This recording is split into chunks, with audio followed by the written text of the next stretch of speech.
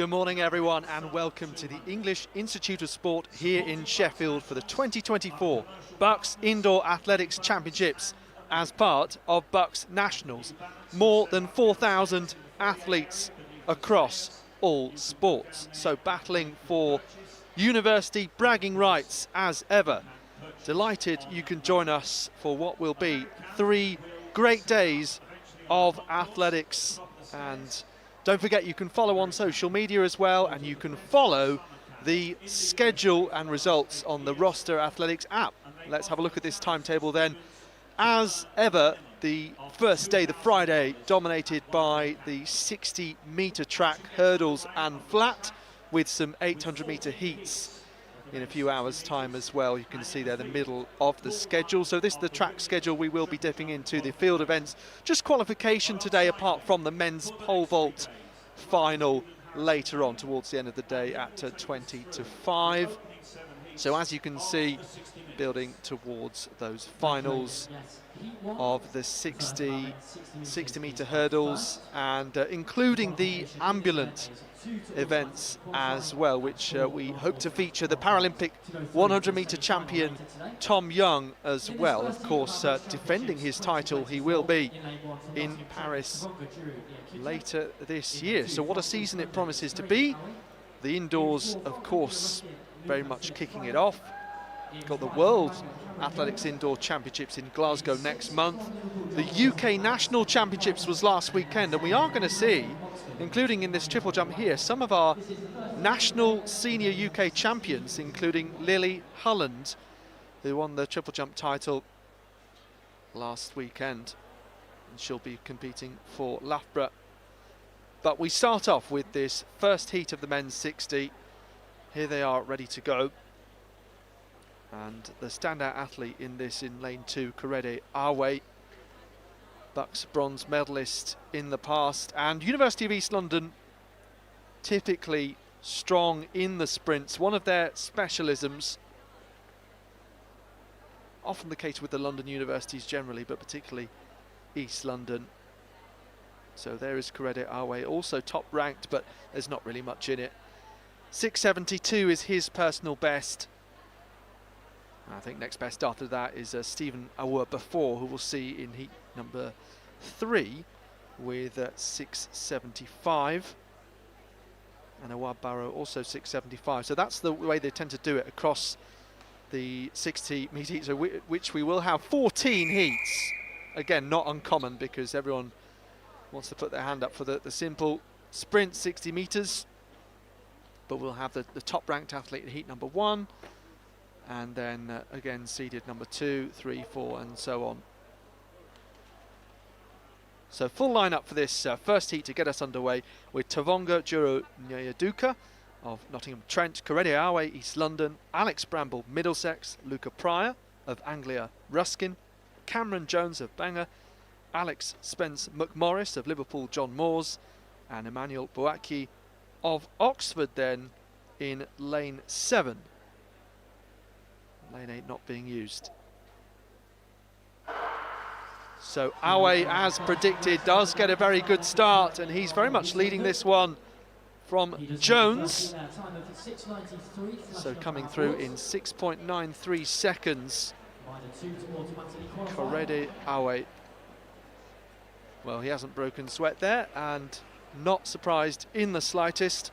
He's actually been a top 5 finisher 5 times and twice a medalist. So it was outdoors last year, of course, in the 100 metres, and the year before that, 2022, indoors bronze. So really the onus is on him to be on a higher step of the podium.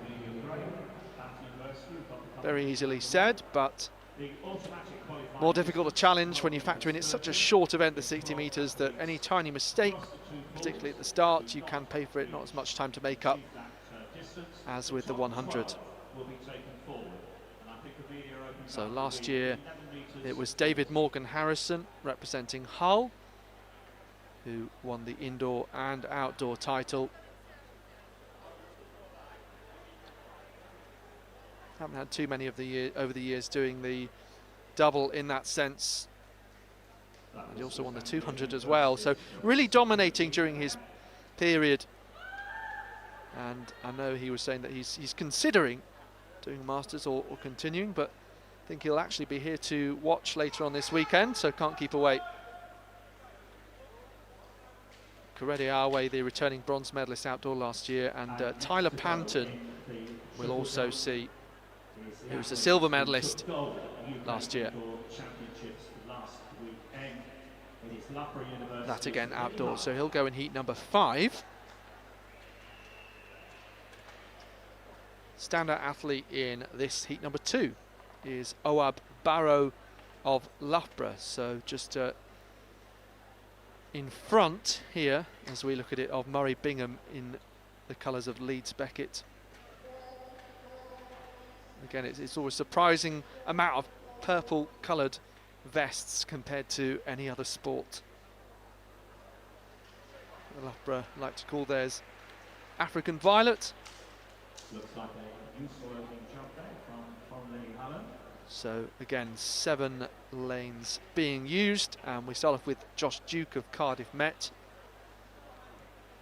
right on the inside, and then Emilus Gavril of Oxford Brookes, Jonathan Esiwe of Leeds, Newcastle's Dami Olawoy, so he wears 26 there, just doing his practice start, trudging back to the start line now. Kellen Robinson of Exeter in the dark green as ever.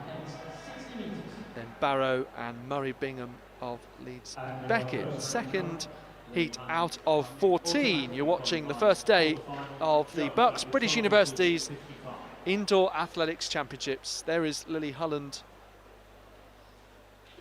just wandering around shot. Of course, she goes in triple jump qualification. And be very interesting to see whether she can follow up her UK indoor title with a BUCS title. She will be the favourite because Georgie Ford-Wells, previous winner and teammate at Loughborough, isn't here this weekend. But there are always some good battles in the jumps, as there are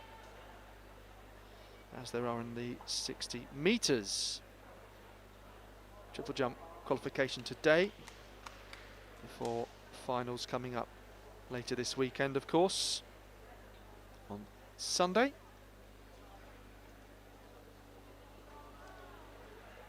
Well, if any of these make it to the 60-metre final, they'll have to do 3 rounds in one day.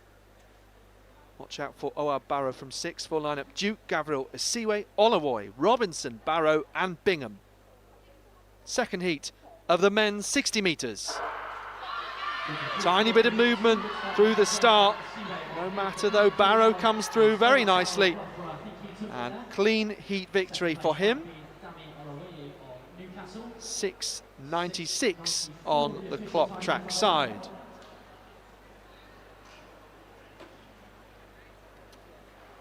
So just a little touch of Correia Awe's time.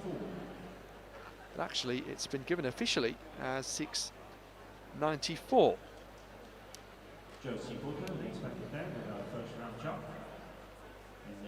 So nice and close, just like what we like to see. You just peer around the first bend, you can see that there's the in-house gym here at the English Institute of Sport, and often think it's a good view to be on a treadmill while watching some student athletics. Don't know whether it's a motivator or the opposite, because they're probably faster than the people on the treadmill. There's a bit of inception doing exercise while watching people stretch their legs. As you can see, the stand filling up quite nicely here, and really it is a high quality event in terms of atmosphere compared to pretty much any event around the UK, apart from the maybe National Outdoor Championships or Diamond League event, Anniversary Games, obviously in a much bigger stadium and a bigger crowd, but in relative terms, fantastic atmosphere.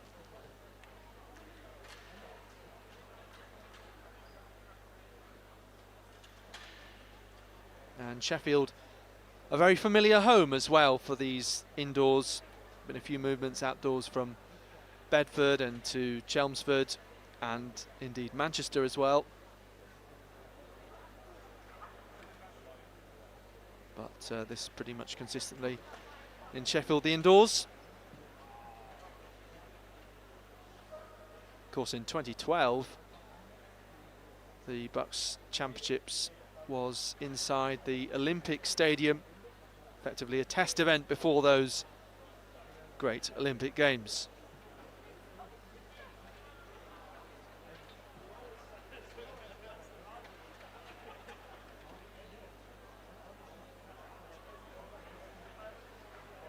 So wearing 410, that bib is Chizute Ogbede of Cambridge here. The full lineup with John Duthie of Strathclyde, Adam Rippon of Northumbria, Konyui Shie of Birmingham City, Loreni Jorge of Nottingham Trent, then Sheffield Hallam's Andre Addison, and Stephen Awuabafor of De Montfort, and then Ogbede as mentioned. So Stephen Awuabafor, same personal best as Barrow, who we just saw, and before is also the Midlands silver medalist over 100 and 200 metres. This year the Midlands indoor 60 metre bronze medalist as well. So doing nicely, consistently on the podium at that particular regional level. What about national in terms of students? And obviously we do get a really interesting mix here at the BUCS Championships. I mentioned Tom Young, who's been to the Paralympic Games and won them, but do sometimes get some Olympic competitors, certainly Commonwealth. Had Rebecca Matheson last year, who was part of Scotland's sprint relay squad in Birmingham in 2022. And obviously those with future Olympic potential. May have one, Abby Paulett, who's been selected for the World Indoor Championships, but be curious to see whether her being confirmed for that team for a senior GB vest might affect her decision on whether she participates this weekend. We'll wait and see later on. So Duthie, Rippon, Shie, Jorge, Addison, Awuabafor and Ogbede. So starter's gone once again, and Bafor really striding away. Might be the biggest margin of victory so far, as Jorge and Ogbede were battling for second and third. 6:73 the official time. So by quite a big margin for a 60 metres, the fastest heat so far. And if given officially then a personal best in just a heat.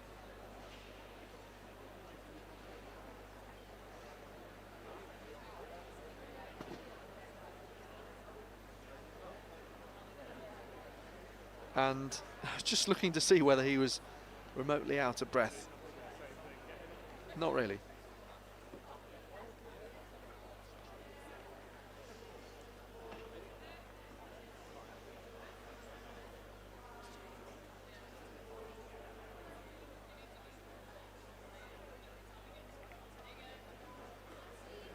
Cardiff University's Lauren Hill there with her first jump.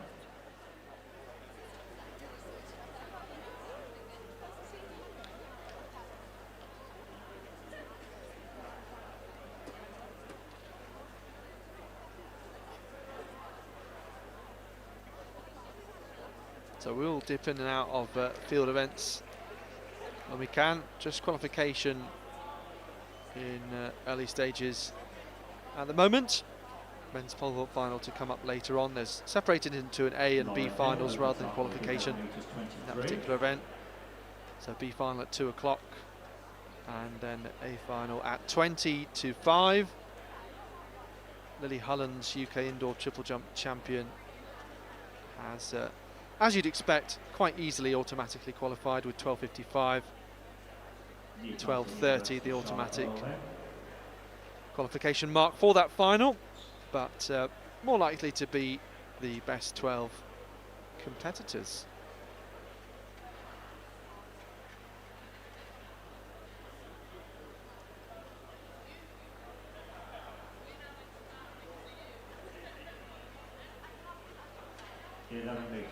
Latest measurement there, 11 metres for Charlotte Earl. You can see they were in the first round of triple jump qualification.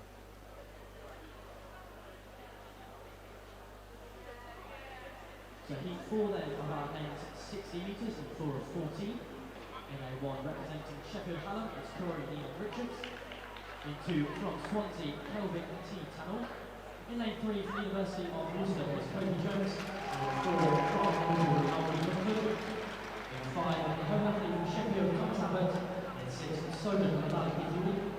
Completing the line 7 is Portsmouth's Dominic Barr. So on to heat number 4. And a couple of fast athletes in this one, but I suspect might be a little bit closer than the previous heat. Corey Neil Richards, 6.83 at best, again a new PB. Northern Indoor silver medalist over both 60 and 200 metres already this year. And also Kelvin T. Tanner of Swansea. So they go in lanes 1 and 2, of course, Sheffield Hallam, which Neil Richards represents, the home university here.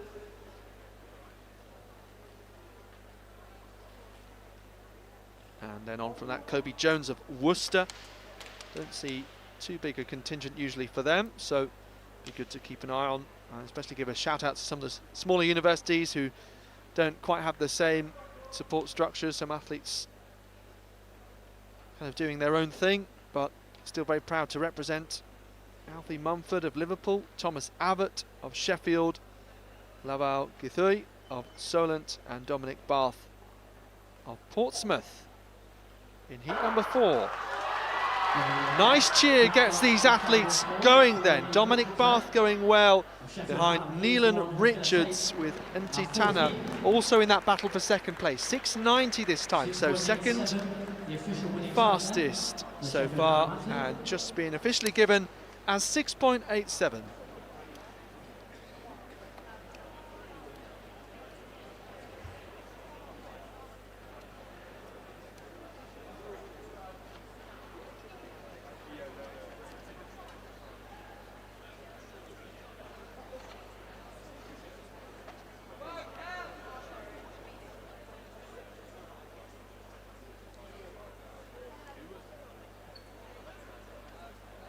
So Tyler Panton will go in the next heat.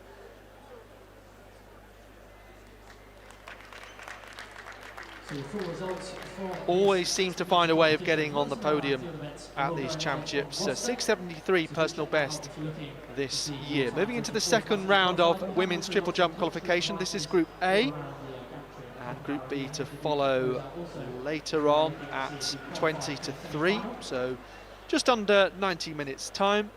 As mentioned, Lily Holland automatically through to Sunday's final. 12.30 automatic qualification mark. She has 12.55, and no one else is over that auto queue. Michelle Yalekwe Brunel's gone closest with 12.13 as season's best showing there. Then we have Amelia Graham, 11 metres 40. She's on 12.13, and then Olivia Rea of Nottingham 11.42, Amelia Gray Bath 11.40, and Lauren Hill Cardiff 11.23. So that's the top 5 just in this pool at the moment. Of course, ideally you want to be in that top 6 if you imagine that 12 qualifying and roughly 6 might go through from each pool, sometimes a bit different.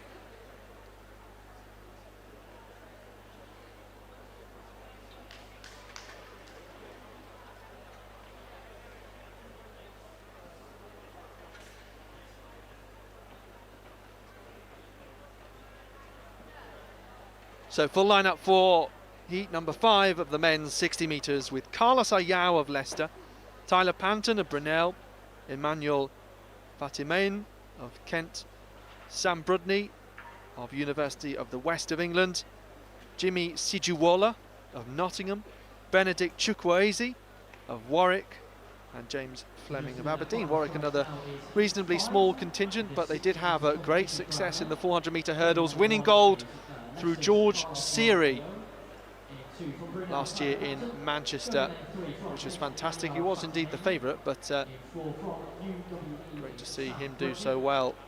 And there was a big celebration among his contingent of teammates after he crossed the line, just showing you what the atmosphere can be like at its best.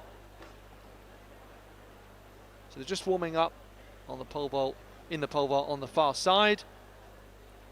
So that's due to get underway at 2. That's the B final. So out nice and early to warm up.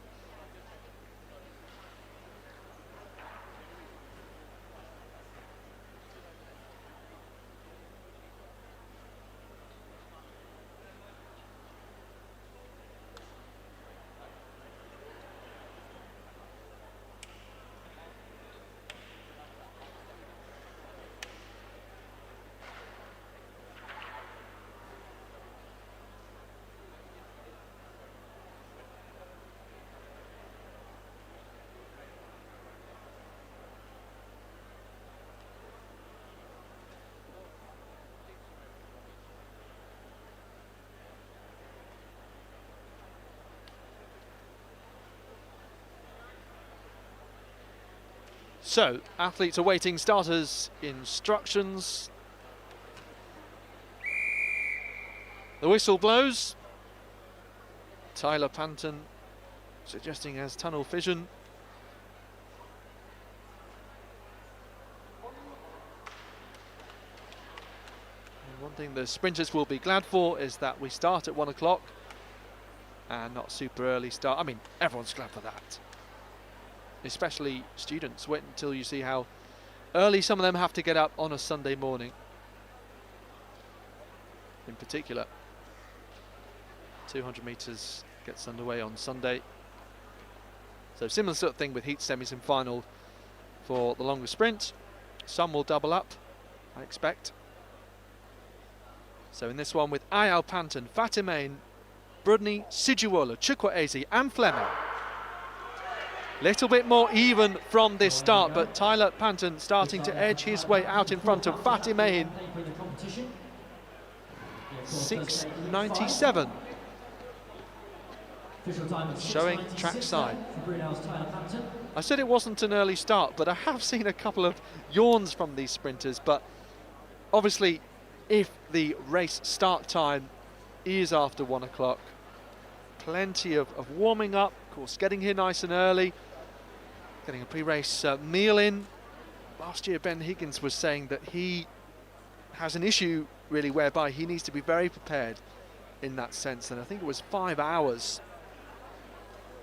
that he needs to eat, I think it was, in order for something to clear his system well before warming up and the race. Well, it wasn't 5 hours, it was it might have been 4 hours and waking up after 5 hours. Anyway, it was nonetheless a still interesting discussion, because if your race is at a 200 metre heat on Sunday morning at 10:45, then either way it means that you, in that circumstance, would need to eat at 6:45.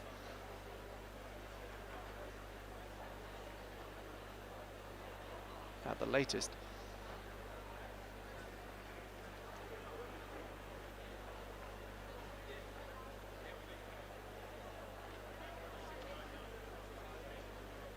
So, as part of BUCS Nationals, more than 4,000 athletes across all sports. So, joining the conversation, of course, by using the hashtag BUCS Nationals, and yeah, recent years making our way beyond X or Twitter, Instagram, onto TikTok.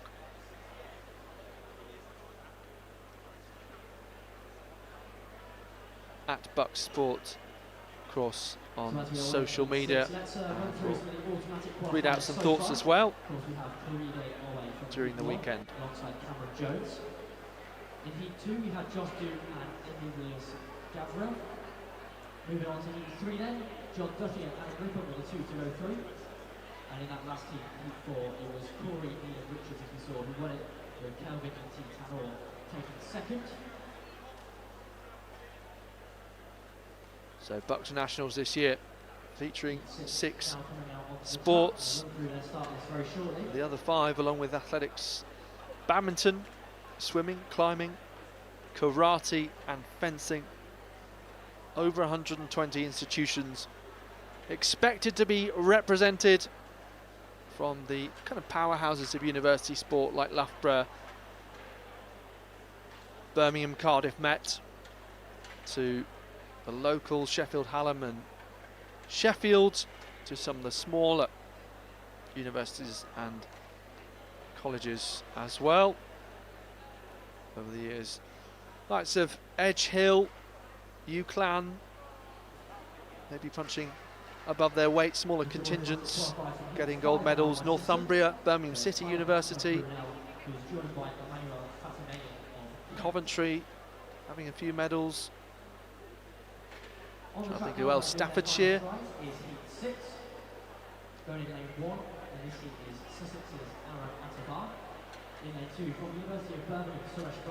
One of the highlights is the mascot race, which always descends in a bit of chaos, but we have seen some curious tactics in recent years. Obviously the best thing is to have a mascot costume that allows you to have proper footwear on, and naturally that tends to provide a bit of an advantage.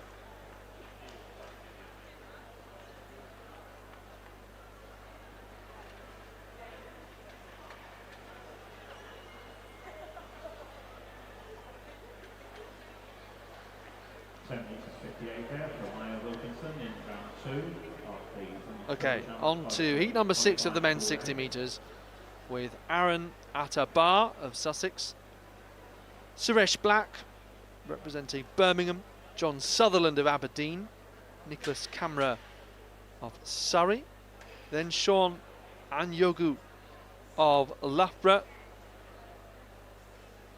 So interestingly, the recent PB of 673 actually ranks him 2nd overall, but because it was so recent, is my understanding is why he's just seeded a little further back in terms of being in this heat number 6 of 673 in Lee Valley. Have been 678 his PB. Last year he was the England under-20 indoor and outdoor bronze medalist. That led him to the European under-20 championships, where he came 3rd. A great medal behind Isaac Hughes of Sweden and Marek Zakrzewski of Poland. Terrific young sprinter, so doing very well.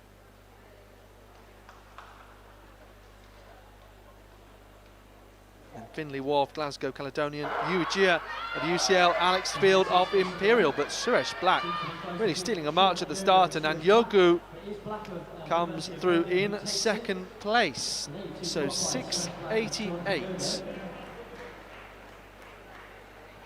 Unofficially showing track side, 687 officially. Really impressive for Suresh Black.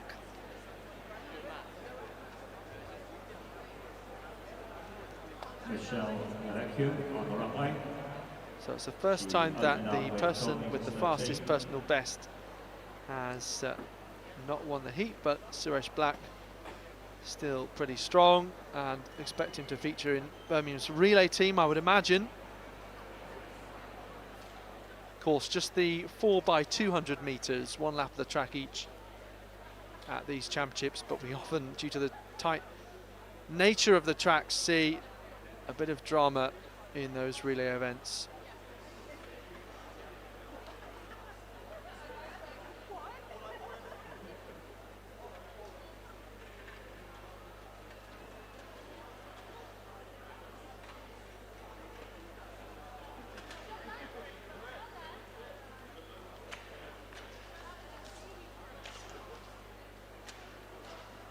Couple of unusual vests in this as well. Owen Sproston of Staffordshire, I believe, on the outside, so that's interesting because they used to have a bright red vest.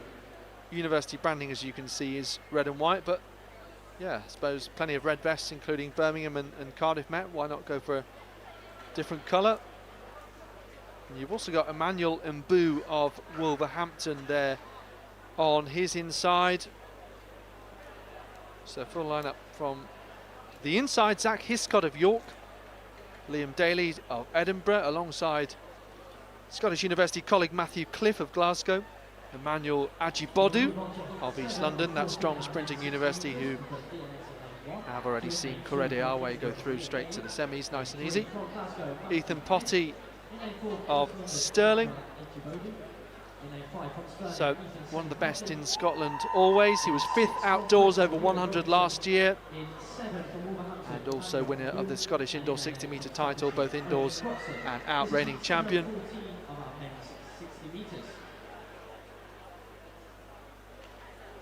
So probably the strongest Scottish contender for the 60 is Ethan Potty.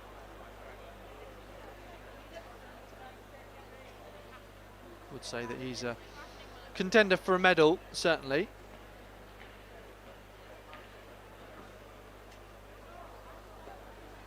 From lane 6 then is Leo Robinson of Bristol. Boo Wolverhampton and Sproston Staffordshire. Okay, so triple jump qualification group A is underway, and we are pretty much decided on how qualification will go from this first pool, nearing the end of it. That's Scarlett Margaroli of Kent, so she has 10.81.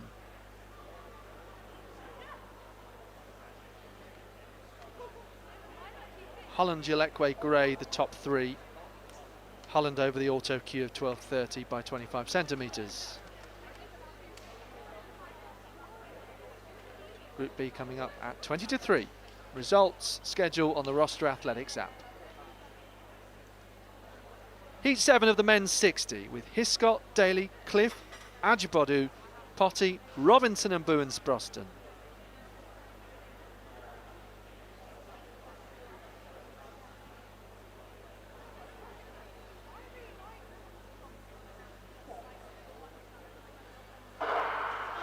So Potty should be strongest. Big shouts of come on Ethan, and he does the business, coming home first ahead of Ajibodu of East London.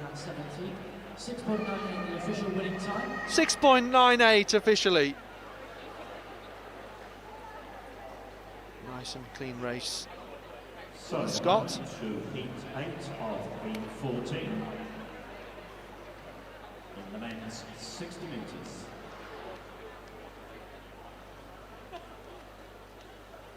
And to date, of the first 7 heats, heat 3 was the fastest, 6.7. So Ajibodu also going through to the semi-finals. It's a top 2 out of the 14 heats, and that's really where you want to be, because there's only 4 time qualifying spots from all of those heats available.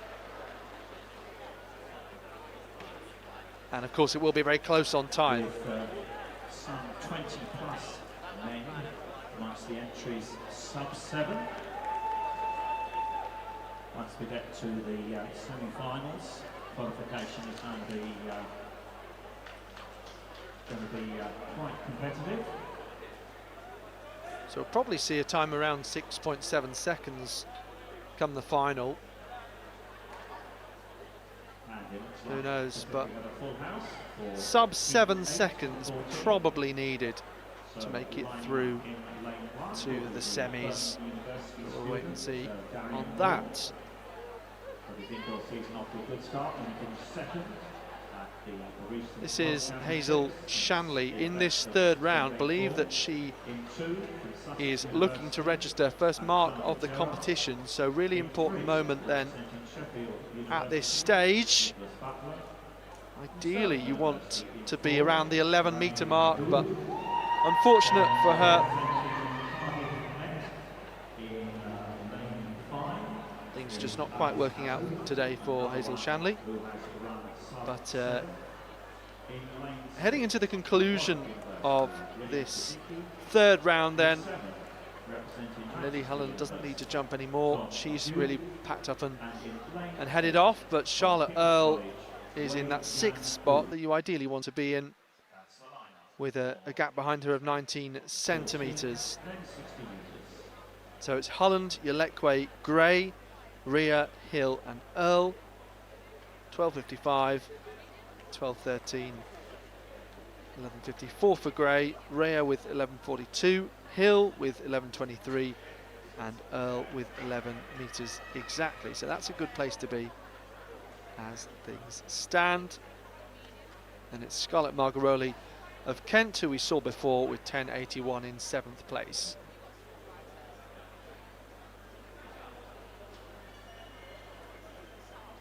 Well, stands are quite full here. There's quite a lot of spectators on the main concourse above those stands because they are quite full.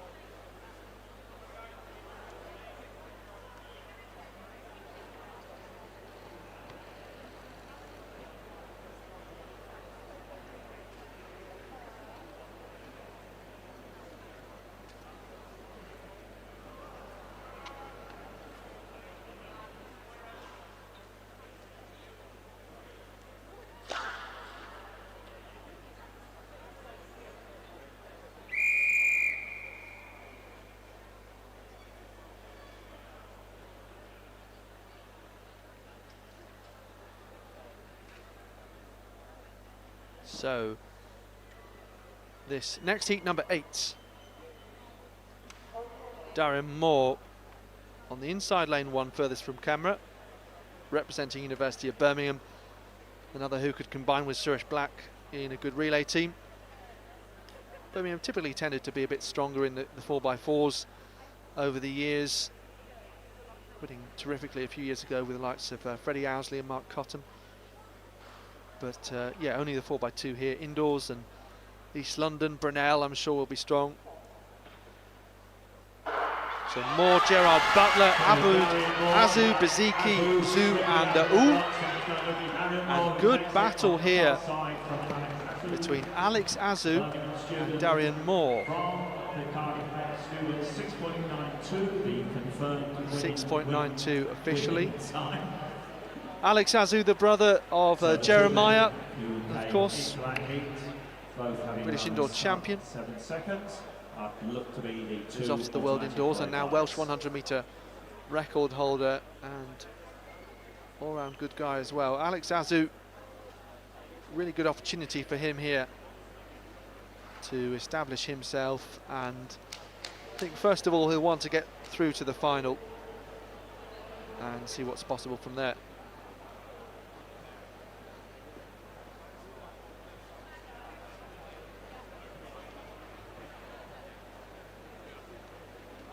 Just a chance to look back at the stand there we saw, and indeed I wasn't joking about it being nicely full in terms of numbers.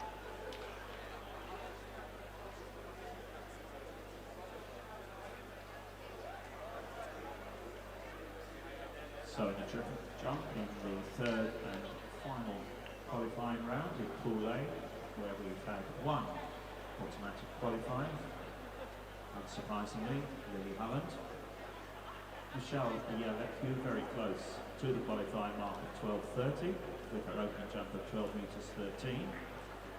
And then a number of athletes over 11 metres.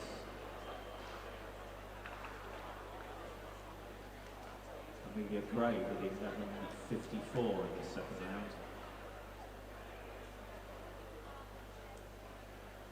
And Lauren Hill opened up with Final round of the triple jump here, and crucial to get something around 11 metres. Looking here at Maya Wilkinson of Durham.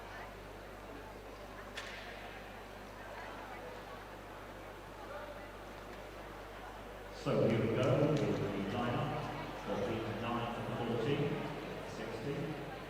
From Kingston University in lane 1, Brian Corbedo. In lane 2 from Manchester University, Alistair Eddington. So a few more jumps to settle this first pool as we look at the lineup for heat number 9 of the men's 60 metres. In lane 4 from Bath University, James Burrow. In 5, representing Oxford Brooks, In lane 6. So Brian Ogbibor of Kingston, another smaller contingent, a shout out to them. Alistair Eddington of Manchester, Anthony Douglas of Bournemouth, Bath's James Burridge, Samuel Cantenga of Oxford Brookes, Aidan Kellett of Royal Holloway, Marius Ball of Southampton, and Gavin Malokwu of East Anglia.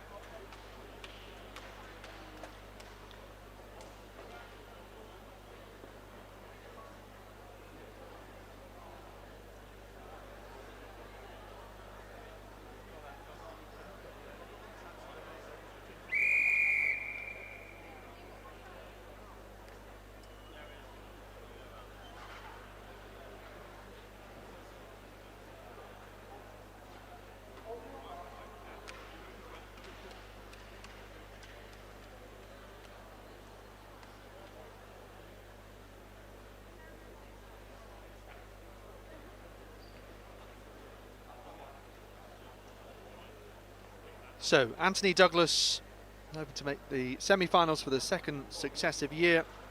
Personal best of 690 from 2 years ago. Watch out for him here from lane 3. Full lineup: Ogbibor, Eddington, Douglas, Burridge, Cantenga, Kellett, Ball and Malokwu. All lane used for this heat number 9. And now they spring away. Going very nicely is Burridge, but extremely close. Finishing fast there was Marius Ball of Southampton in the maroon. 7.08. 7.08. So yes, we're now going to see times where people will have to be pretty fast in terms of being outside the top 2. And it may well be a little closer because the seeding is a bit further down in terms of times. So we're midway through these heats of the 60 metres. We've had 9 out of 14 so far, and we'll be back after this. If you're doing BUCS, you should be at AmeriCamp next summer.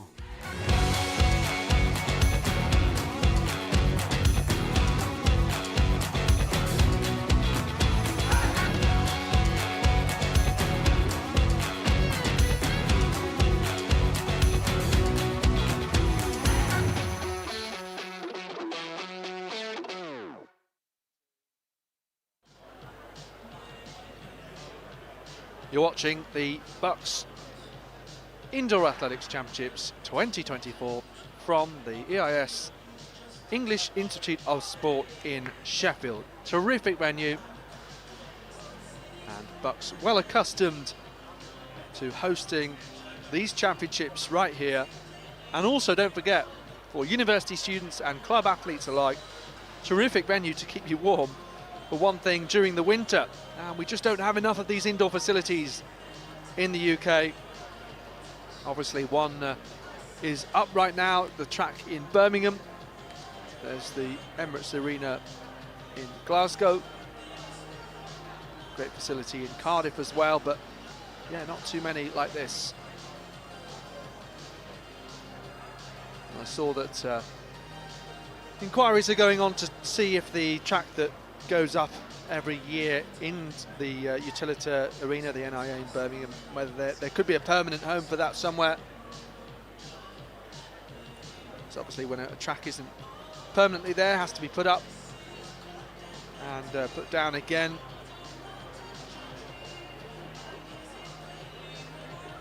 I believe that actually when the World Indoor Championships were held 10 years ago in Sopot in Poland, that track was packed up and taken to an entirely new venue. So these things are possible.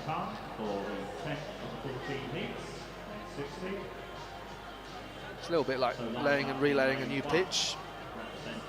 But they are expensive. I mean, the track that's been laid for the World Indoor Championships in Glasgow has reportedly cost £1.2 million. Nice two-tone grey and red. They certainly don't come cheap. You can see, well, the camera obviously isn't quite the same as being here in person in terms of seeing the undulation and seeing the steepness, but those who've been here will know about that. You can kind of see that the officials on the outside are higher up, obviously.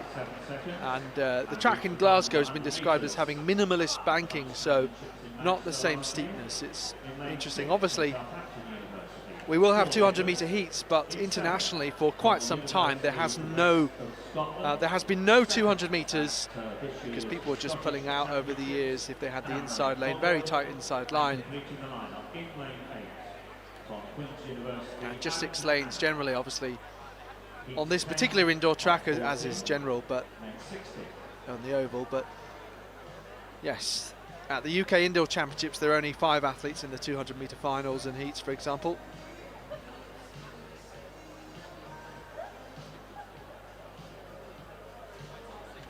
But the full complement for the 60 metres.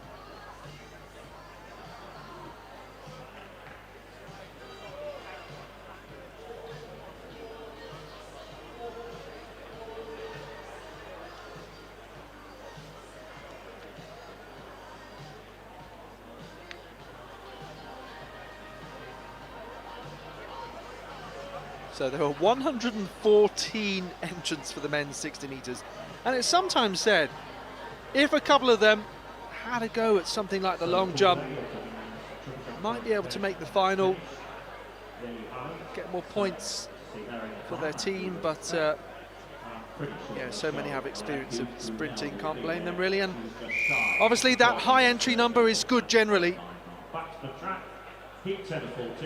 This is heat number 10, in which we will have Ayomide Eluyera of Durham, Hasham Khan of Kingston, Oxford's Lemuel Krensil, Adedemola Ajayi of St Mary's. Interesting to see sprint quality from St Mary's. Obviously you associate them more as a middle distance university, winning many gold medals in those events, all the way up to 10,000 metres. Sikiru Onigbanjo of Nottingham, Sean Edwards of Southampton, Cameron Colville of University of the West of Scotland, and then Queen's Adam Hanna. So all lanes being used once again, and Ajayi rather left behind there from the start. Coming through though is Onigbanjo, just ahead of Edwards, so those two automatically through. University West of Scotland, 6.94 the automatic qualifying time. So 6.94 given officially for this heat number 10. Let's have another look here. Yeah, unfortunate there from Ajayi, but as I was saying, 60 metres is so short. Make a mistake and can't make it up really. I mean, even then in 100 metres difficult, but the great Usain Bolt, slightly sluggish start, no problem for him usually. Not many of that ilk. Some people still wrongly searching for the next Usain Bolt, of course. And it's always interesting to see who the men's 100-metre Olympic champion is, just because it is that kind of showcase event, even if we know that even at the previous Olympic Games in Tokyo, it wasn't, for many people, a highlight. But it was won by Marcel Jacobs, and as a result, the Italian made headlines around the world. In lane 3, representing Brunel University, is Sean Ampoko at 6.89 Olympic Games in January. In his first season, started 7 seconds. In lane 4, from Liverpool John Laws, Charles Anthony. In 5, representing Reading University, Sam Fock. In 6, from Edge Hill, Adam Oliver. representing Edinburgh University, Peter Clark, and completing the lineup in 8 from Liverpool University, Benjamin Rogers. That's the lineup for Heat 11 of the 14, lane 60.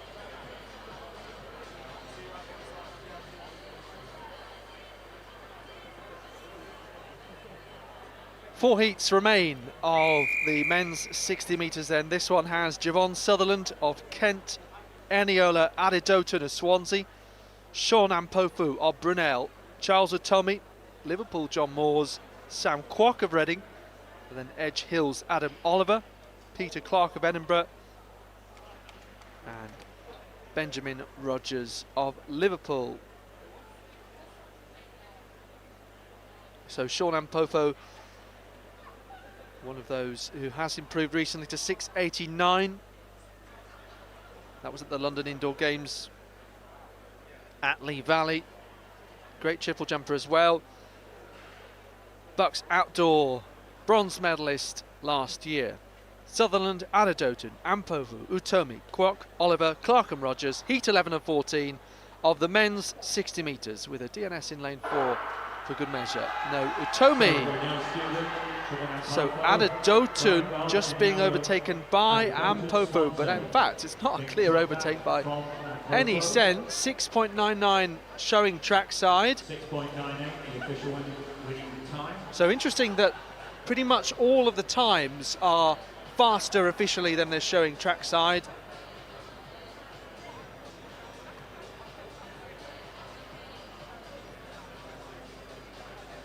Sean Trumasi Ampofu there. So just under a tenth off his new personal best. Second at the Welsh Indoor Championships in the triple jump. Lots of non-Welsh athletes competing there as guests, as you will hear from my notes across this weekend. Just one of the reasons is because we've got that great facility in Cardiff. Competition was put on there, and a number of students and others heading there to compete, simple as.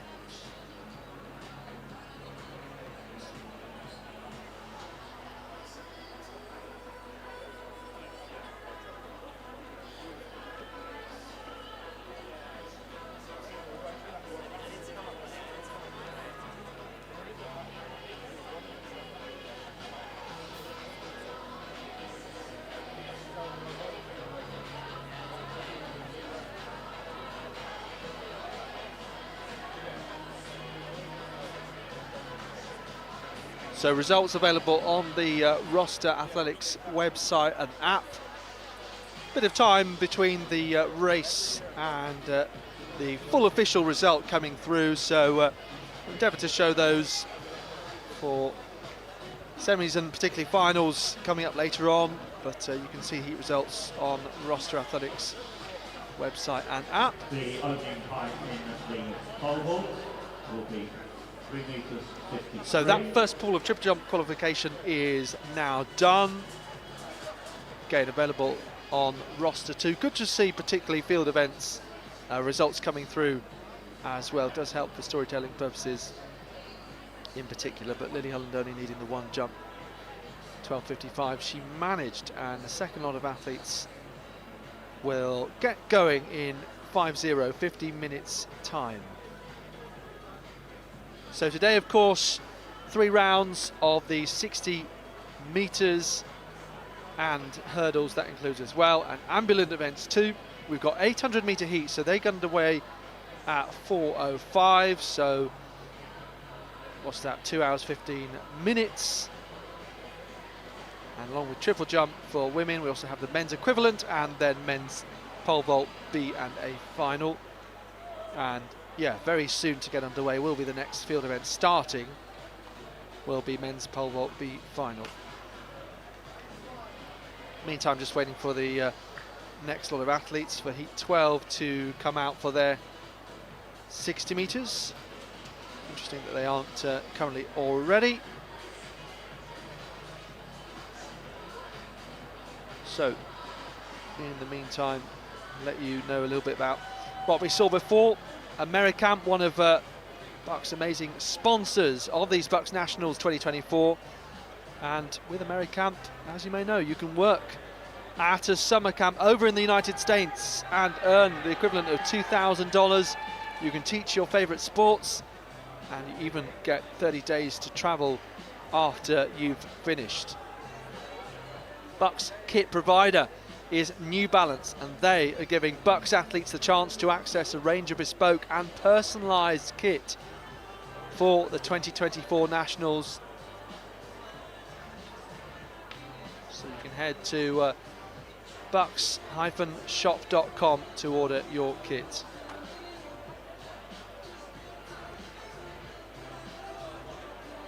Also, as part of this weekend, BUCS are promoting the Milk Every Moment campaign.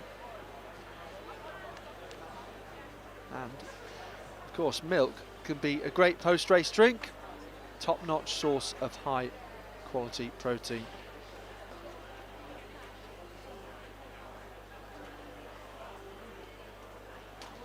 More information on milkeverymoment.com. So heat 12 and 14, then 60, and we have a DNS in lanes 1 and 2. So if we start in lane 3, which would seem logical, wouldn't it?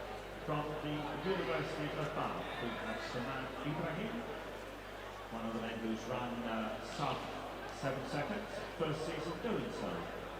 Then alongside him, in lane 4, is James Stevenson, Glasgow Caledonian University, third at the recent. So Joshua Hammond will go in lane 1 for Salford in this 12th heat. Then Chris Bennett of Staffordshire, Samad Ibrahim of Bath, Jamie Stevenson represents Glasgow Caledonian. So there he is in the blue, and then it's the UCL purple and Pelvu vest. Chuko Edward, Carhunt Toe Imperial, Sydney Mendes Middlesex, Alistair Clems, Exeter. Looking here at the pole vault B final. So starting height will be 3 metres 53, and they're scheduled to get underway in 12 minutes time. You can see the bar is up though, so they may get underway a little bit early if all the athletes are ready.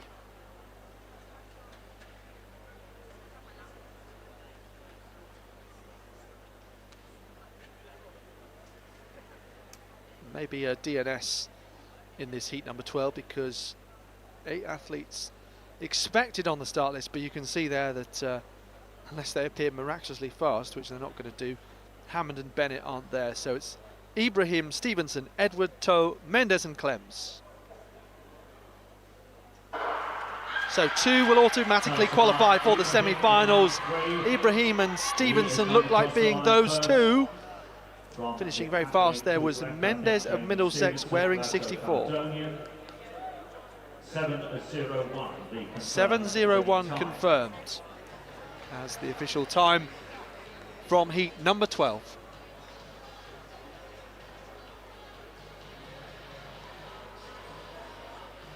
So over to the field, we have final B of our men's pole vault, with our starting at 3 metres 53 centimetres, and in this B final we have James Pratt, Alison Mackey, Kurt Gilbert, Ian Hillier, Dylan Tierney, Will Grant, Cameron Stein, Adam Hall, Will Sutton and Otis Shaw.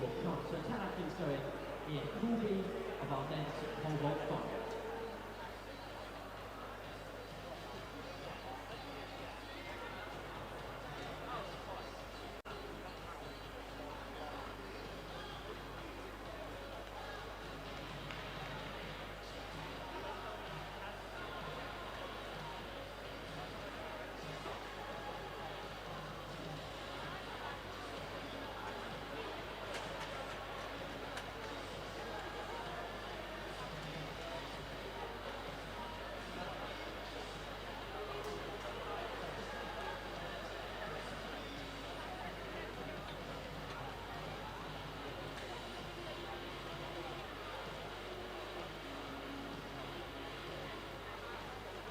to heat 13, then 60 in lane 1, Tariq Bagar, Newcastle. In 2, Jamie Moore Arthur, representing St Mary's University.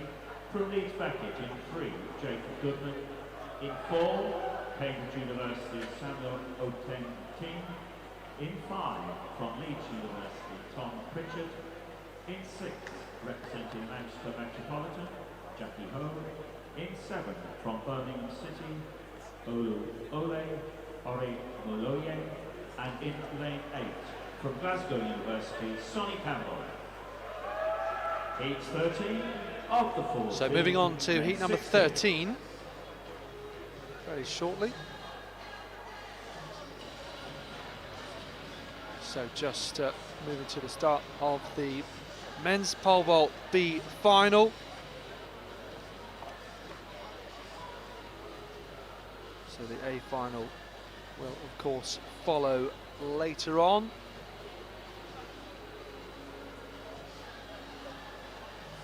And the bar starting at a height of 3 meters, meant to say 53.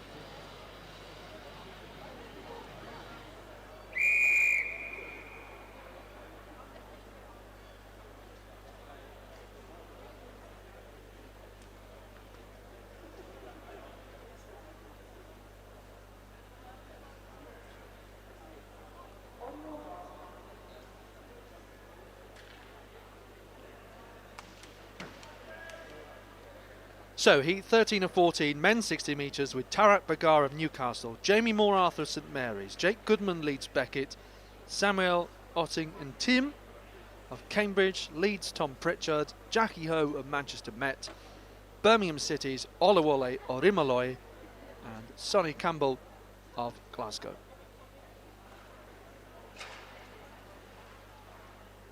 So all ready to get started.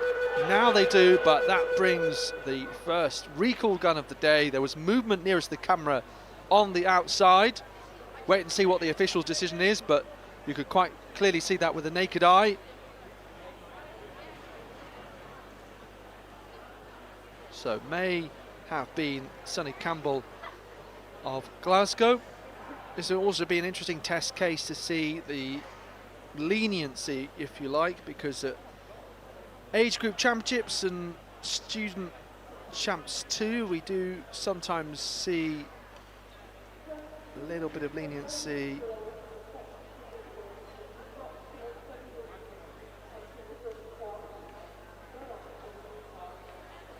So a green card is shown here, looks to be.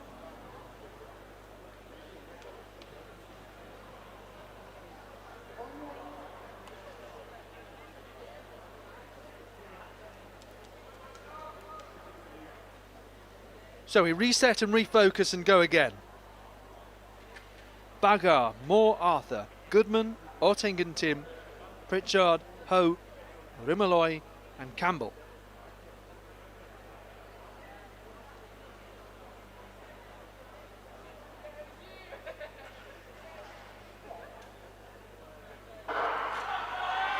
And now away at the second time of asking.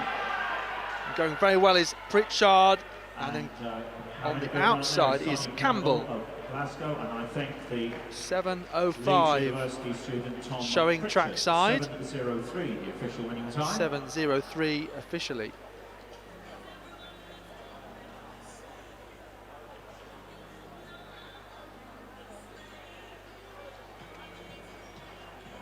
So pole vault B final underway. And 3:53 last time we looked. Alistair McKay of Strathclyde here vaulting. See, just didn't quite get the height or direction of travel across.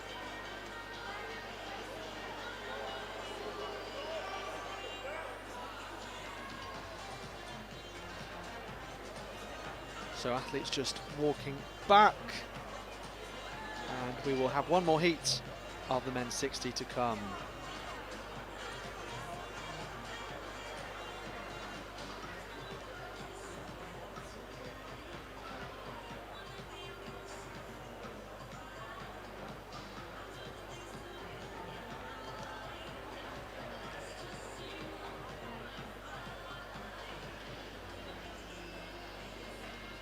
So lots of support coming in on the chat on YouTube as well. Lots of support earlier in the 60 metres for Corey, Neal and Richards. So in lane 2, Who we saw go for Sheffield Hallam.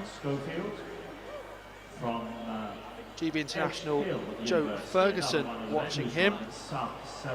Support also for Oxford Brookes, Brunel, Coventry, Sussex and Suresh Black, the Bermudan. Will Grant of Swansea here underneath the bar, unfortunately for him. In 5, representing Cardiff University, Thomas White. In 6, from Hull In the early stages of this B final. In 7, representing King's College, Pierre Walker. And in lane 8, representing Bangor University, Michael Newton. Heat 14 of the 14, men's 60.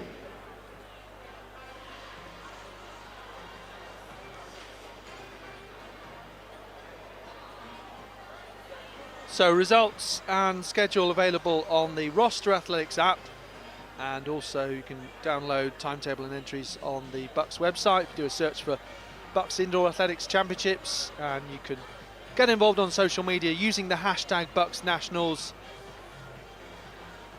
as well. Final heat of the men's 60 metres with Aaron Holton of York, Jack Brown Schofield of Salford, Ryan Mostyn for Edge Hill, Durham's James Scott, Thomas White of Cardiff, Brodie Hinson of Hull, and King's College's Pierre Walker, Michael Newton of Bangor. In lane number 8, nearest the camera, in the yellow and green here. So also quite possibly another DNS from lane 1.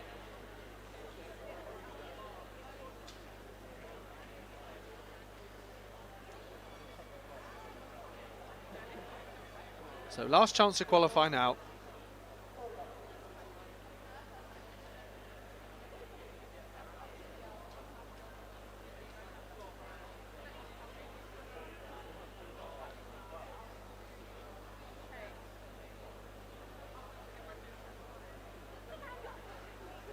So not sure what the issue is there, but Ryan Mostyn just adjusting his blocks. Wasn't quite happy taking to the start initially.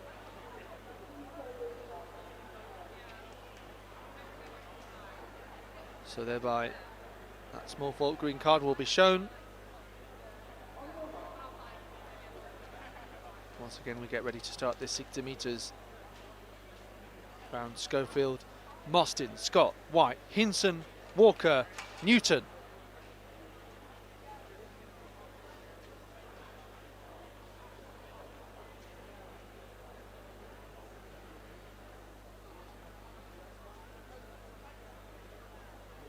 So let's do this. 14th heat of 14 of the men's 60 metres. Once again, a great roar gets them underway. Mostyn, terrific lead, really drove through in the second half of the race there. Coming through, 6:90 showing trackside. Maybe a little gingerly there, James Scott of Durham. The heats of the men's 60 metres, and we will move next on the track to the heats of the men's. So men's ambulance 60 metres, by the way, coming up next on track in 10 minutes time. 2 heats of that. They also will have a final later on, and these men will reset and go for the semi-finals, which will be at 5:15.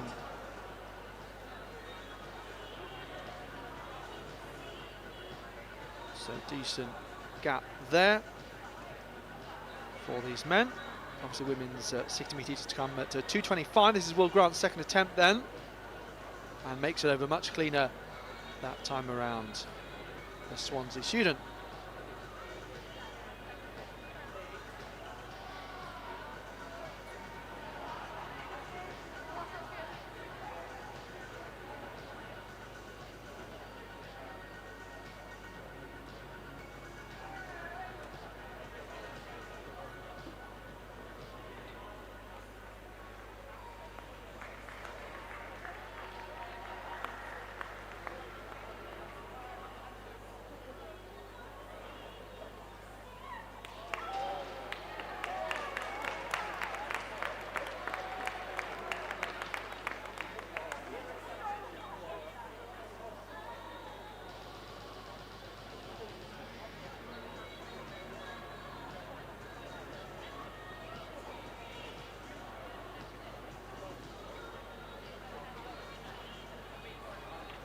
third time clearance there for James Pratt of the University of Birmingham at 363. So he'll continue in this competition.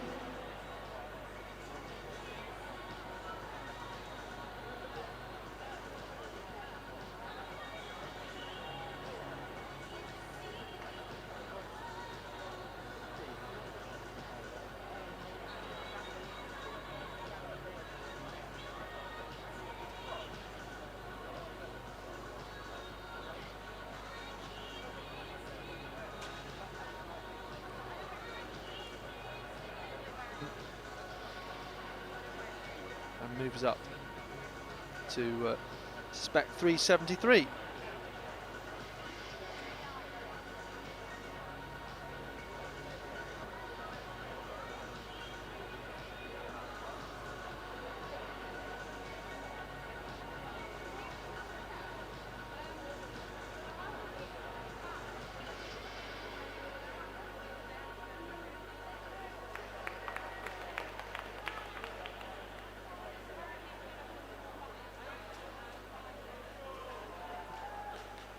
So some spectators moving to the far side to observe this pole vault B final.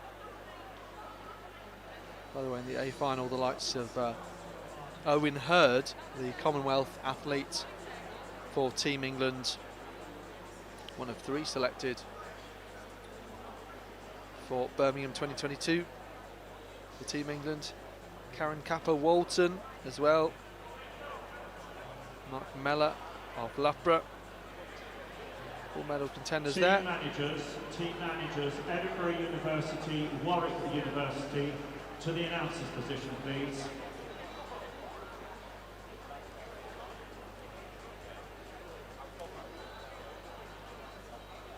So as you can see, the select few athletes who've entered this competition at the very start. We've seen James Pratt and Will Grant and Liam Hillier, the other involved for Cardiff Met. He was just there speaking with his Welsh University colleague. One of those observing trackside. This is the English Institute of Sport in Sheffield, and it's the 2024 BUCS Indoor Athletics Championships. Once again, James Pratt on the runway, personal best 4 metres. So definitely wouldn't have wanted to exit at 363. Up to this new height when we go. Pratt, as you expected, finding his rhythm now, and over nice and easy. Successful attempt at 3 metres 73.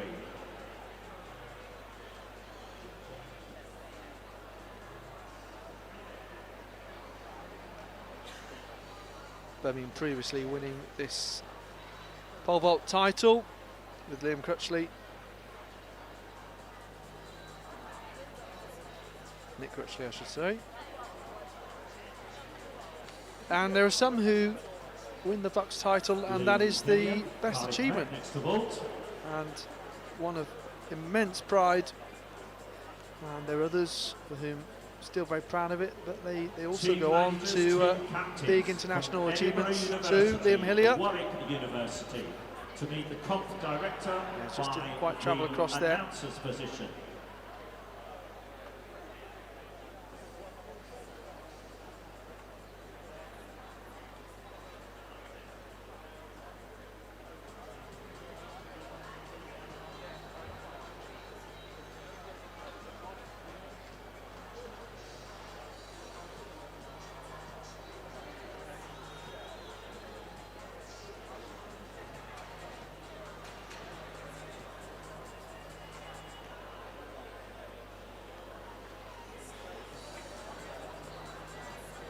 So Hillier and Grant now at this height. We'll wait and see if anyone else new joins at 373.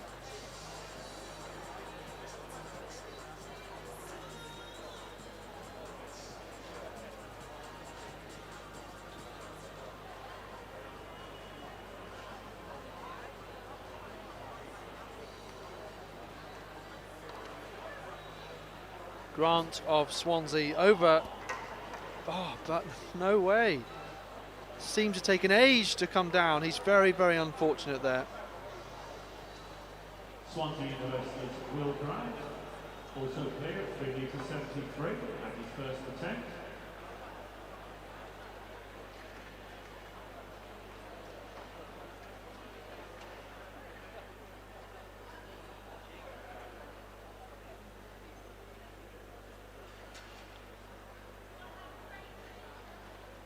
So on to 2 heats for the 60-metre ambulance, the Paralympic competitors, and they of course will have a final later on as well, and that will come up at 6:20. So around about 4-hour gap for these guys. Women will have a straight final just after that at 6:25 UK time. So on the far side, Tom Young in the colours of Loughborough once again, the Tokyo 2020 Paralympic T38 100 metre champion.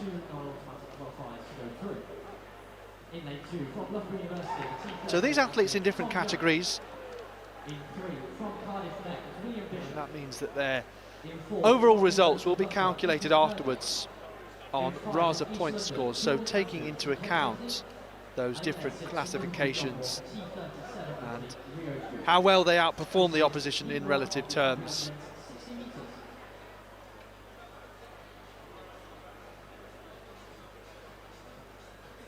Back to the men's pole vault B final. Hillier, Cardiff Met, over at 3:73. But another who just looks up and waits and wants to be sure. As should we as well.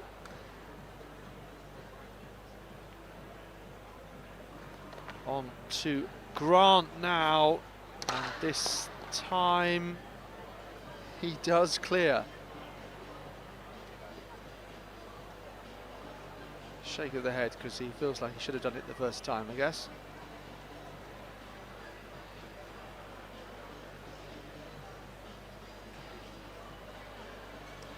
Luke Gunn there on the far side in the red, leading the University of Birmingham team.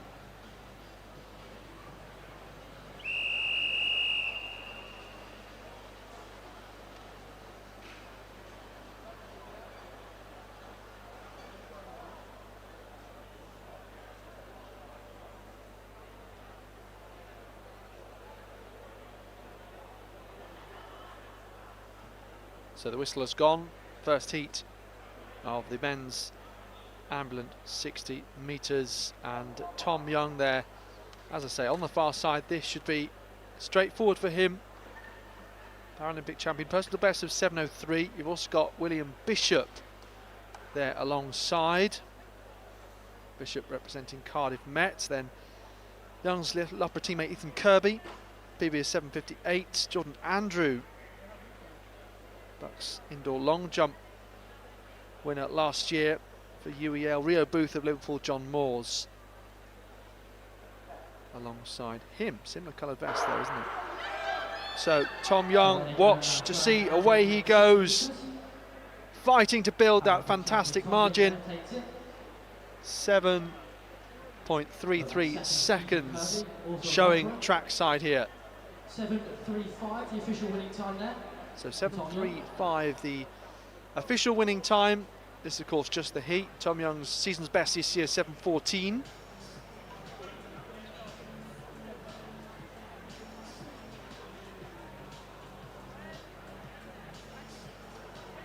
And there will be a second heat that would have just 4 athletes in it, interestingly, so potentially slightly easier to qualify from.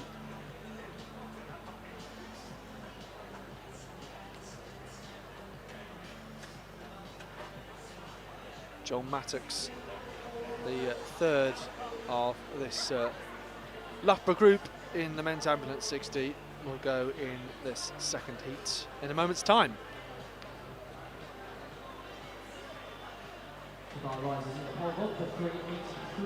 So results available on the Roster Athletics website and app, including field event results too, which is great.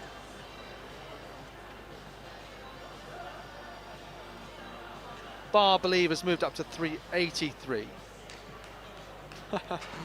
Well, you could argue that is just as impressive. but it's not quite what James Pratt desired at 383. It's always said that pole vaulters often come from gymnastic backgrounds.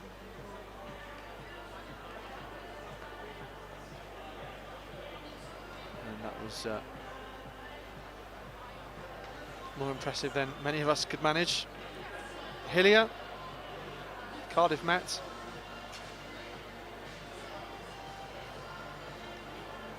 Yeah, just comes underneath it in the end, unfortunately. Not quite getting the height, not getting up to 12 o'clock, i.e. with feet in the air. So moving on to Will Grant. In 5 from South Georgia, Leon Cernick. And in 6 from Loughborough University, John Mattox. Yeah, climbed very nicely once again. 60 metres. And goes over quite smoothly. First time of asking 383. Still a relatively small contingent at these early heights.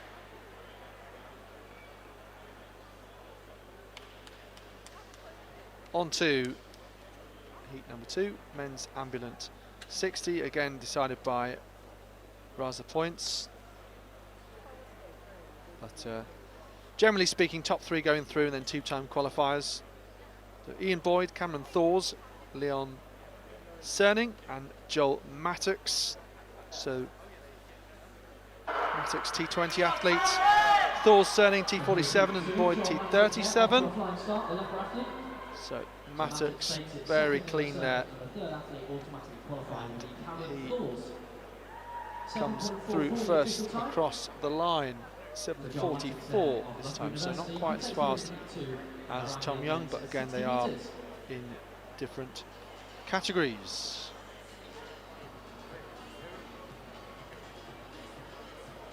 James Pratt,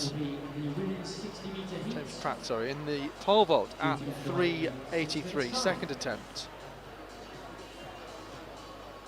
Luke Gunn, coach, watching on. No, just has to withdraw from that one. Not quite executing as he'd wanted, but thought maybe he'd found his rhythm at 373.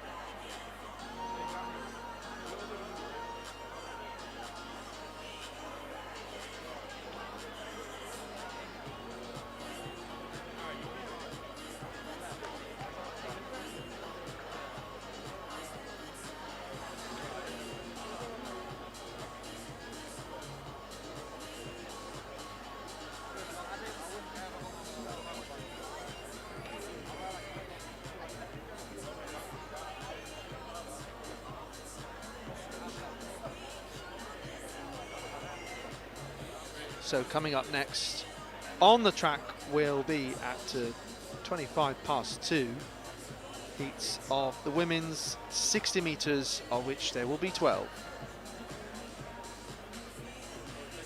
And we can see full schedule here. So obviously that's the third event in terms of this track schedule. We'll dip into the field events as well.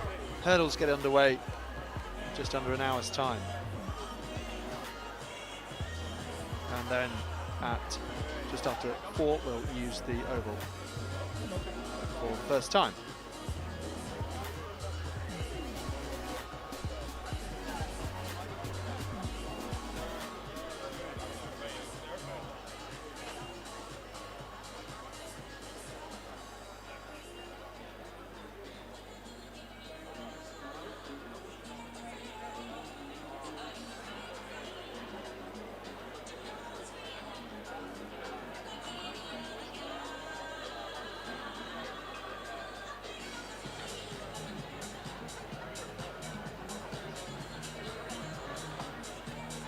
James Pratt now, third attempt at 383. Well, that was the strongest of the 3 attempts, in truth. I mean, just take a moment to consider what a tricky challenge it is. So much to do in such a short space of time.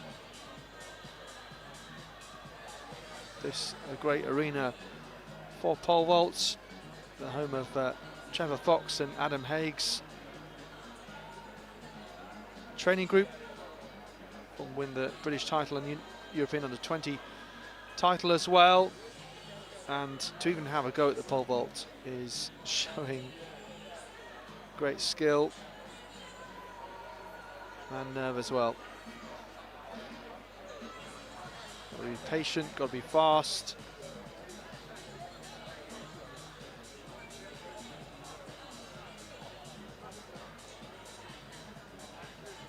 And trust in the equipment as well. So back to Hillier, trying to stay in the competition. Unfortunately not today.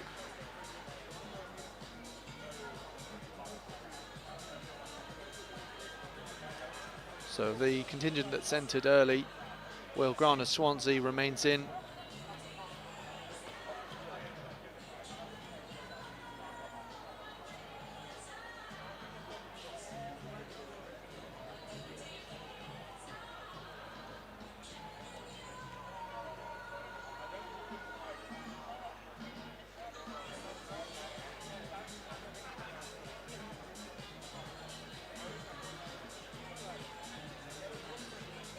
So also in the B final, we've got Will Sutton of Birmingham, Brighton's Ethan Kitteridge, Barnaby Corrie of Cambridge, Otis Shur Kun, Kurt Gilbert, Cardiff Met, Adam Hoole of Heriot Watt, who's in a few events, the decathlete, Cameron William Stein of Liverpool John Moores, Owen Hurd of Loughborough. So these are in fact all the pole vault representatives across A and B. Karen Copper Walton, Manchester Met, Dylan Tierney of Hallam, Strathclyde's Mark Herbert Ruiz, Alistair Mackay of Strathclyde, Angus Spaulding of Warwick, and his teammate Oliver Femi Segun.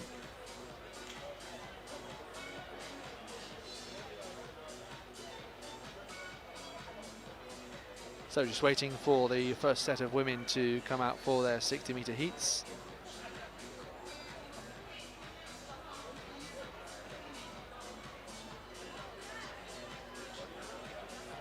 So in terms of who will feature in them, well, we've got Alison Bell, who has had quite a bit of success at European age group level, who will be best ranked. Brooke Ironside as well, Shani Skirvin, Serena Grace among the top ranked, as we see. So new entrant in the Strathclyde vest there, and just looking to see, the bar has been moved up to 393, and this is Alistair Mackay.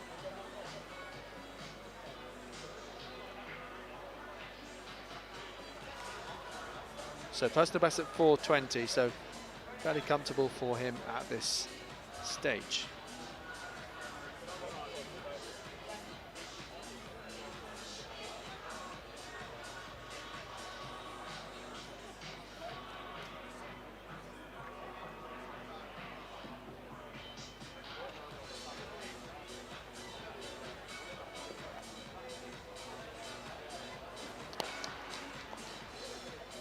So another good first time clearance.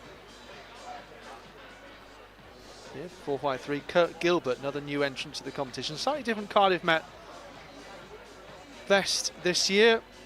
Used to seeing it be kind of a few different sections of colours. Gold, maroon, and navy.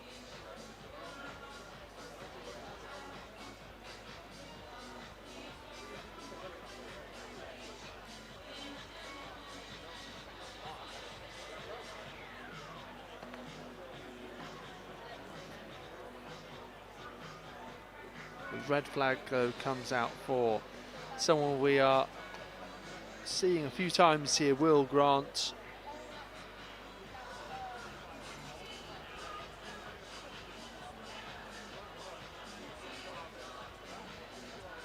So I believe this would now be a personal best height.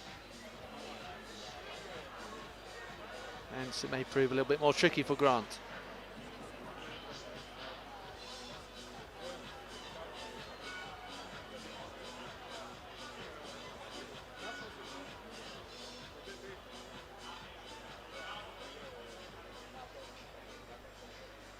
So welcome to keep your messages coming in on the YouTube chat. Hashtag BUCS Nationals, also on social media, Twitter and Instagram particularly.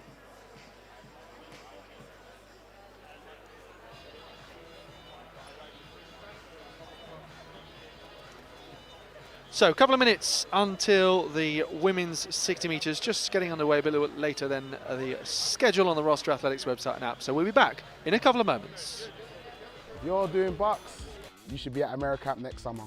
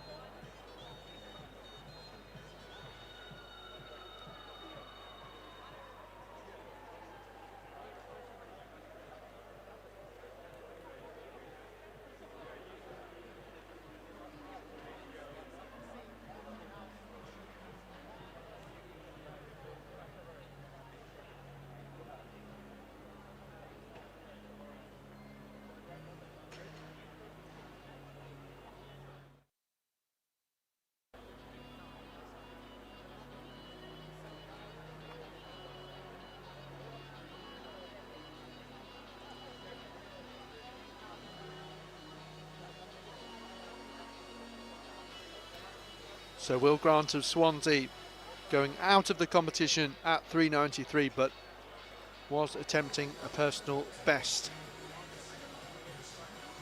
And vaulting since the opening height of 353. So solid day for him, and perhaps next time he'll make it over that height.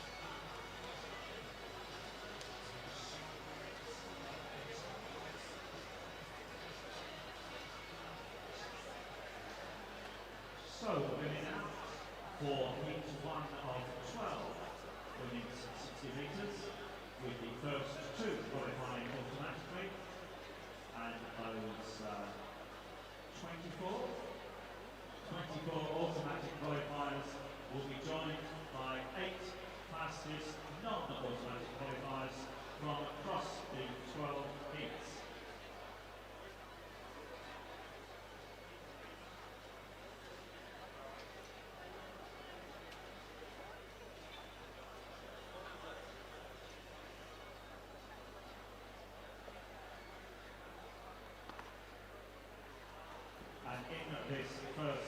So Grant out at 393.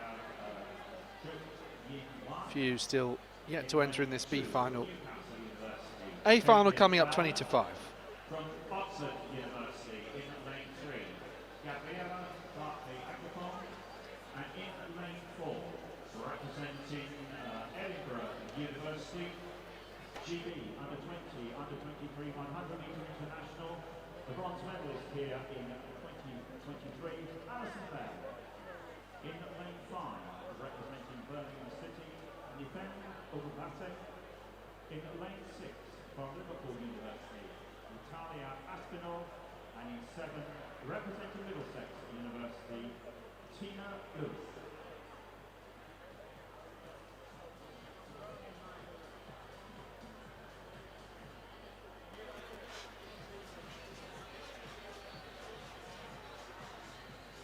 12 heats of the women's 60 metres coming right up then.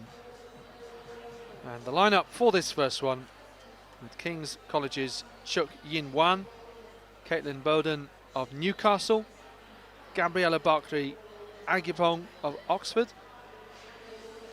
then Alison Bell of Edinburgh in lane 4. European under-20 finalist over 100 metres last year in Jerusalem. 7:38 over this shortest sprint. Her PB 7:41 this year. Bronze medalist here indoors 12 months ago, and then following that up in Manchester with silver.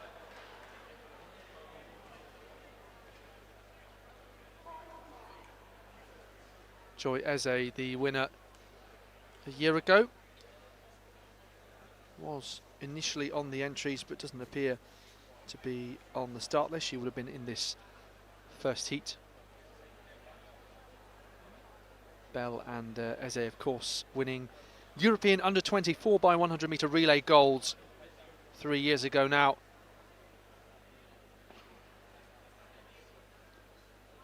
Alison Bell will be looking for a third BUCS medal. And then Ogden Bassett, Aspinall and Lewis complete this lineup. So Bell, terrific start. Look at that. She's in a different postcode, Alison Bell, and completes this first heat in 7.5 seconds. Exactly.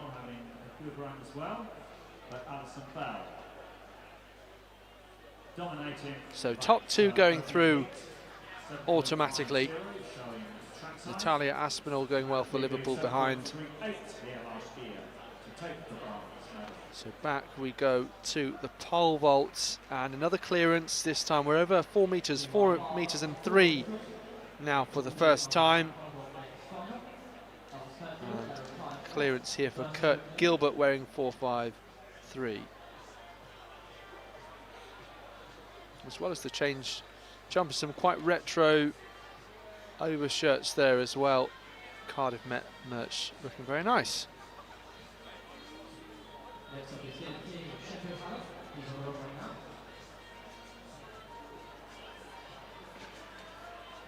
Dylan Tierney of Sheffield Hallam, yeah, just didn't quite execute the climb up. Couldn't sort his feet out in that split second on the way down.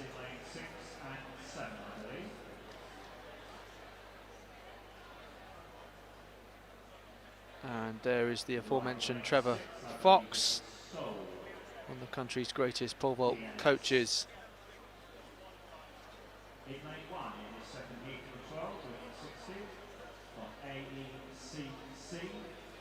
We have the Southern Indoor 200 metre champion, UK Indoor 200 metre bronze medalist in last weekend with Birmingham Brook Ironside. In lane 2 with Liverpool University, Destiny Sunday. In 3 representing Edgehill, Olivia Fowler. In lane 4, yeah, come on Edgehill, you've got to be quicker than that. In lane 4, representing Robert Gordon. Cameron Williams-Stein then. Liverpool, John Moores. Yeah, another had to be patient, wait to the pole to bend on that climb. Bit of strapping around his knee as well. Maybe just nursing something there, but safely over at 4 metres and 3 centimetres. In the pole vault B final. On to heat number 2, the women's 60. Brooke Ironside goes from the inside, so she's second ranked overall. Personal best newly set this year, 7:47. Actually second in the long jump here last year.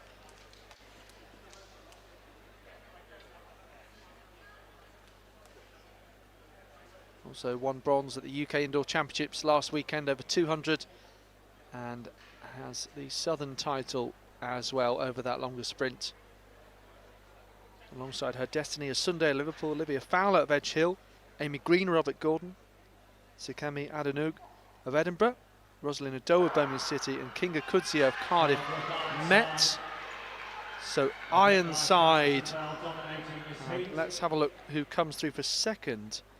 Looked like it might have been Kudzia on the outside there, just ahead of Olivia Fowler. So that, of course, making a difference for that second automatic spot.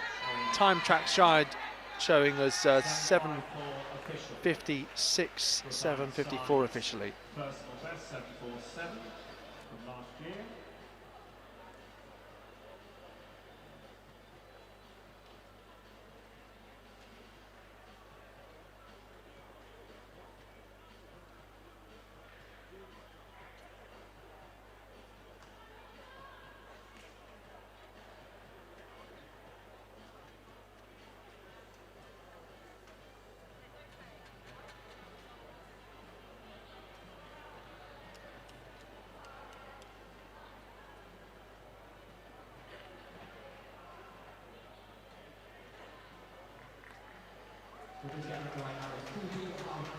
So back to the pole vault we go. Another clearance at this height of 4:03. So suddenly we're getting quite a few new entrants and working well.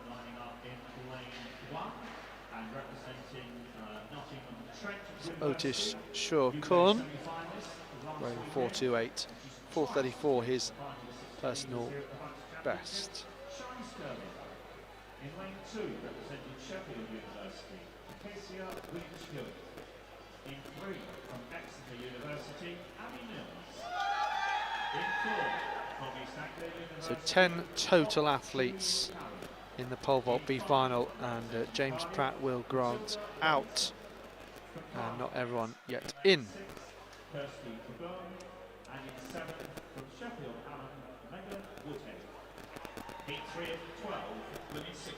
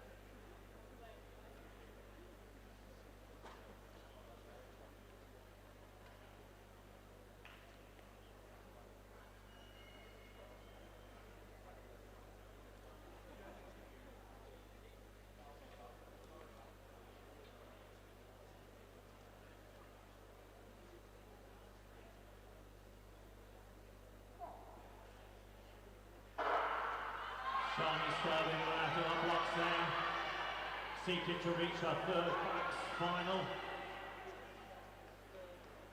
Trackside clock showing 7:56.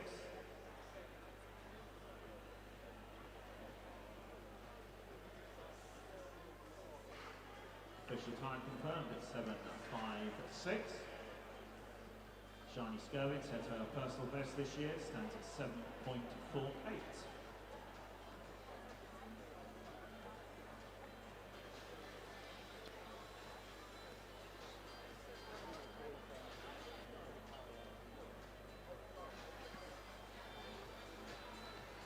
So Alison Bell, Brooke Ironside, Shani Skirvin winning the first 3 opening heats of the women's 60.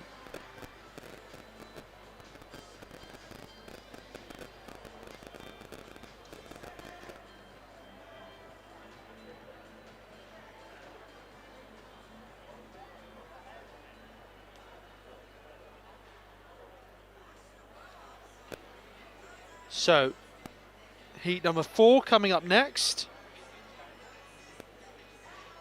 Serena Grace, the athlete to watch out in this next heat. 5 times a semi-finalist at BUCS.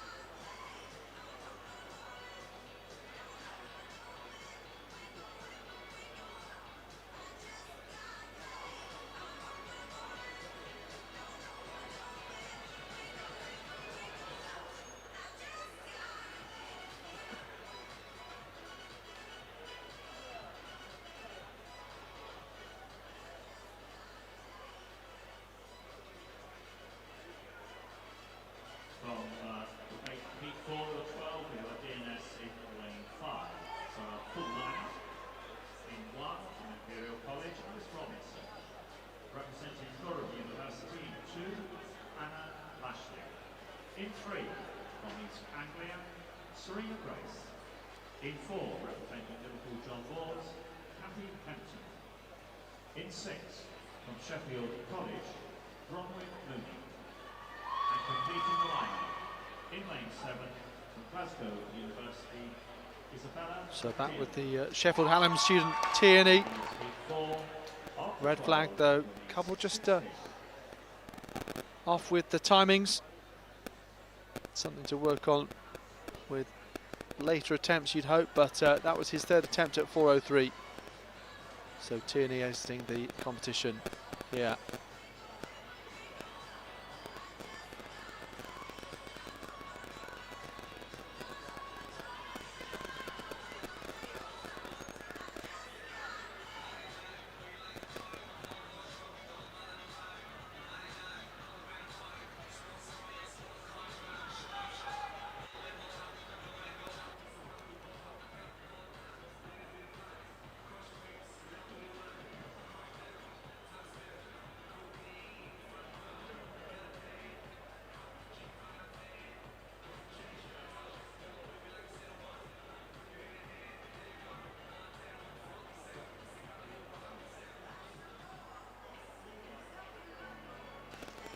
So heat number 5 of 12, the women's 60 metres, with Michelle Owusu of University College Birmingham, Molly Rankin of York, Sidel Wantumi of Manchester, Navneet Kaur of Surrey, Alicia Borrell of Greenwich, Georgia Donald of Manmet, and Shona Vincent of Portsmouth.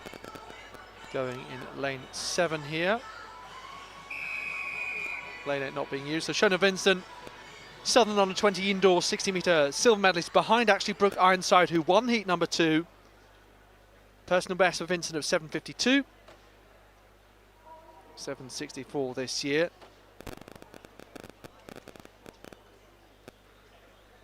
So she thereby is 5th ranked in the competition, behind Belle, Ironside, Skirvin and Grace, who've all won their heats. Let's see what she can do here. Heat number 5 of 12. Owusu, Rankin, Wantumi, Kaur, Borrell, Donald, Vincent.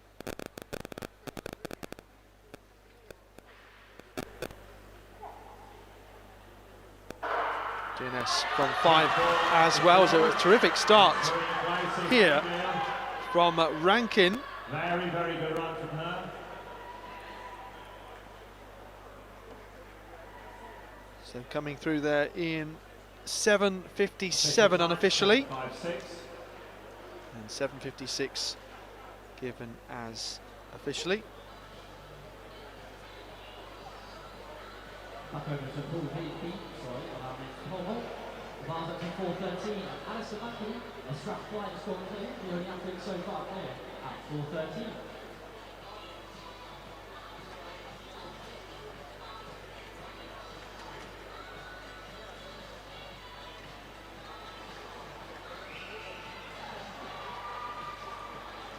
So midway through the women's 60 metre heats, the men's pole vault B final also underway. This is Mackay of Strathclyde. So new height 4:13, easily over. Personal best at 4:20, so next height will be attempting one.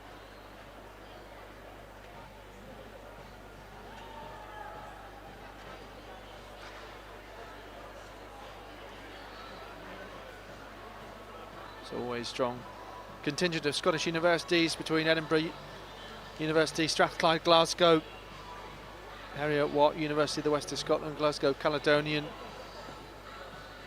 a couple of others. So bar still at 4:13 then, and we're going through first attempts. And still not everyone has entered the competition at this stage. So let's take a look then at Kurt Gilbert wearing 4:53, personal best 4:30. So this within his reach. What has he got for us today then, Kurt Gilbert, Cardiff Met? Underneath.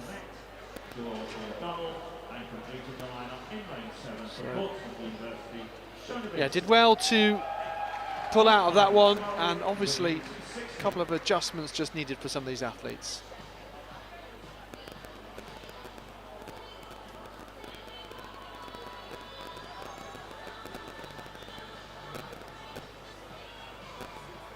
First round triple jump qualification for women, so that is obviously Pool B, with Pool A decided earlier, won by Lily Hullen, 12:55 her measurement to book herself a spot for that final on Sunday.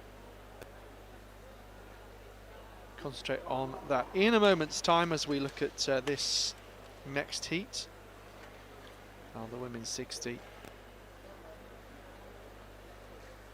So Alison Bell, Brooke Ironside winning the first two, then Shani Skirvin and Serena Grace. The Wushu, Rankin, Wantumi, Kaur, Borrell, Donald and Vincent in this. Just the 7 lanes being used.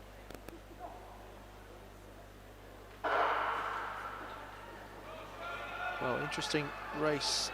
Not recalled there, but Vincent comes through. It was Kaur of Surrey in second place.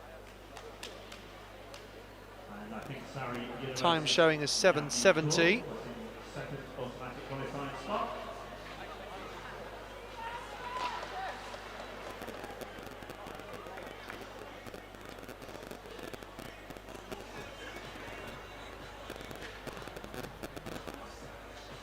Just a miscue there from Alicia Borrell from the start. It may well be that she'll get an opportunity to rerun. Are obviously lanes available in a couple of the heats remaining. Sometimes we see individual reruns by oneself going for a qualifying time. And that of course doesn't affect athletes already seeded and drawn in a particular heat.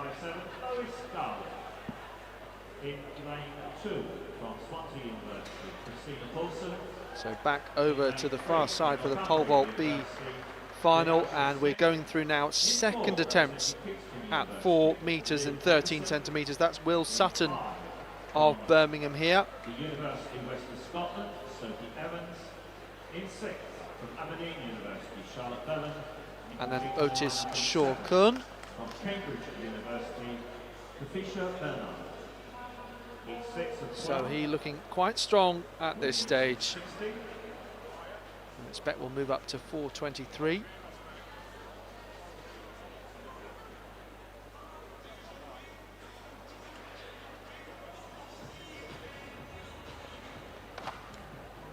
So Sutton of Birmingham, that was much, much better. Really clean attempt with banks of height. Very much in control throughout.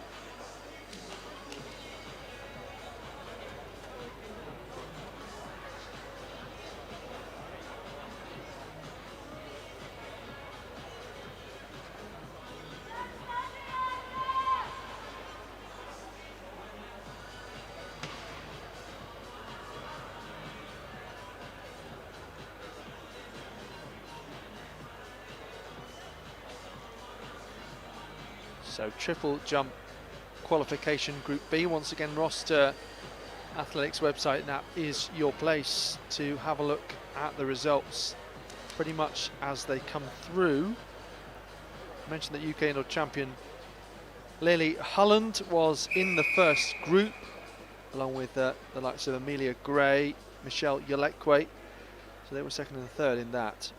And in this one we have Amy Waugh, who was third at those UK Indoor Championships in Birmingham last weekend. 12:88, new personal best for her. Very respectable, particularly at this level.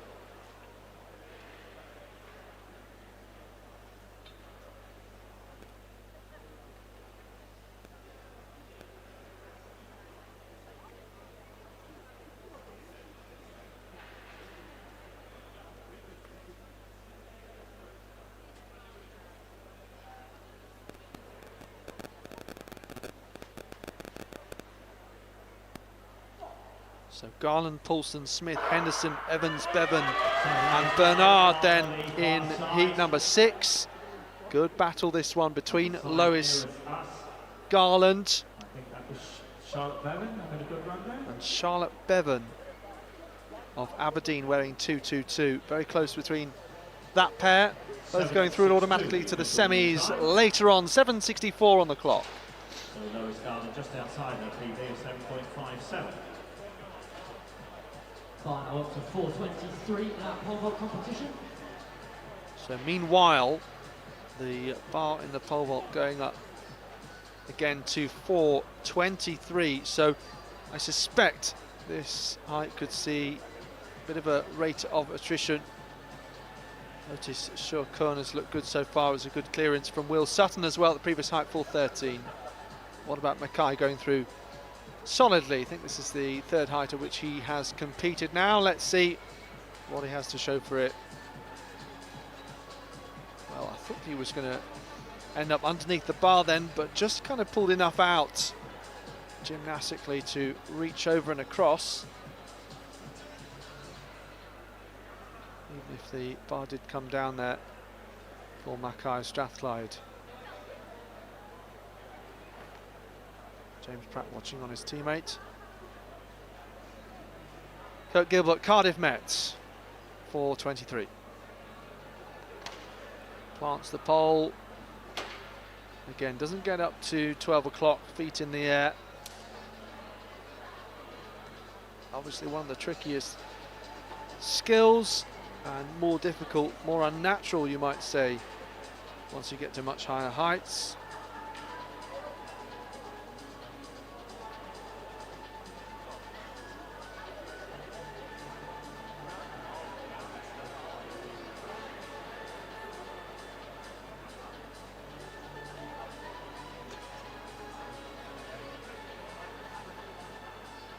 The bar in the next pole vault final, the final, is now at 4 metres 20.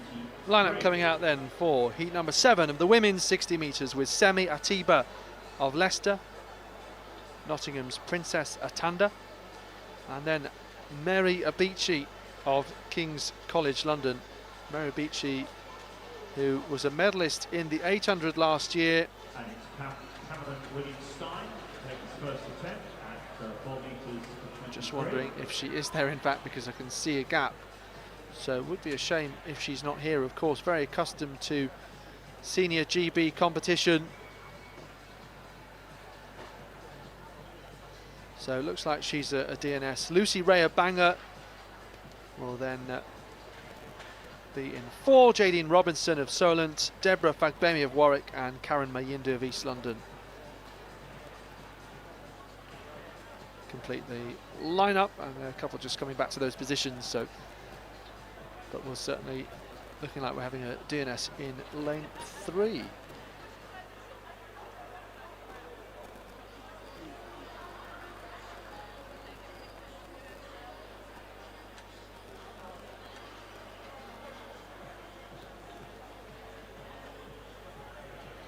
Cameron Williams-Stein of Liverpool John Moores University at 4:23. We're going through first attempts, and that one was fairly close as far as failures that we've seen. There have been a few that have been rather clear and obvious what the error has been, but certainly very capable of clearing this height if you can pull it all together. There's a late entry in lane 8, which is at 588, Alicia Borrell.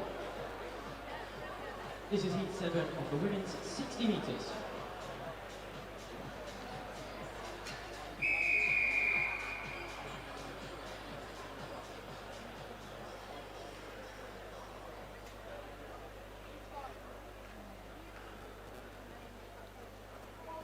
So, interestingly, Alicia Borrell describes it a bit of a miscue in the previous heat. Sometimes the race is recalled in those situations.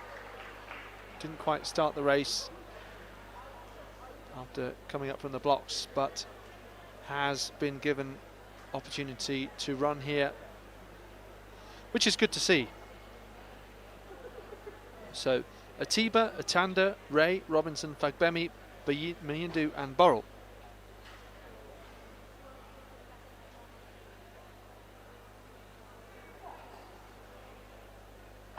Top 2 going through to the semi-finals. Borrell will be very pleased to gotten away this time, having a solid run, but victor here, Karen Mayindu of East London, 7.65 seconds.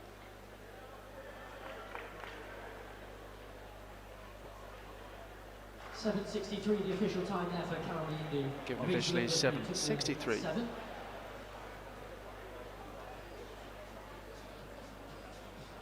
So I've seen three athletes in the men's pole vault, attempt 4:23. Adam Poole of Harriet Watt, only one clear at his first attempt.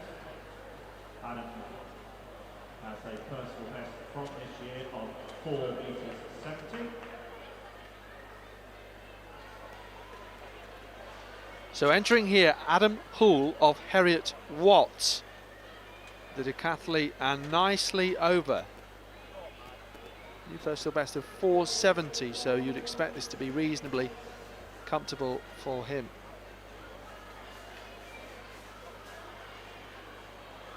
Plenty of the guys in the A final, of course, saw over 5 metres. Will Sutton Birmingham, 4:23. Didn't quite get the climb right with those long legs.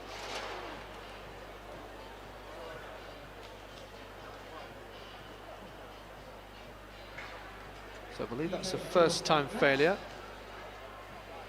In a 1 from Ross Gordon, Sean McDonald. In 2 from London School of Economics, Anna Northumberland. In 3 from Swansea, Hannah Lansborough. And in 4 We move on then to heat 8 of 12 of the women's 60 with Sean McDonald, Robert Gordon, Anna Voronkov, LSC, Hannah Lansborough of Swansea, Birmingham's Madeline Wapples, Susan Folleran, serve Northumbria, Raisin Denson of Bangor, Georgina Stokes of UE, and Victoria Varso of Kingston.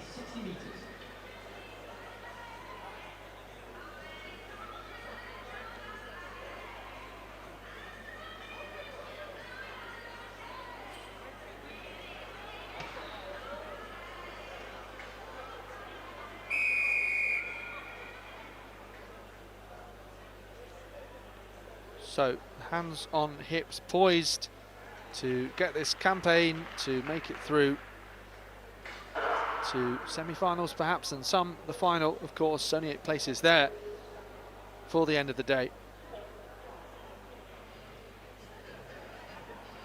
Just a marking card, semi-finals at 5:35, final then coming up at 6:35, so that's quite interesting. Big gap between heats and semis, but obviously it is 60 metres only, but an hour between semis and final, and for some less, of course, if we're in the last semi-final.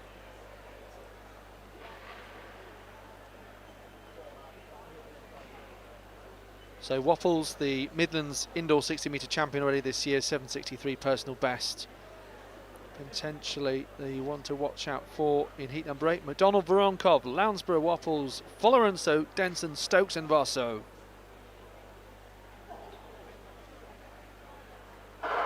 Gun goes and we're away. Another athlete a little bit left behind in the start there. Wapples battling nicely with Folleran, so these two through to the semis.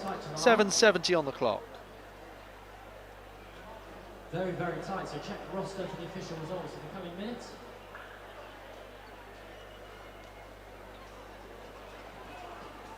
Whilst that race was taking place, or just before it, Strathclyde University's Alistair McKay gone clear at 4:23, a personal best clearance, coming to the competition with a best of 4:20. Former Scottish under-20 champion.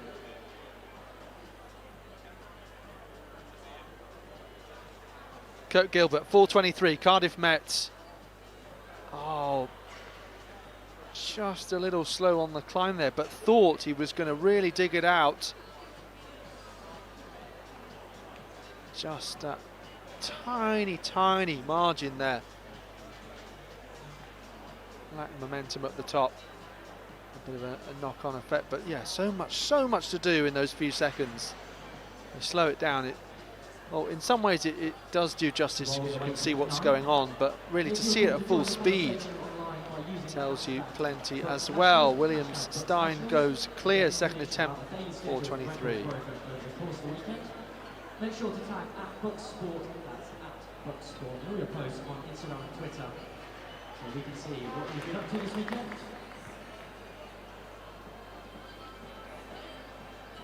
So Adam Poole is clear, Cam Williams Stein is clear. Let's see who else. Will Sutton and Kurt Gilbert we've seen with those failures so far. Reigning Midland outfield champion.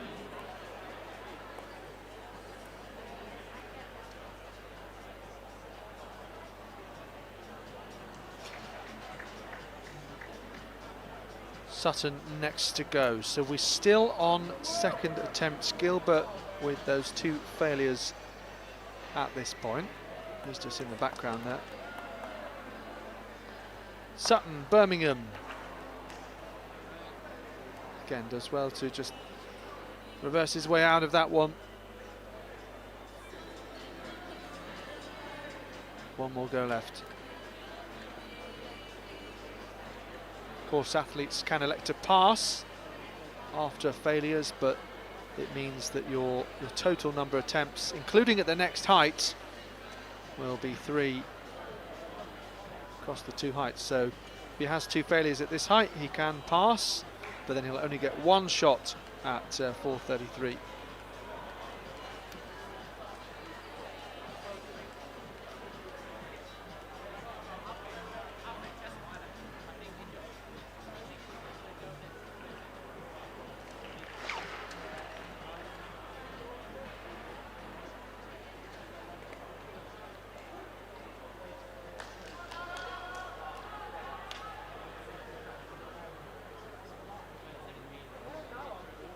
University's Otis Broadcom. Clear there at 4:23.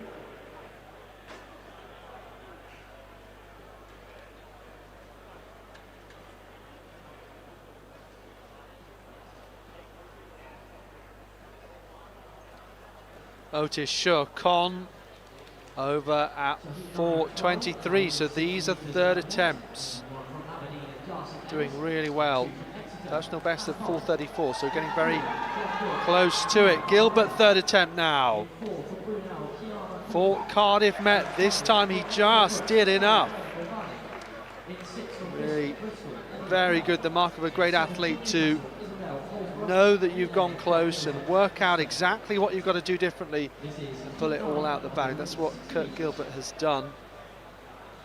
And Otis Shurkon as well. What about Will Sutton?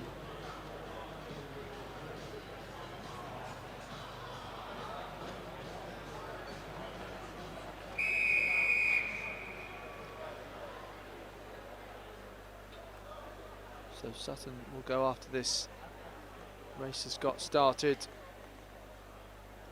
Try and find their moment. Not too many distractions.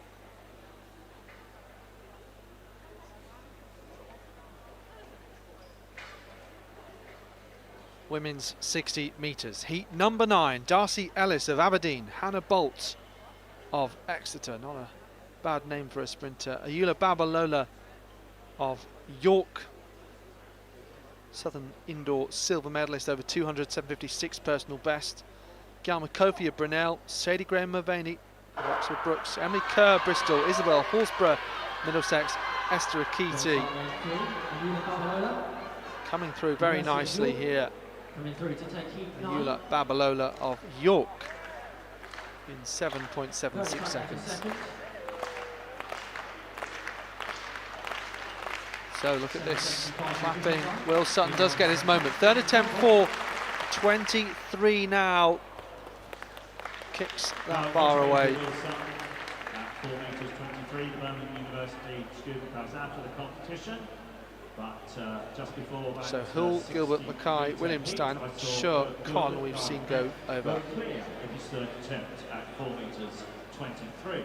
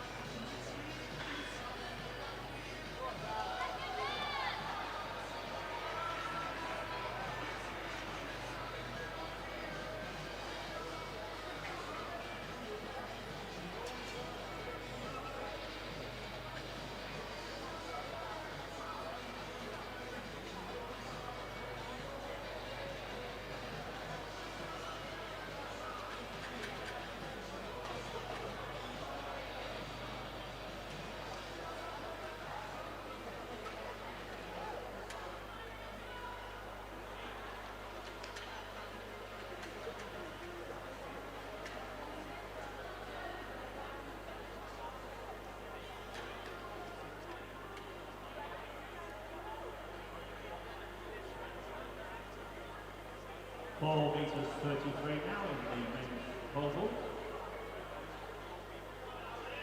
It will be Alistair Page, strap 5, make his first attempt at this height, having already set a personal best at 4:23.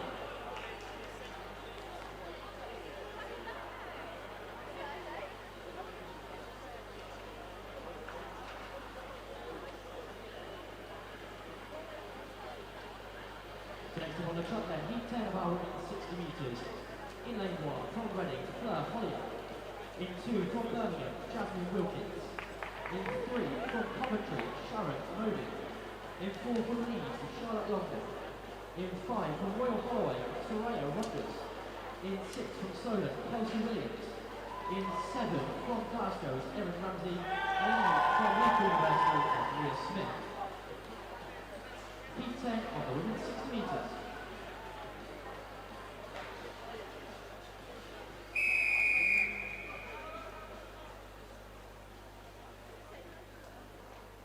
So this is heat number 10 of the women's 60 metres, and we have Fleur Hollier of Reading, and Birmingham's Jasmine Wilkins. That Hollier looks to be a DNS. Sharon Amobi of Coventry, Charlotte Longden of Leeds, Soraya Rogers, Royal Holloway, Kelsey Williams of Solent, Erin Ramsey, Glasgow, and Mia Smith of Loughborough, nearest the camera on the outside in lane 8. Top 2 going through automatically to those semi-finals. 8 time qualifiers across all of those heats, so quite a bit easier, twice as many as the men in terms of time qualifiers. Bit of movement there from Smith, but it was quite early. Probably just reset this one, I would have thought. And the athletes will be reminded to keep still in the start. I imagine that will be the case.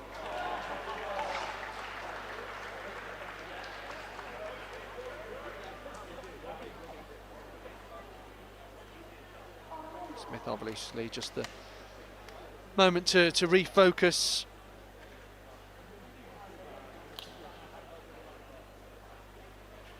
So Hollier, Wilkins, Amobi, Longden, Rogers, Williams, Ramsey and Smith on the start list, and as we know, Hollier, that DNS, no Reading athlete from lane 1. Let's see who can make it through to the semi-finals. 2 heats remaining after this. Again, there was some early movement, but they did settle in the end, and Smith going very nicely here from Wilkins. In fact, as we see the closer angle, Wilkins just in front in 7.59 seconds, so quite a bit faster than the last 2 heats, which were both around the 7.7 mark. And whilst that Just wonder whether Smith, as a result of that near faux pas, she just wanted to make sure that she ran a really strong race to make up for anything the moment before. An excellent competition. I can tell you there the official time for Jasmine Wilkins, who won heat 10, 7:53.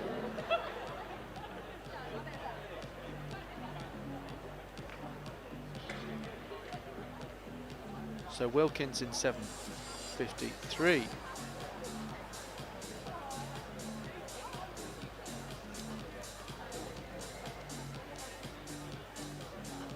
Cameron Williams staying then for Liverpool. John Moores, nearly quite acrobatic, but not making over first time at this new height of 4:33.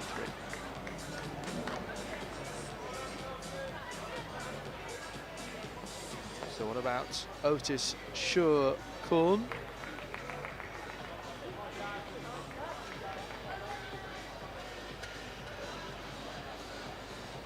Here comes the Cardiff student.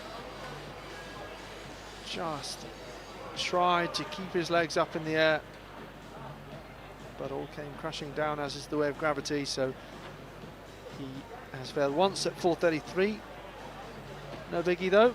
2 more attempts left.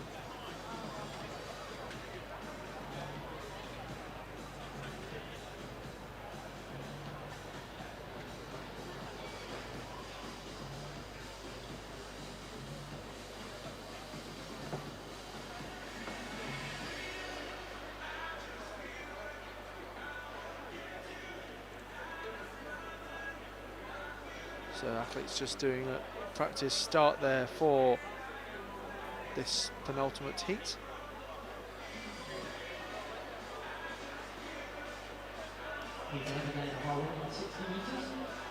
So we'll take you through the lineup nice and early for this one. Isabel White of Manchester Met, Rachel Lorimer of Stirling, Charlotte Williams of Cardiff, Siobhan Maskell of York St John, Philippa Viazante of Leeds Beckett, Emily Reid of Sheffield goes in lane 6, and alongside her Liverpool John Moore's Millie Clemson and Katrina Roshan of UCL. So this one, and indeed the next, the 12th, have all 8 lanes being used.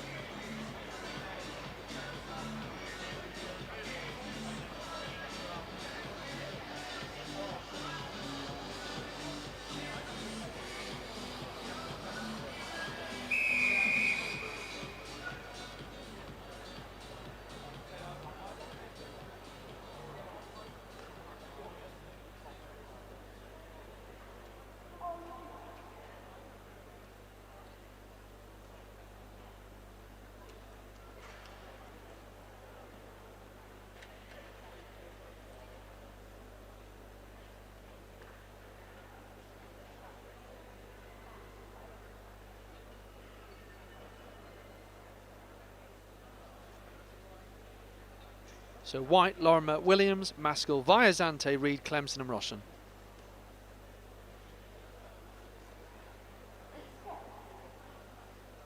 So now away and going nicely here is Rachel Lorimer of Stirling, being chased by Maskell from York St John, another small contingent, 7:74, so quite a few times around that range. Just outside Rachel Lorimer's best of 7.66. And that leaves us with the one heat to come. And also monitoring the bar at 4:33, second attempts we're going through the men's pole vault B final.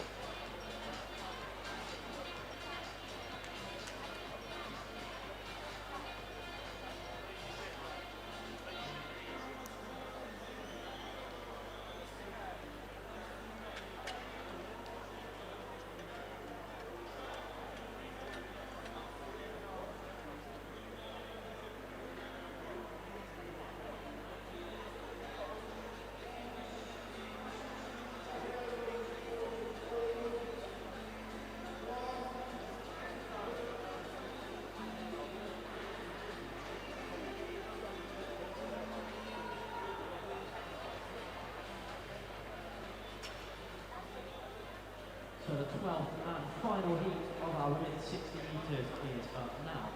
In lane 1 from St Andrews, Flora Brigham. In 2 from Nottingham, Zoe Dake.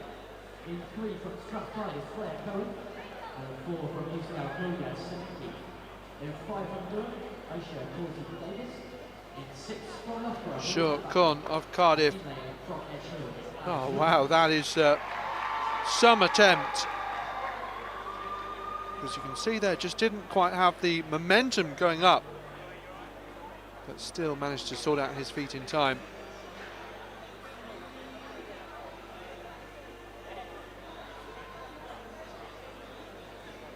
Have another look here, gradually gets up and then yeah, somehow works it all out so that he can clear that bar just in time.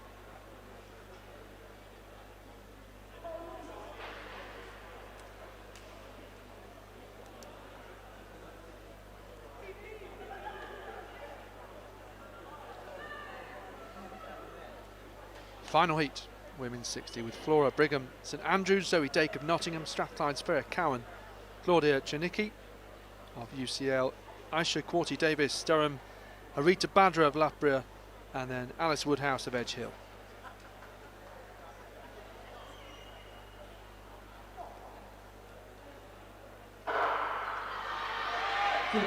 So Harita Badra there through the centre for Loughborough, very comfortable for her.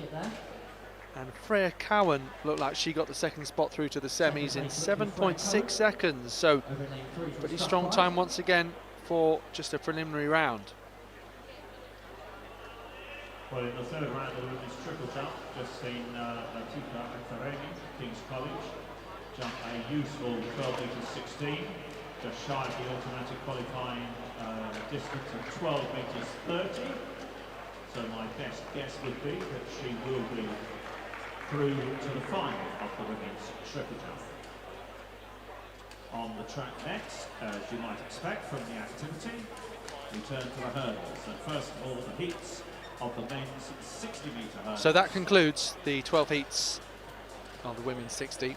Of which there The are 60 hurdles 4. heats for the men will be the next action on the track in a few moments' time. The first across the line, he qualifies automatically, so tough qualification. Only the first athlete qualifies automatically, and those 4 athletes will be joined by the 4 fastest non-automatic qualifiers.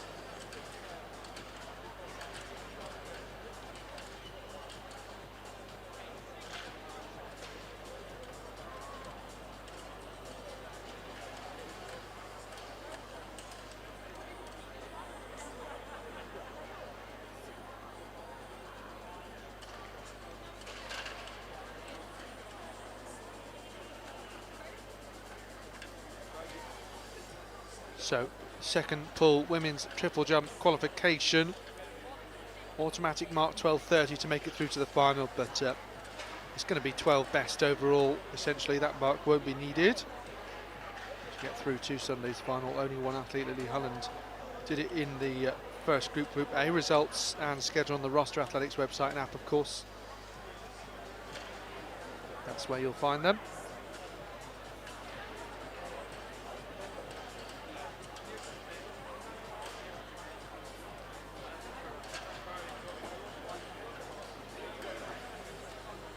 So this is Natalie McCrory, 10:53, third round for her.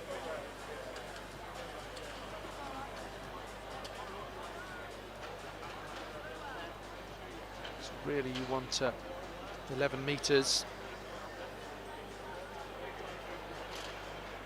Good athletes in this second pool, including UK indoor medalist Amy Waugh. Kurt Gilbert in the background, Adam Hull in the bright yellow. Otis Shurkun. Just waiting to see what the bar will go up to. 4:43. The final women's pole vault, now 4 metres 43.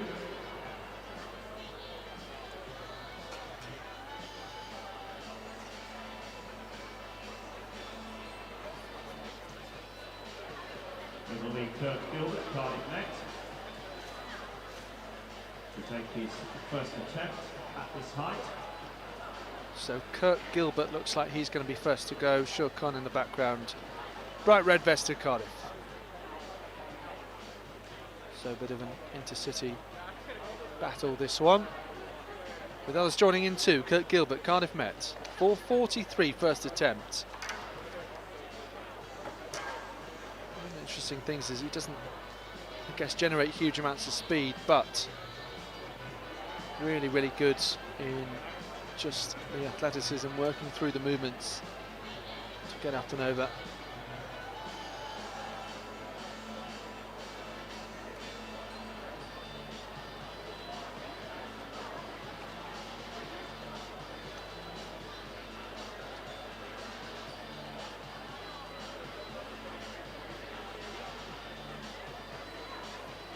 So Adam Hull, I wonder whether he will actually also take part in the hurdles and whether he'll be done vaulting by then.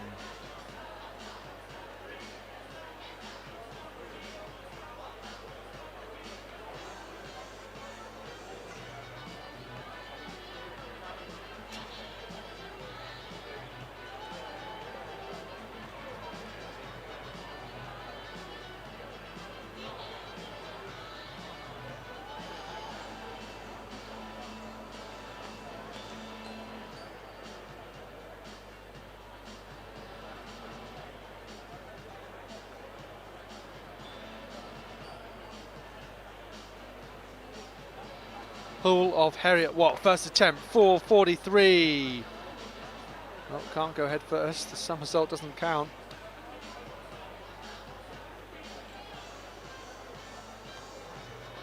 Again, he'll be pretty confident of clearing this height with that personal best of 470.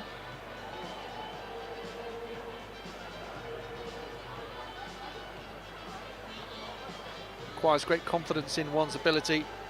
Planting that pole, holding on for it to, holding on to it for dear life, and then just being patient while it does its thing and bends. Some poles bending faster than others, so obviously if you're a faster athlete building that speed, you want it to bend faster. Obviously at the higher heights, poles are longer.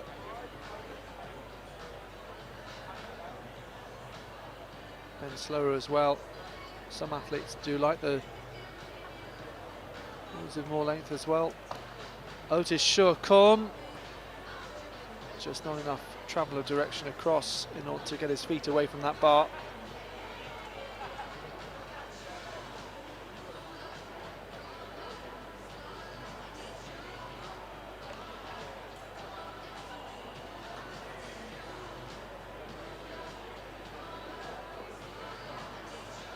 So as far as track action goes, we're waiting for the first set of hurdlers to come out. There'll be 4 heats for both the men and then the women. That'll be in about half an hour's time for the women, and then 800 meters getting underway at 4:05 with men's heats, of which we expect to see 8.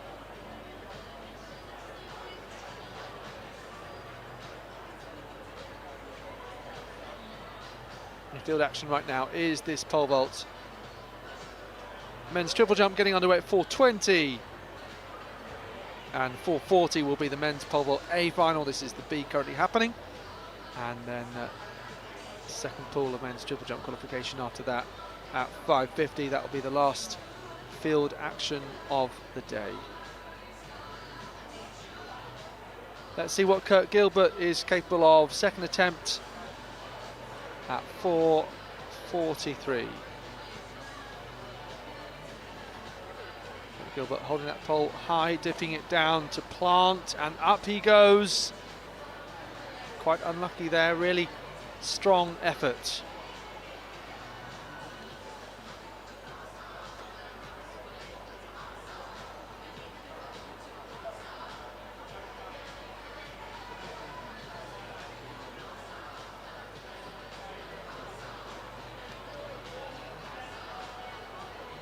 You're watching the BUCS Indoor Athletics Championships from the English Institute of Sport in Sheffield. Decent atmosphere, nice crowd as you'd expect, and across all of the 6 sports that make up BUCS Nationals, we have over 4,000 students. We'll be back in a couple of moments after this. If you're doing BUCS, you should be at AmeriCamp next summer.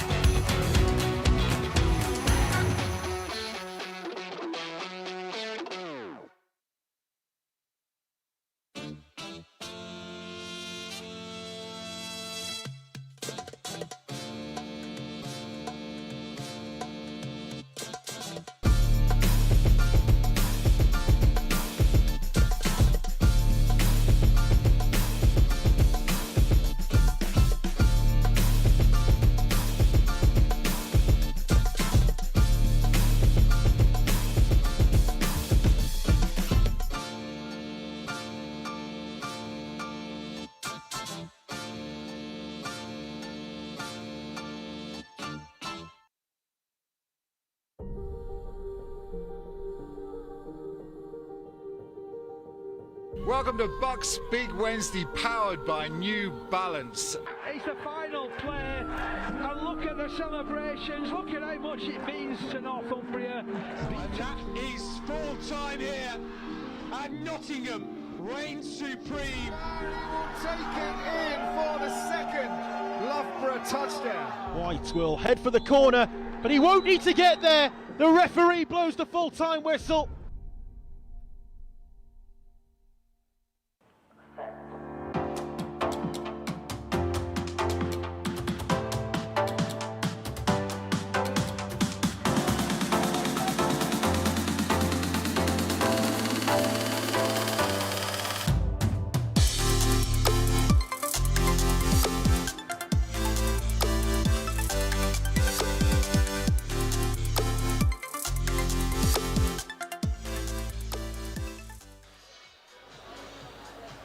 Milk Every Moment campaign.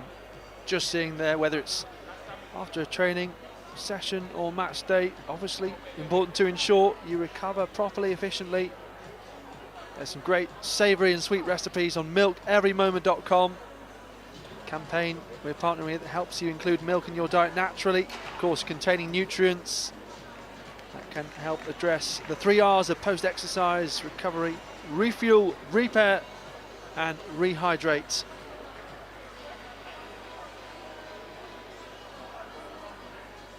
All sorts of stuff like berry pancakes, not bad around this time of year, mac and cheese as well.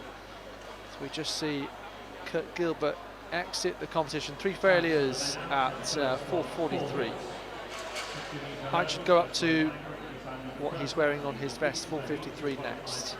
Adam Hull though has gone clear for Heriot Watt at this height. Second attempt he went over the decathletes. So we start in lane 2 with the Edgehill University athlete David Naylor, the lane 110 metre hurdles champion. In lane 3 from Loughborough we have Ben Ince, who reached the final of the 110 metre hurdles in Manchester last year.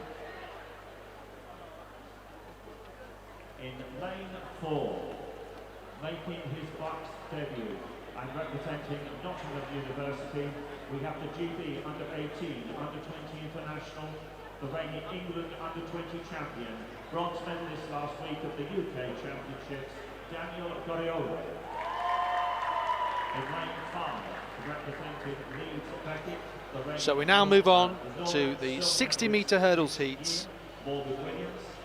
Last year we saw Joseph Agbodza, Angel Diaz and Tom Wilcock win the medals, and and bronze I should say from last year do return. Wilcock also took bronze outdoors in Manchester's Sports City Arena. The fastest ranked athlete is someone making his BUCS debut for Nottingham, and that is Daniel Goriola, GB international under-18 and under-20 level,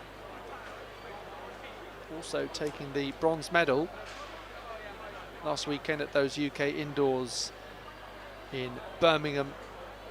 And I guess sprint hurdles, one of the easier events to medal at British Championships, because the fact is that the depth in hurdles isn't always quite as strong compared to the flat sprints. But also generally in those shorter events, you do tend to get people peaking earlier in their careers also.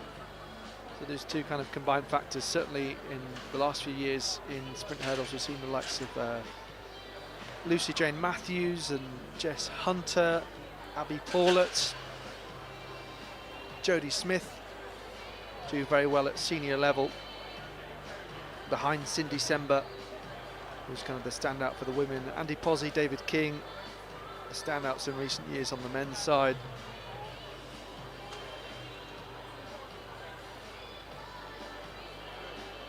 Josh Zeller, of course, edging into contention with some much improved form. Another who was a European under-20 international, actually winning the title, and then going out to America and really, really improving very nicely. And sometimes with the hurdles, just a bit like the pole vault in a way. You know what an athlete's capable of, but really putting it all together in one race can be a tall task. So huge credit to those who are able to do it, because again, not everyone would attempt it. So Daniel Goriola, really looking forward to seeing him for the first time at a BUCS event. There he is in lane 4. Full lineup though. Adam Hull coming across from the pole vault, of course. He is currently in the pole vault competition, and as multi-eventers often do, he stepped right across. Shortest journey for him to lane 1. David Naylor for Edgehill, Ben Ince of Loughborough, Daniel Goriola then alongside, Morgan Williams of Leeds Beckett from 5, Ewan Wallace Aberdeen in 6, Derby's Jonathan Mann, and Joshua Impong Pirard of Warwick.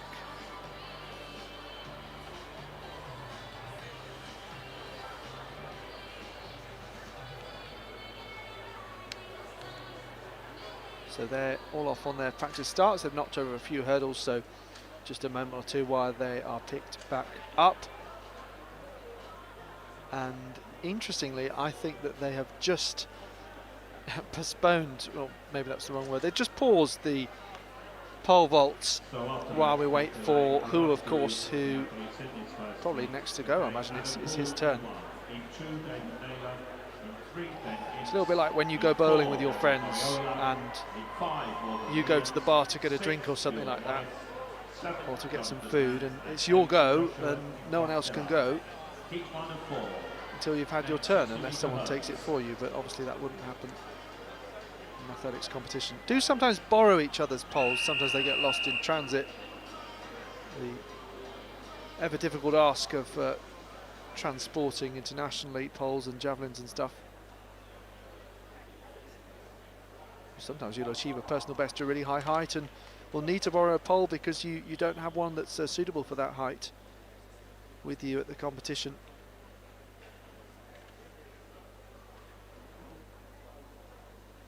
No one really brings their own hurdles to admit though.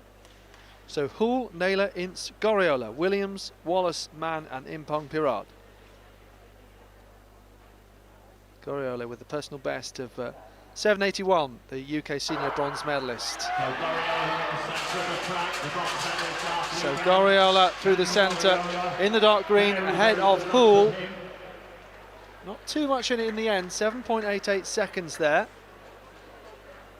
So Hull has never gone sub 8 seconds and is midway through the pole vault and will have a little bit of fatigue in his legs, but he may well have set a personal best here. Adam Hull having a good run on the far side there. So Tom Wilcock to come in the second heat. Joseph Agbodza defending champion in the third, and then Callum Holder in the fourth, seeded as in that order. Daniel Goriola, very close to his PB, which he set last weekend in Birmingham. And then Adam Hull, to reach that final of the UK fifth Championship, ranked. stands at 7.81. And remember, this is just his first season over the senior hurdles.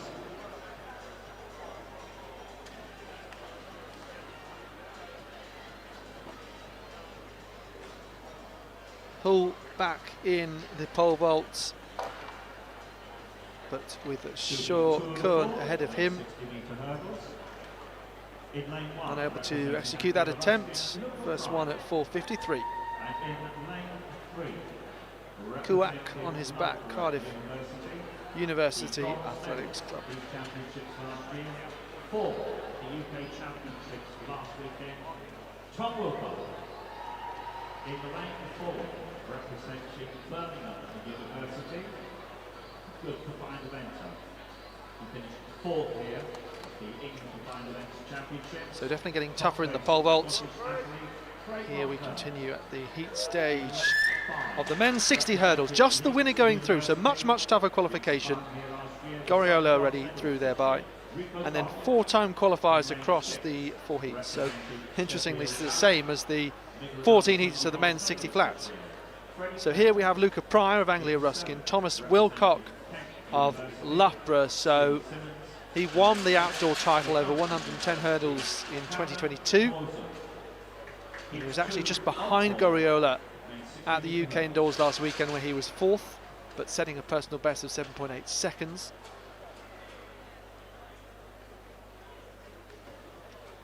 Has 3 BUCS individual medals in total because last year he was 3rd indoors and out. Agbodza champion for Nottingham Trent indoors, and then Cameron Fillery of Loughborough outdoors.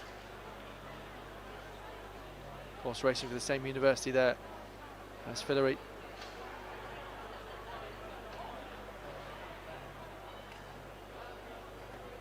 The very fact that Goriola was just in front of Wilcock last weekend, I wonder whether that will have any bearing on the outcome this weekend. Suspect not really, because it is a new competition, new set of circumstances, and there wasn't very much in it at all, as ever with sprint hurdling. So second heat of the men's 60-metre hurdles, results and schedule on the roster Athletics app, so go to your app store, Android, Apple, whatever, and download that. Open it. You can be a guest as well, or log in and go to the BUCS Athletics Indoor Championships and then find your event. You can search too for athlete names as well as events. Pryor, Wilcock, Monker, Cottle, Clemens, Simmons and Wowzo. So a few good athletes in this. Rico Cottle, 4th outdoors last year, 5th indoors, but Wilcock, as expected, very strongly through. Cottle looking to be in 2nd place, but outside of the automatic places. 7.94 seconds on the clock. 7.92 confirmed as the official time. So 7.92 for this second heat compared, I think it was given as 7.87 officially the first heat a couple of moments ago.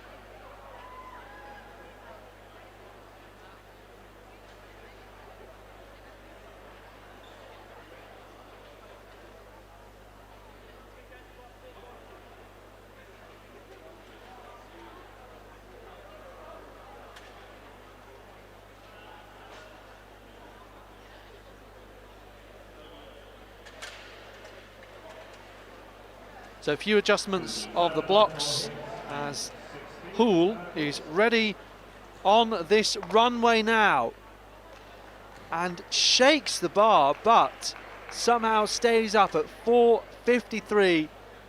That was his first attempt just after qualifying for the 60-metre hurdles semi-finals.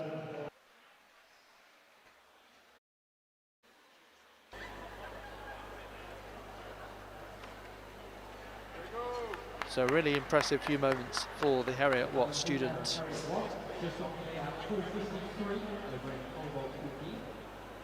Having run swiftly from the 60-metre hurdles over the goal. 2 heat 3 to 4 next 60-metre hurdles in lane 2, representing Nottingham Trent. Heat 2 weeks of final at the UK Championship. Otis Shorcorn of Cardiff. So this time 2nd attempt, 4:53. Climbs high, but foot brings that bar down.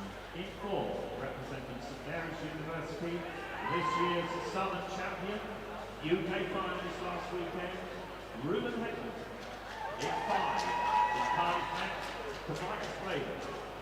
In 6, representing Manchester University, Callum Newby. In 7, from Warwick University, Ryan Wells. And in 8, from Liverpool University, the 2023 Irish Under-20 110-metre hurdles bronze medalist Zane McQuinn. Heat 3 of 4, then 60-metre hurdles, where the final is going to resemble very closely the final of the UK Championships last weekend. So on to the lineup for heat number 3 with Bodza appearing to be a DNS. Just look, no, he is halfway down the straight actually, just making his way back to the start. I just wonder whether he's had a slight issue there as to why he is moving gingerly, or whether he's just trying to conserve energy, because all the athletes are ready, but just coming back to the start here. Looks to be okay. Well, one way or another we'll find out. Agbodza, defending champion from lane 2, 7.89 this year, 400ths off his personal best. 4th at last year's outdoors, behind Cam Fillery, Angel Diaz and Tom Wilcock. Just shows you that you could have 4 or 5 individuals all expected to do very well, but you just don't know what order they might come in. Could well be the case come the final. Have to make it there first, of course, all 3 rounds in one day. And Caspian NG of Edinburgh, Ruben Hedman of St Mary's, Tobias Claydon Callum Newby, Ryan Wells and Zane McQuillan. Just a slip out of the blocks there. May well see a green card once again. Ryan Wells, don't know what he's suggesting there, whether he didn't hear or there was noise. Anyway, similar to what we saw before. Potentially green card and reset.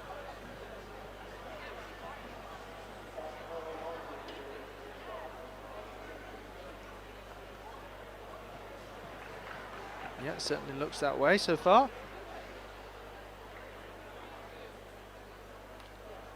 We're on to third attempts, I believe, in the pole vault 453. In fact, just being changed over to 463 first attempts.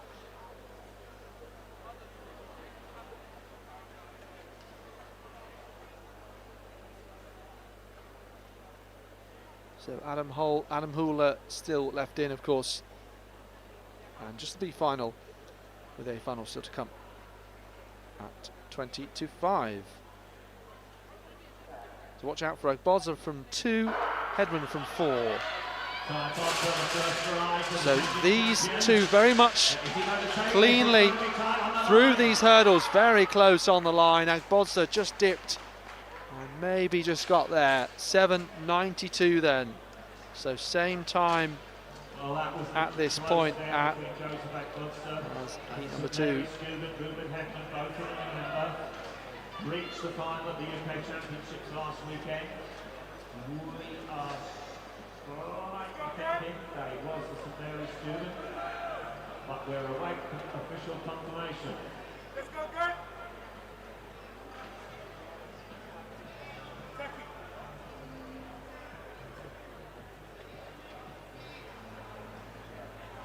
So heat number 4 coming up next will feature Callum Holder. 2022, he was the indoor and outdoor silver medalist behind Josh Armstrong and Tom Wilcott respectively. And then he was 5th indoors and out last year, Callum Holder. Of course, that tight separation between the top 2 in that previous heat makes all the difference in terms of automatic qualification through to the semi-final. Even if you'd think that being second there would be fine, or would stand a very strong chance to make it through to those semi-finals, which, by the way, are at 6:10. This is Hall. Again, bags of height, over at 463. Really, really impressive. Only 7 centimetres off his personal best.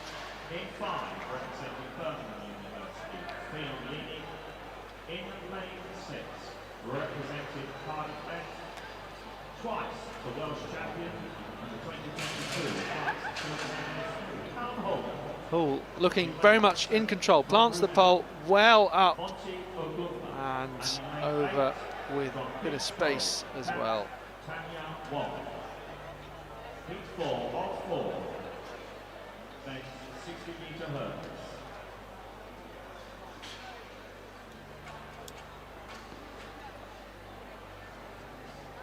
So nod of appreciation from some of his competitors here. Hall looks to get the next pole out for the higher height. We're rattling through these hurdles heats quite quickly. This is number 4 once again. Just the winner going through and 4-time qualifiers across all of the heats. And then of course we move on to the women's 60 hurdles heats at 20 to 4. 800 metres to follow after that.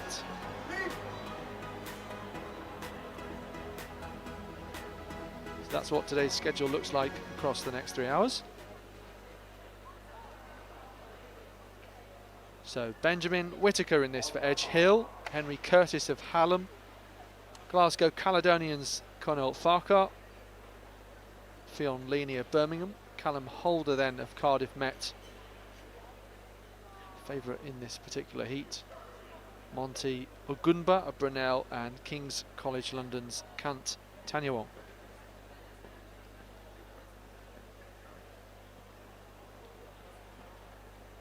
Seven athletes in this, one automatic spot.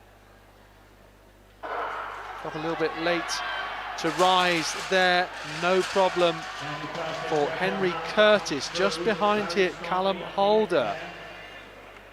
8:08, so, well, coming second in this particular heat may be a bit of an issue once we factor in those behind the winner in early heats Holder, I think, who were sub-8. very strongly at the end there.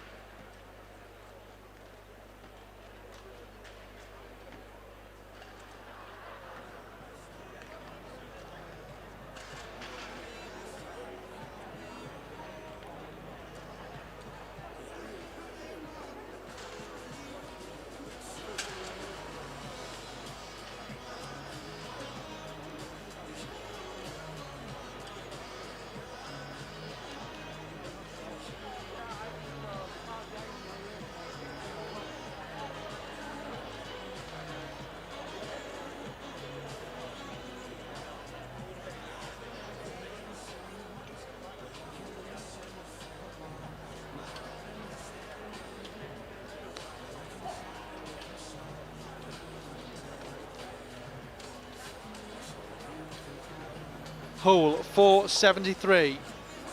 What can he do here? No, just needs a moment, just maybe a sighter that was at this new height.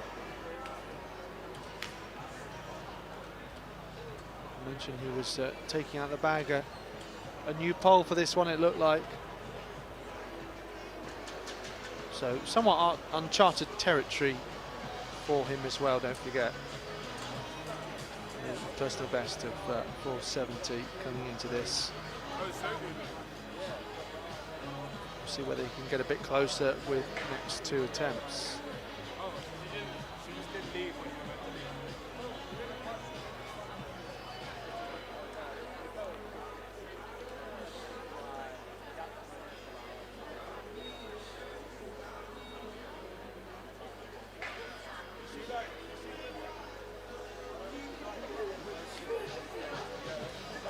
So women's 60-metre hurdles heats coming up in a couple of moments. A little bit behind on the advertised schedule, just in case you're looking at that, but they are coming up very shortly. Just waiting for the first set of athletes to come out. And then we just have the conclusion of that B final, really, that we're watching out for at the moment. With Adam Hall going at 473 in the vault. 2 more attempts he has left.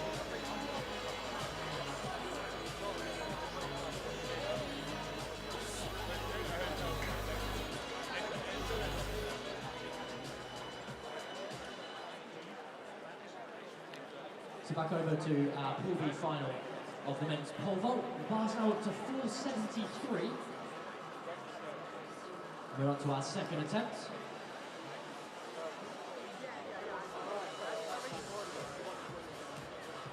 It's Adam Hall again, the Harriet Watt athlete. This will be a new PB for him. Previous best is 470.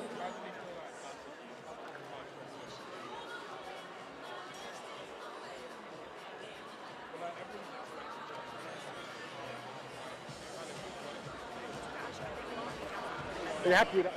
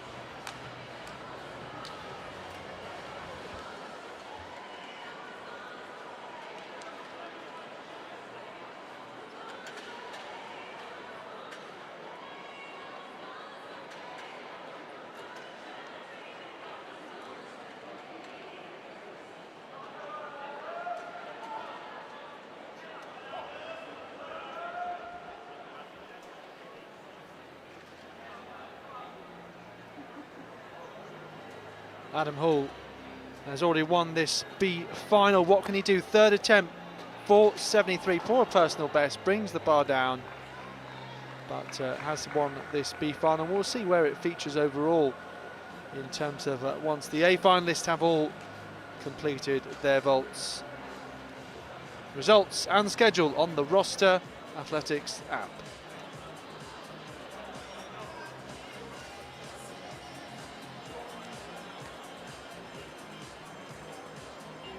So a bit of a gap in the schedule now while we wait for the competitors in the first heat of the women's 60 hurdles to settle into their blocks and for the men's triple jump to get underway.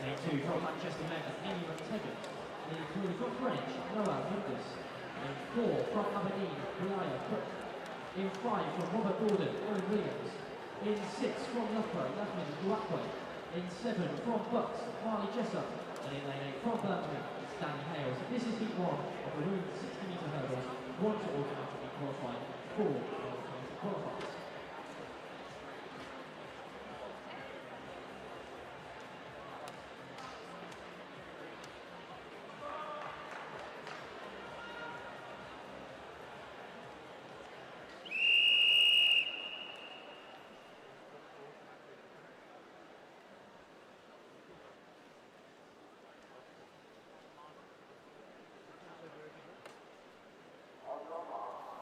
So line up for heat number 1, and it's going to be just the winner once again and 4-time qualifiers across all these heats. Ellie Rose Isaac of Brunel, Noah Monus of Greenwich, Aberdeen's Brea Cook, Erin Williams of Robert Gordon, Yasmin Awakwe of Loughborough, Marley Jessup of BUCS New University, and Danny Hales of Birmingham in lane 8. So recall gun goes. Early movement there from McTaggart of Manchester Met in the blue and orange vest.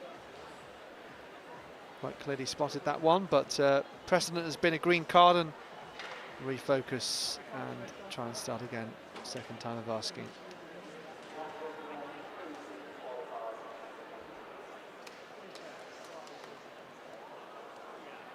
In this case, it is a DQ. Interesting.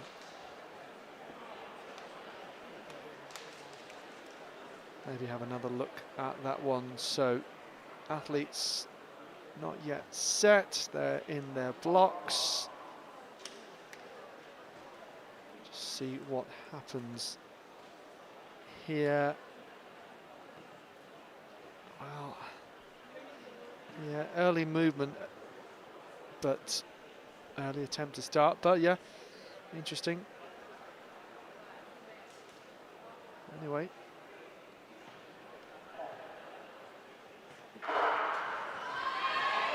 So Marley Jessup with a great lead here from Hales and from Uwakwe. Marley Jessup who takes the automatic qualifying spot. Danny Hales there second, Yasmin Uwakwe in third place on the outside lanes. So time on the clock, 8:37, 8:35 given officially. Marley Jessup is also UK senior outdoor bronze medalist over 100 hurdles last summer, 4th at the UK indoors last week. Now what's very interesting is that I believe that entered on the start list, I wonder whether she will start, is Abigail Paulett. As I say, has made it onto the start list, which I wasn't sure, because of course she has the world indoor selection now come through for the pentathlon.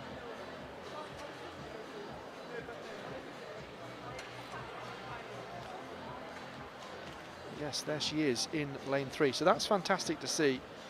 Has the world indoor selection, but still wanted to make sure she came here and competed for her university.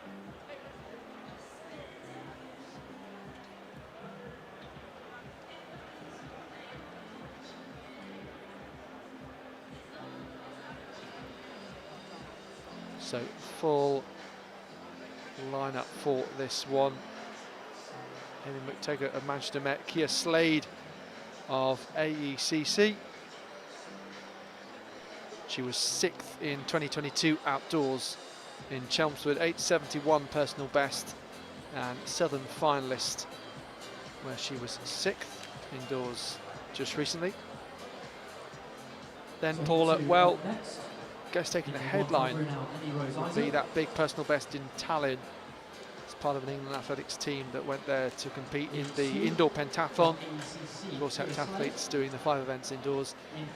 4,419 points, big personal best, and as a result, top 8 all-time UK, behind Katarina Johnson-Thompson's 5,000 points British record, and then second behind Cindy Sember last weekend at the UK Indoor Championships, personal best of 8:24 in this individual event.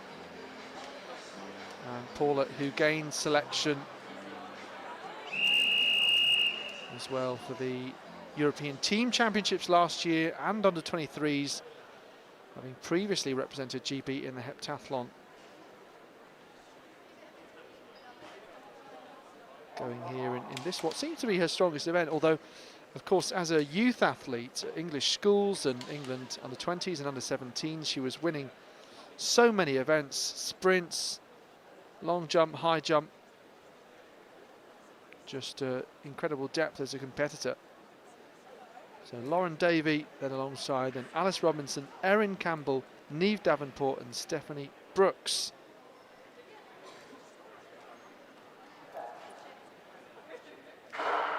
So Paula, this should be fairly straightforward for her. Campbell going nicely as well, and Brooks on the outside. So Paula coming through in a time showing 8.27 seconds. It's very close to her personal best as well.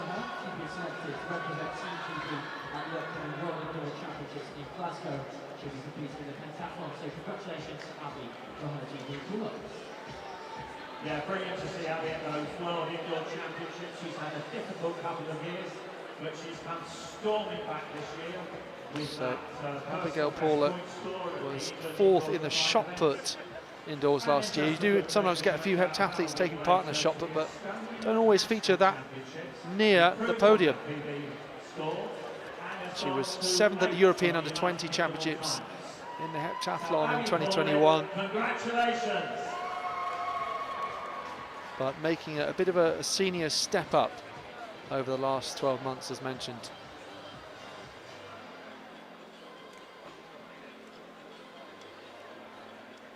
I'm sure some athletes would have said, okay, well, I've got that World Indoor selection now. That's yeah, something she's incredibly proud of. Maybe I'll just wrap myself up a little bit and focus on that, which is obviously to come pretty thick and fast.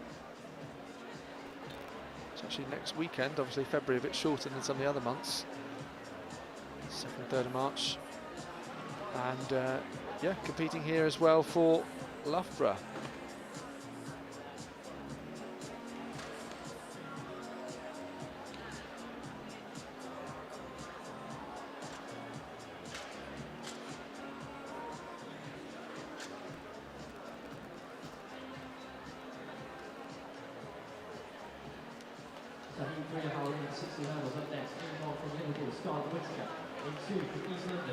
Let's have a look then at the lineup for heat number 3 with Scarlett Whittaker of Liverpool, then Emily Knight of UEL, East London, Ariana McGee of Bath, Hannah Bolt of Exeter was also in the 60 flat as well.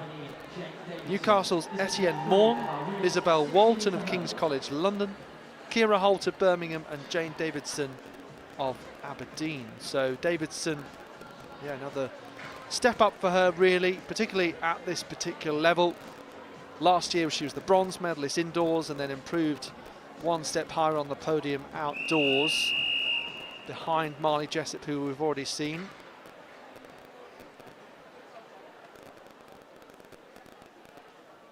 Georgie Smith winning the title indoors, another heptathlete of course.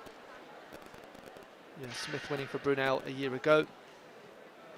Davidson personal best 8:45. Kira Holt's another one of those with GB representation. She was at the European Under 20 Championships in Jerusalem over the 100 hurdles last year. Personal best of 8:72. So Whittaker, Knight, McGee, Bolt, Morn, Walton, Holt and Davidson here. So watch out for Jane Davidson, nearest the camera here, coming through pretty nicely, but it's going to be behind Etienne Morn of Newcastle. In fact, 8:49 on the clock.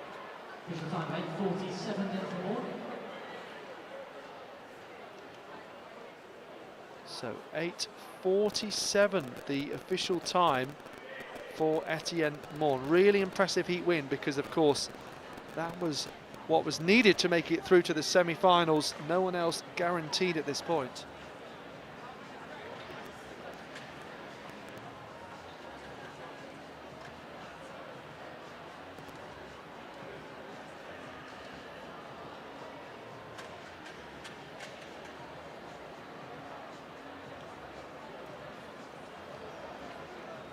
So that leaves us with one more heat remaining, which will feature Philippa Ellis, last year's Scottish indoor 60-metre bronze medalist, and Grace Morgan, the Welsh heptathlete, new personal best at the Welsh Indoor Championships, 8:51. You can see her parents, in fact, stood a few metres to my right, watching this heat with interest. A few parents may be watching on at home, I'm sure, as well. So results on the Roster Athletics app, which you can download, or website on a computer. rosterathletics.com, ROSTER.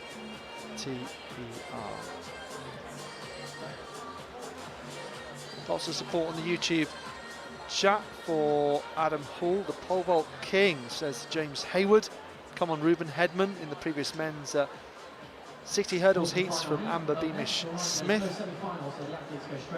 Let's go, Joe, up the Trent, says Holly Platt.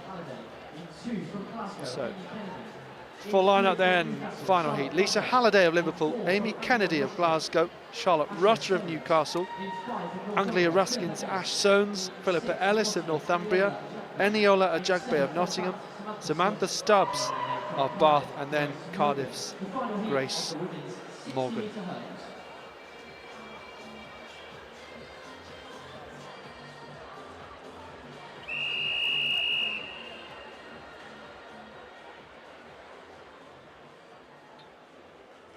So remember, you can also join the conversation. Hashtag BUCS Athletics, hashtag BUCS Nationals, 6 sports across the weekend on Twitter and Instagram, BUCS Nationals.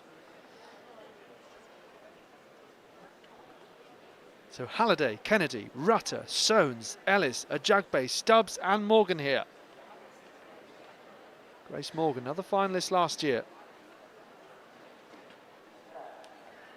Eyes down, and then away, driving into this first hurdle. Grace Morgan going very nicely from Ajagbe.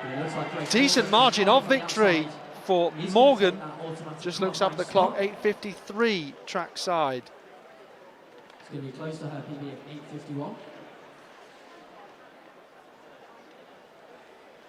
She equals her PB, 8:51 the official time there for Grace Morgan. So equaling her personal best of 8:51 officially.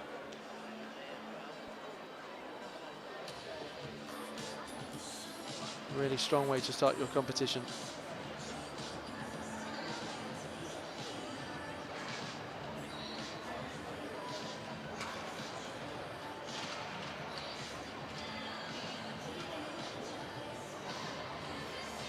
Proving nod of the head as well. So that leaves us with, of course, all of the 60 hurdles heats concluded, men and women. 800 metres coming up next. And we've made up a bit of time on that schedule. So just 5 minutes off of that if you're looking at the Roster Athletics app. And we expect to have 8 men's 800 metre heats coming up shortly.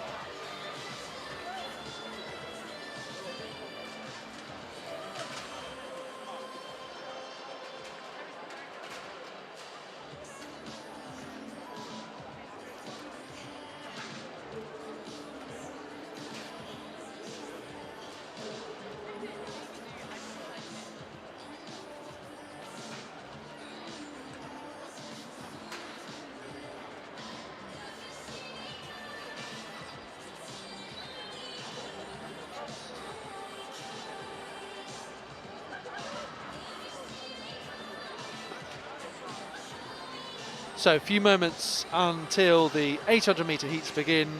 So we'll be back in a couple of moments' time. If you're doing BUCS, you should be at AmeriCamp next summer.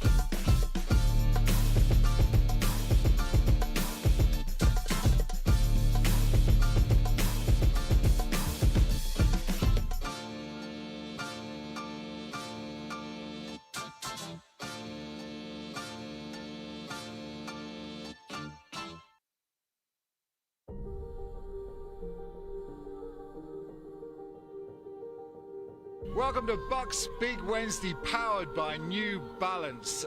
It's the final play, and look at the celebrations, look at how much it means to Northumbria. That is full time here, and Nottingham reigns supreme. Take it in for the second Loughborough touchdown. White will head for the corner, but he won't need to get there. The referee blows the full-time whistle.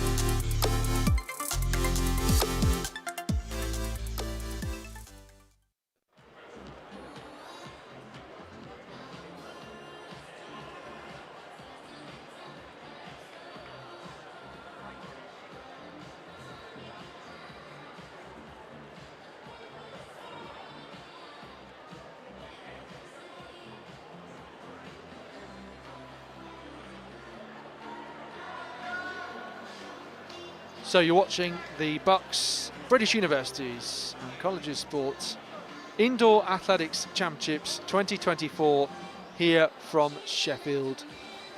It's the English Institute of Sport, and we have already seen quite a few interesting progressions through to semi-finals, all really been qualification. We have had the pole vault B final, the A final coming up in well, about 20 minutes or so. And that will really be where the medals are decided. But yes, setting up stories for one later today, and shortly will be the rest of the weekend when the 800 metres gets underway, whereas 60 metres and 60 hurdles, all 3 rounds are today. So have to be decided, and 3 races if you can get there.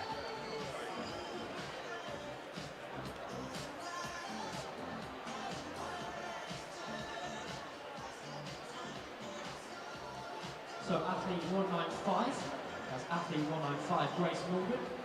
Please could you meet the track referee at the 200-metre finish line. Grace Morgan, please could you meet the track referee at the finish line. And so the athletes out for the first of 8 heats in the men's 800, with the first 2 qualifying automatically for the semi-final. And those athletes will be joined by just the 2 fastest non-automatic qualifiers. So 800-metre heats here, soon to get underway, and we will have 8 of them. It will be the top 2 in each heat, and then 2-time qualifiers from each that will go through to the semi-finals. David Race. In lane 2 from Dundee University, Lawrence Petty. In 3, representing Exeter University, Jack Stracey. So the top-ranked athlete is David Race, Loughborough student who was 4th at the UK Indoor Championships in Birmingham last weekend. Personal best of 1:47.74. Cooper Ferguson. And in 7, also was part of the European Under-23 Championships, made the heats for Great Britain, Race 1 of 8, men's 800. having won the national title. It's effectively a trial for that.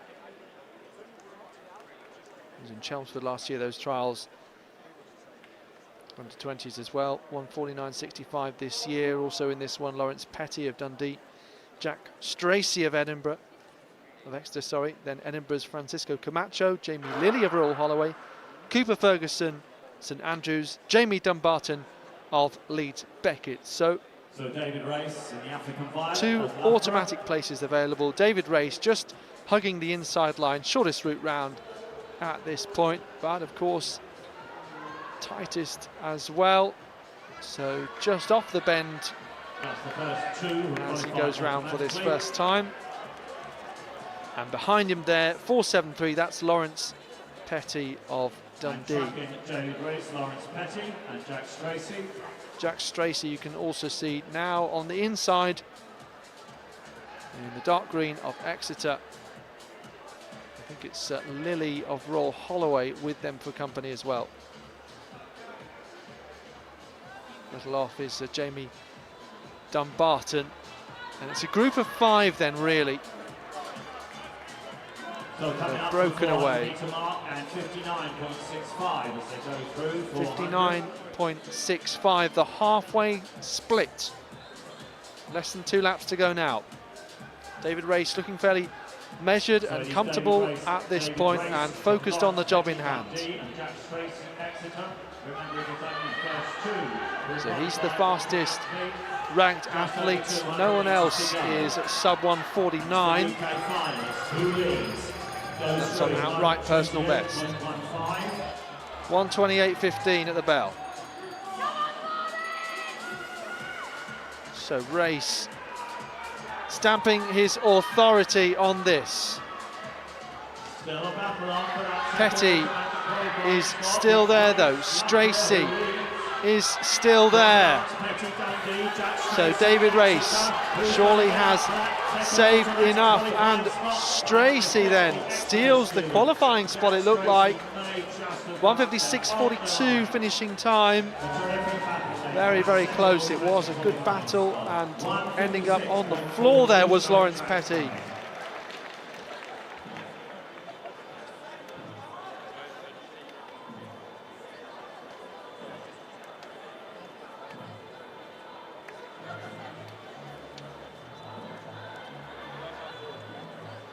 So that was a really interesting end to that heat. Great battle on the last lap, with Petty trying to hold on to that second automatic qualifying place. Just 2-time qualifiers across all 4 heats.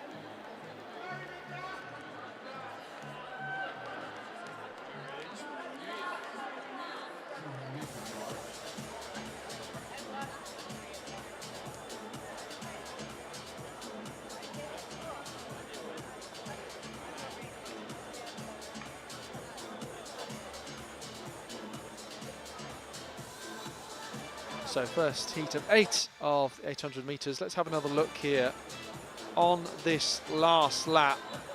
Coming through round the outside, Jack Stracey of Exeter. Ooh, was really, really close. Obviously by the midriff rather than the head, as Petty dipped.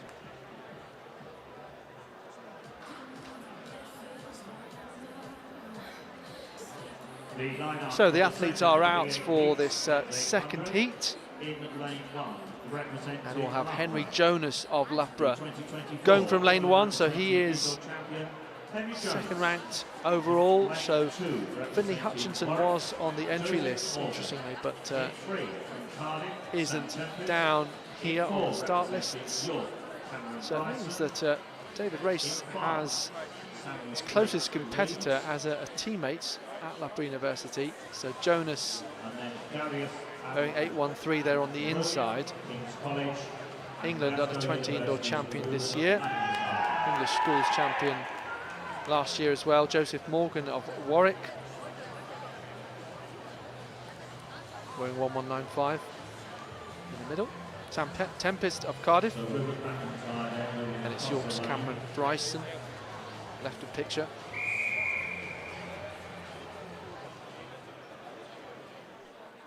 Samuel Spriggs of Leeds, Darius Amrolia of King's College, and Ruben McIntyre of Glasgow.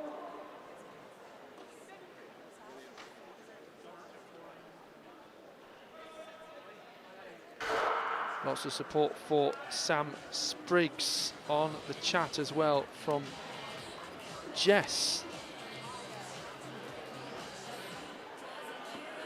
So Henry Jonas does pretty much what David Race did, or at least that was looking like his plan, until Sam Tempest came strolling past on the outside. Still, all good positions to be in on the opening lap. And the early leader, Sam Tempest, Cardiff.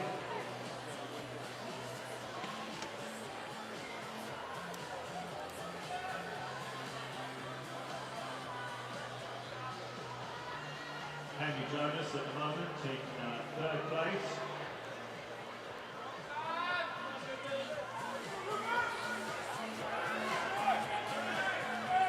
So Tempest, Morgan, Jonas. Touch slower at the halfway point. At the 400 metres. And now Morgan of Warwick making a move. So Jonas, what does he save left for this last lap? Really powering round. You just wondered whether he'd save something. Indeed he had. 126.69. Quick lap that time around, helped by Jonas's pace. Ladies move just before the bell. Tempest, our leader, back in third place. We'll have to hope that his time is good enough. Try and get everything down the home straight, but these two well clear. Henry Jonas and Joseph Morgan, 1:55.42, so ends up a second faster than the heat from a moment ago. The official winning time, 1:55.45.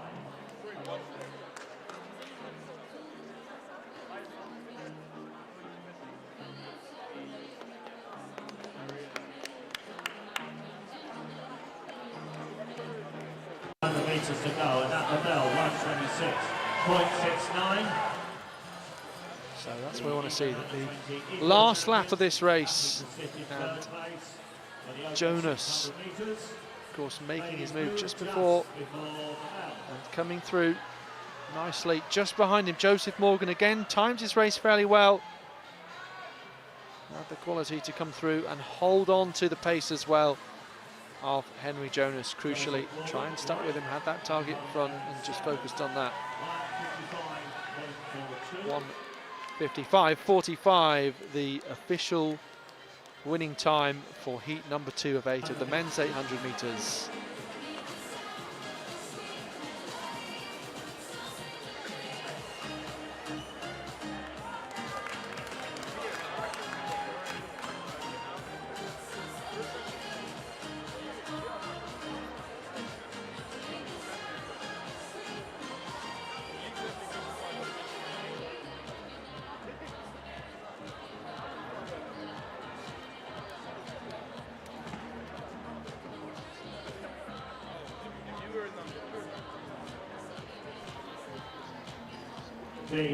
So let's have a look at the lineup here with Benjamin Gardner will go in lane 1. So he was 8th outdoors last year, 1:49.68 at best, and 1:55.8, season's best this year in the heats of the UK Indoor Championships in Birmingham, where he's based. Ben Smith of Durham then alongside, Harry Wilshaw of Sheffield, Blaine Wright of Edinburgh, Northumbria's Joshua Moore, Ben Willis of Manchester, and Daniel Austin representing Bath. In 6th, Manchester's Ben Willis and Daniel Austin lining up, the Bath University student in lane 3. Welsh indoor silver medalist this year, Dan Austin.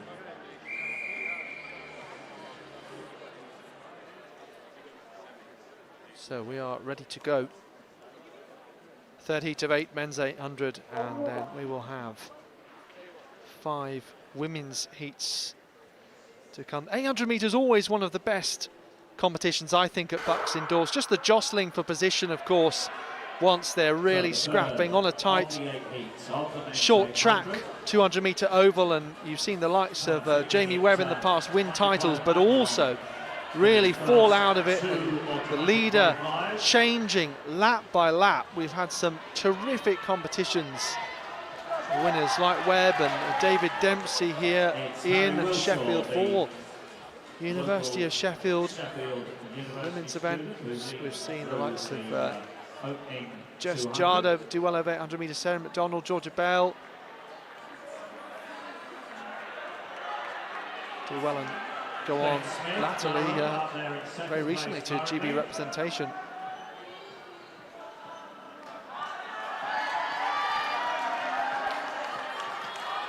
Some incidents as well, stepping on the inside of the track, something you have to be very, very careful of. 56.15 at the halfway mark. So decent pace to this point. Harry Wilshaw of Sheffield looks to be out front then. Benjamin Gardner with him, as is Ben Smith of Durham.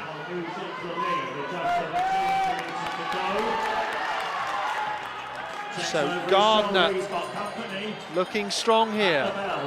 1:24.86, so still keeping up great pace here. And this is looking good for these 3 to qualify. Well, there are only 2 spots beyond the initial pair. I wonder whether Ben Smith has something down this home straight. Following Gardner home, is there spacer on the inside? Not quite. Fastest heat so far in 1:54.21. So getting faster with every heat, and not sure we can quite maintain that, but still really decent race there from Gardner. At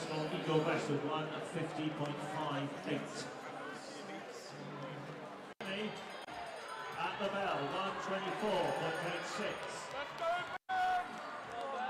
Certainly quicker than the opening heat. So it's Birmingham at the moment from Sheffield.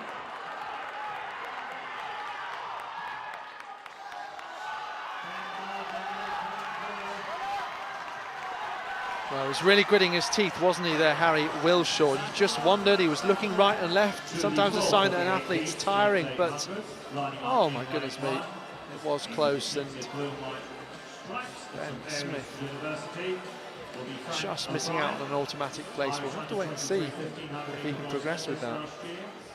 Then alongside him in 2 will be Cardiff Met's Edward Enser. From Newcastle University in 3, Aidan O'Brien. In 4, right lane 4 DNS. So lane 5, Kieran Hogg, Glasgow. 6, Sam Cooley, Salford. Well, the athletes are already on the start line for this next heat number 4. Frank O'Brien of St Mary's, last year's Irish under-23 1500 metre bronze medalist with a personal best of 1:49.71. Also in this, Edward Enser, Cardiff Met, Newcastle's Aidan O'Brien, Jack Wright of York, Kieran Hogg of Glasgow, Salford's Sam Pooley, and Julian Leavesley of Exeter.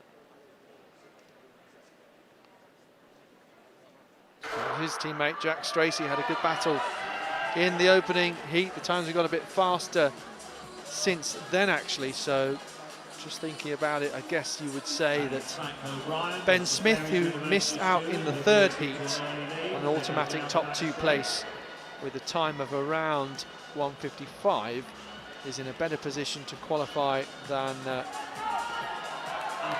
doesn't he missed out between Stracey and Petty in the 1st heat with a time of 1:56.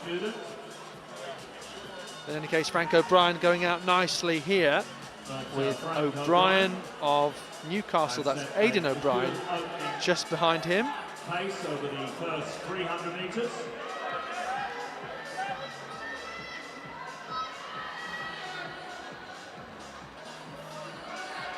So the battle behind is with Edward Enser of Cardiff Met and Julian Leavesley of Exeter. 56 seconds exactly at this halfway point, so pretty competitive compared to what we've seen so far.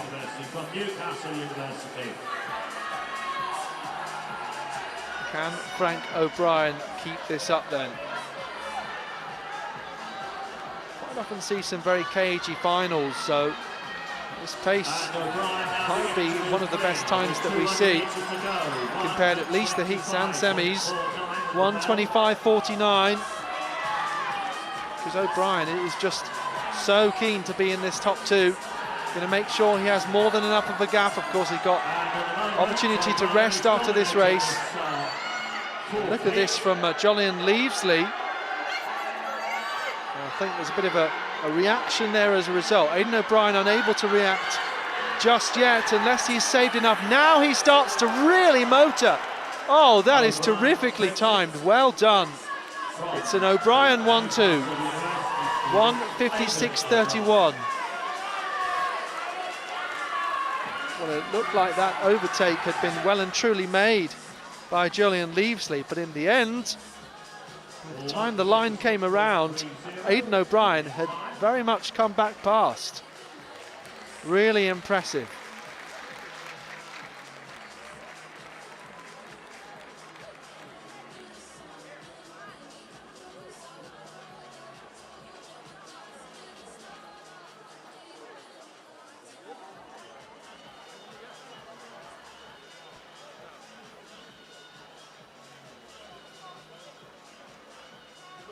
So that was heat 4 of 8 of the men's 800 metres. You're watching live BUCS action from the English Institute of Sport in Sheffield. And we are coming up to start of some more action with the pole vault A final for the men. And women's 800 heats as well.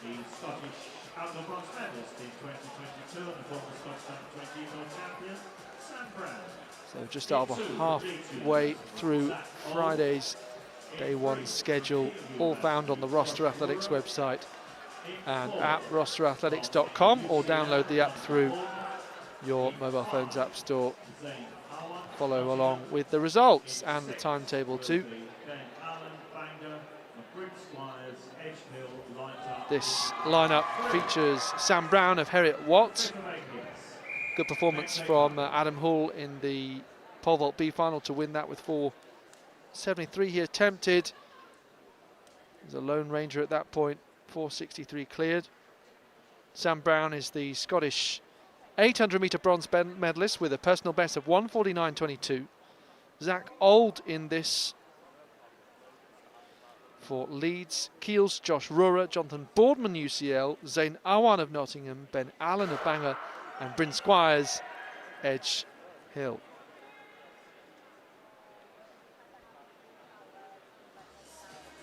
So strolling out so far, Sam Brown. Again, that sort of David Race tactic. Hold on to the inside. And just coming past there is Zach Auld. And it's the Leeds University student, Zach Auld.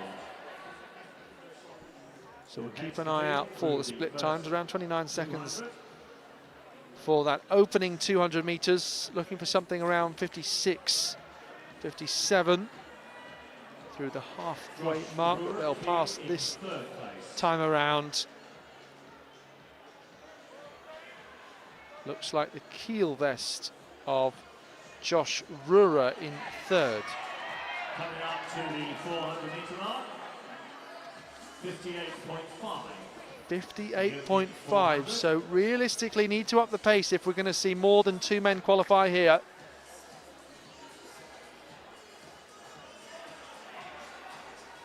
And a move being made quite early here from Josh Rurer. What's he going to do? Will he come past down this home straight? and try and overtake Zach Old. He knows they need to push on. They're all going to make it through. Doesn't want to be caught out. 1:27.05. Better lap that time around. The time so far: 1:56.9, 1:55.4, 1:54.2. That's when we stopped getting 1 second faster with each race. And 1:56.3. Really pushing, gritting his teeth though, Sam Brown. Coming through so nicely on this lap with the keelman Josh Rurer.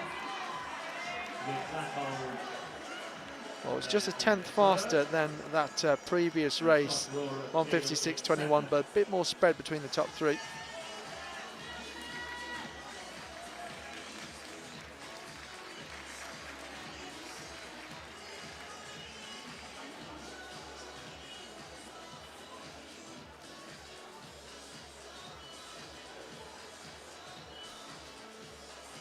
So 3 more heats of the men's 800 to come. If you're doing BUCS, you should be at AmeriCamp next summer.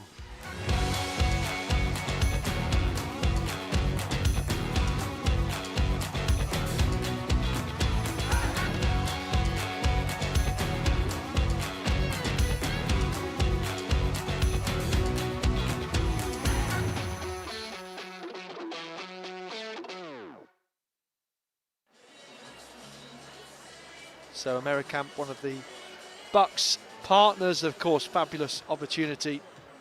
You could work in an American summer camp and earn at least $2,000. You can teach your favourite sports as well, why not? Badminton, athletics, swimming, lifeguarding, rowing and much more. And you can have the opportunity to travel as well, make good friends. So visit the AmeriCamp website, sign up today. Summer of a lifetime awaits you. www.americamp.co.uk.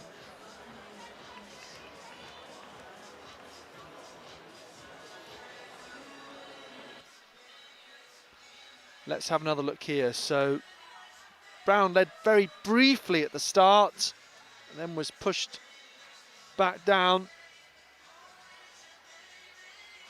Came through on this final lap. Zach Old fading back, but Josh Rurer had done enough for that second place. Unfortunate there for Zach Old. Valiant at the front for a long time, committed, and just slipped. And finishes with a solid third place, so we'll have to wait and see whether that will qualify him.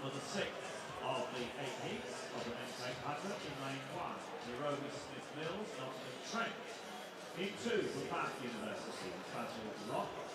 In 3 for Michael Daniel Newman. In 4, representing Bangor University, Alex Mosley. In 5, from St Mary's. Good support on the chat for Ben Gardner. From Liverpool University, Will Heat 6 of 8. And also for Sam Yates, who goes in heat number 7. This is number 6 with Nairobi Smith Mills of Nottingham Trent. Again, another medal hope for them following Joseph Agbodza, who we saw, of course, in the 60 hurdles. He'll hopefully have his final today if he makes it through the semis, which you'd expect.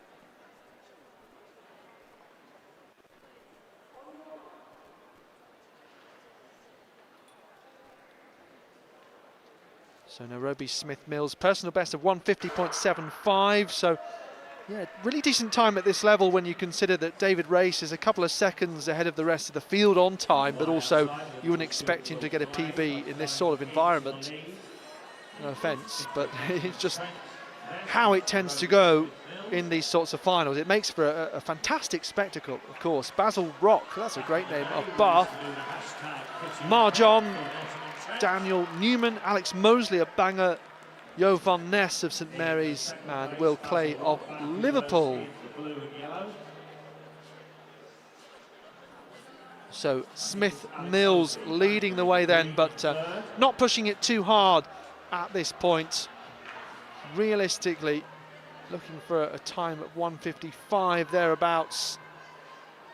So yeah, when you put it into context, 5 seconds off your PB, but you're still in a really tough battle through 400 in 58.24, so should pick up the pace really if they want more than 2 men to qualify. I know, sound a bit like a tape recorder saying that again and again, but kind of aware of the job in hand, at least that the top 2 only will go through. Should be anyway. I know not anyone wants to research their opponents and really think about who's alongside them in the same race, but certainly being aware of the qualifying conditions is quite important. Around 128, 129 there. 128 dead at the bell. Exactly 128 in fact. So now Nairobi Smith Mills, you can see visibly picking up the pace here with Basil Rock in second. The tall figure there. Is he going to make a move round the outside? You've got Mosley a little further back in third place. So this is fairly straightforward, coming through 1:56.41. So last 3 heats separated by 0.2 of a second. 156.40. So as I say, women's 800-metre heats, of which we'll have 5, will follow this. We are a few minutes behind schedule, so I'd expect them to be 10 to 5 or just after. And our first medalists should be crowned. Well, it's difficult to say actually when the pole vault will be done if they continue for quite a long time, but it'll be somewhere between the men's pole vault A final that begins at 4:40, or is about to begin, and then the men's 60 hurdles final at 6:10. Still warming up there in the men's pole vault A final. We had a really good B final, so yeah, it'd be interesting to see how it all goes. Of course, all the other field events having the qualification rounds and then the finals. So we'll endeavour to keep you across all the action, and you can do that yourself as well. The Roster Athletics website and app, rosterathletics.com, is the place to be.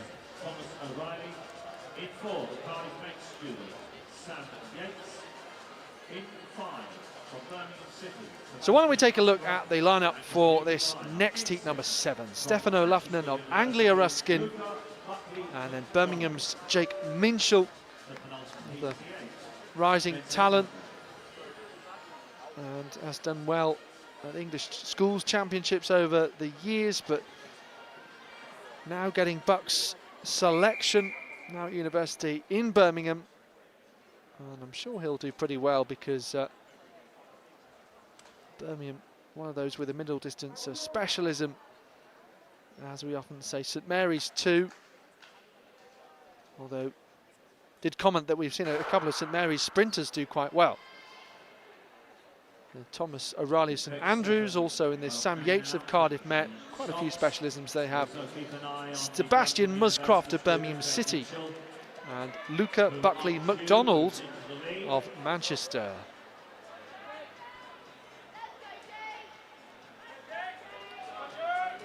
So let's go, Jake. I can hear the shouts just to my right, and he's pushing on from the front in this race. Finley Hutchinson watching Nairobi Smith Mills on the chat, and also a couple of you cheering on Alex Mosley in that last heat, Molly McGowan and Cam M. So that's good to see some of the smaller contingent as well having reciprocal support. So Jake Minshall at the front here in this penultimate heat. Stefano Lufnen of Anglia Ruskin in second place. 58.2. 58.2 at that halfway point, and a group of 4.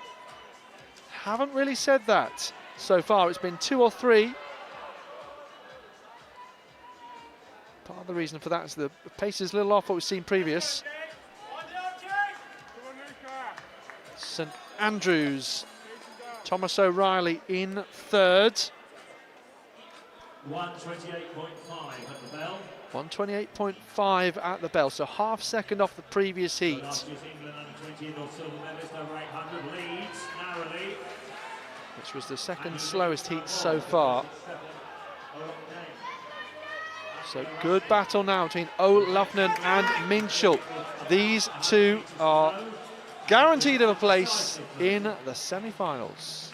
1:57.06 on the clock there. So just having a look as to when those semi-finals are, you can see that they are indeed tomorrow at 1:25, and the final, if you can get there, on Sunday at 4 o'clock sharp.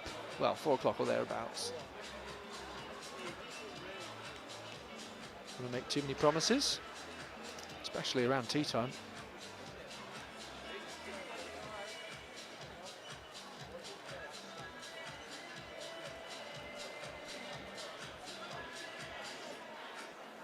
So full range of colours and indeed sock lengths. O'Loughlin, longest of all, quickest of all, 1:57.06.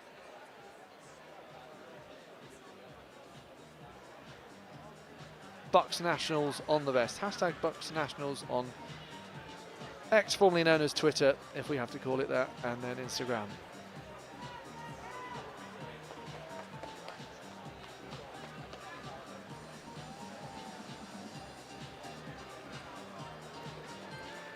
So, as ever, the tunes raining out in the stadium, trying to provide what's known as an atmosphere. Don't choose the songs, but this one appears to be a bit of a floor filler. Have been some good choices so far. Now, this moves us on to the final heat. And Matthew Mustard at the front of the queue for Sheffield.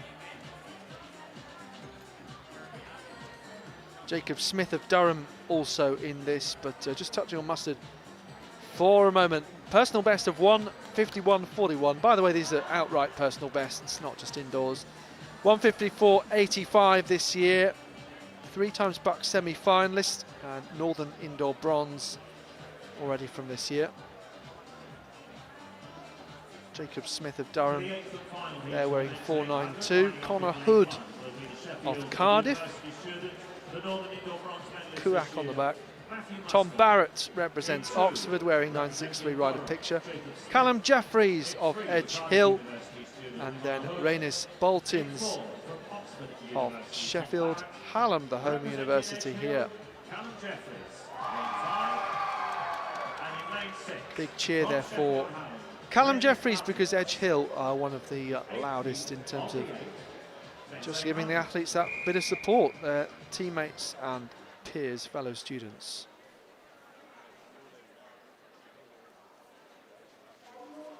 So, final heat of the men's 800, let's give this one a whirl. Mustard, Smith, Hood, Barrett, Jeffries and Boltins.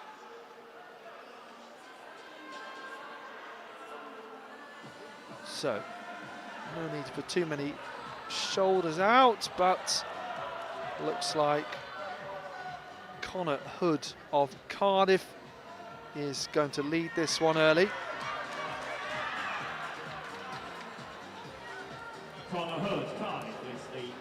Jacob Smith in second, Matthew Mustard in third, and then Tom Barrett of Oxford.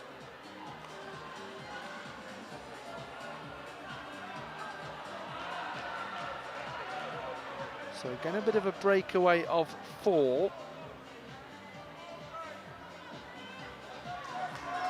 I have a feeling, though, this one is going to be similar to the last couple of heats, around 58.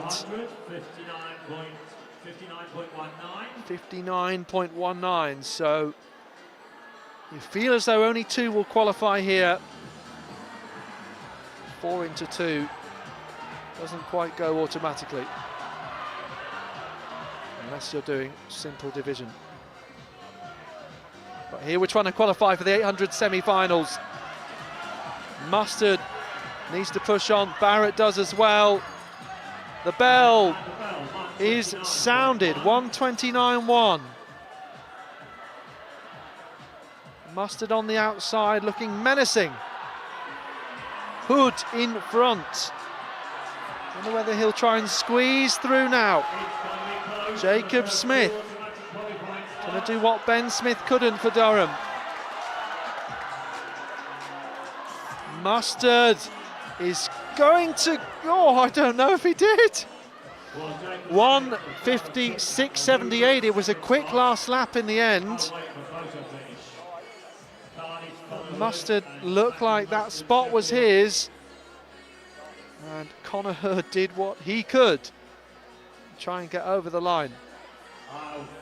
So quite obviously there's one thing we do now, and that's have a look at the replay.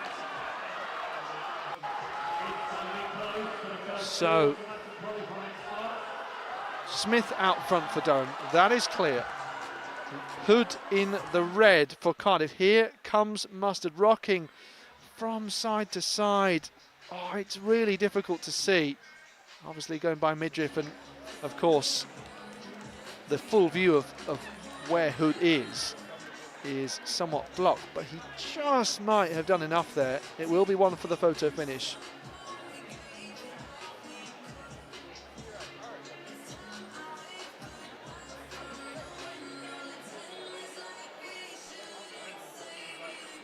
So it takes us on to the women's 800 heats, which will come up at 5 o'clock.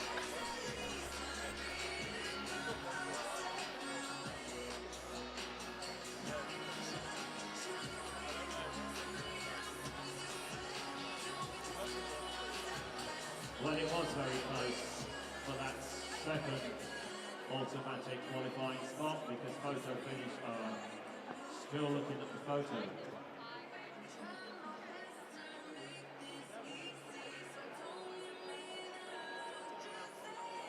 So let's drop in with Group A of our men's triple jump.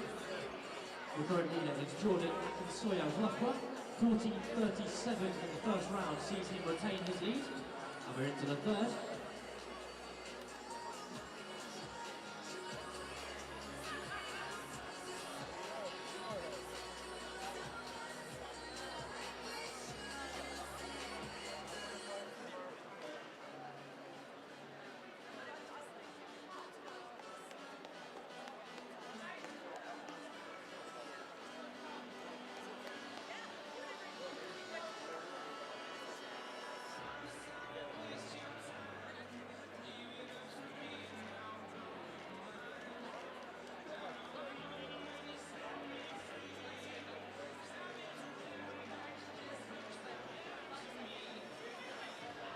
So he won of our women's 800 metres, 2 to automatically qualify, 2 non-automatic qualifiers in A1 from Leeds Beckett, Poppy Elton. So same qualifying conditions for the women's 800 metre heats. Again, really looking forward to seeing these athletes in action. So Indian King, the fastest ranked athlete here. So yeah, another tip for success. But of course, that also comes from European pedigree. European Under-20 Championships in Jerusalem last year. She's one of Trevor Painter's group, led by Keely Hodgkinson, of course, and well, who else? Erin Wallace, Ava Lloyd, and quite a few starting to do really well and follow in the footsteps of Keely Hodgkinson. Georgia Bell now also as well at senior level, but yeah, Indian King, who also won the England Under-20 title in the past, an outdoor silver medalist, and she was 6th over this 4-lap event indoors at the National Championships last weekend. Personal best of 2:04.89, newly set. Last year the top 3 was Molly Hudson, Steph Driscoll and Emily Marmion Williams. So none of those 3 necessarily contending this year. So some new names perhaps that we will see.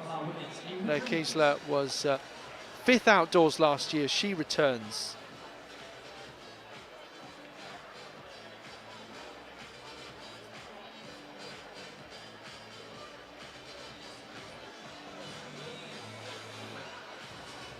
So full lineup with Poppy Elton of Leeds Beckett, Orla Gregory St Mary's, then Verity Garcia of Manchester. Got Ruby Simpson of Birmingham, younger sister, I believe, of Tilly Simpson. May Kondo of East Anglia, then King of Loughborough, and Olivia Cameron representing Nottingham.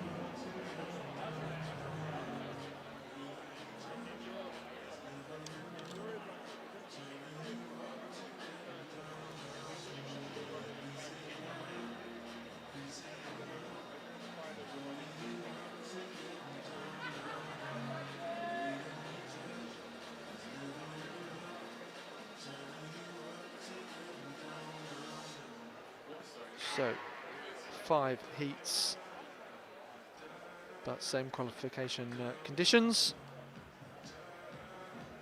as the men. Top 2 in each heat, and then 2-time qualifiers across all.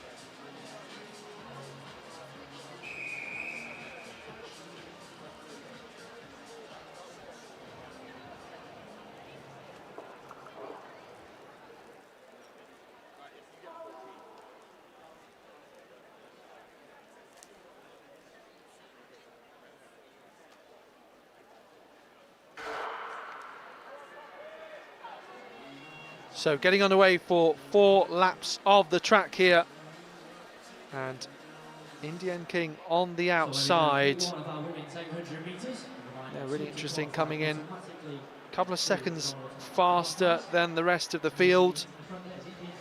We've got the likes of Charlotte Young, 2:09.40, Ella Fryer 2:09.61 to come in the following heats, but then again, it's a bit of an equaliser when the pace isn't necessarily led out that hard unless you do it yourself. Obviously, that is what Kings is doing here. That is her plan. But certainly, Ruby Simpson is going to try and benefit and stick with her for as long as possible. And she would have known that, I guess, before the race. And Poppy Elton as well of Leeds Beckett. So they're just looking round to see what the gap's like, and obviously at this early stage we have quite a breakaway of the top 3 and a bit of a gap starting to open up. 63.3 the time through the opening 400 metres here.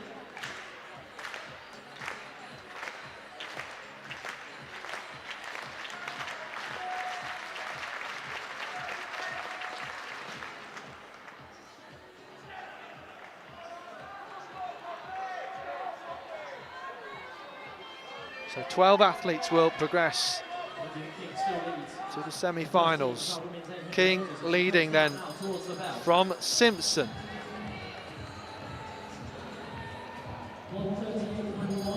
1:38.1 through the bell. Showing the gap back to Orla Gregory of St Mary's and Olivia Cameron of Nottingham. Decent gap this by King, showing maturity, showing composure beyond her years, as you expected she might.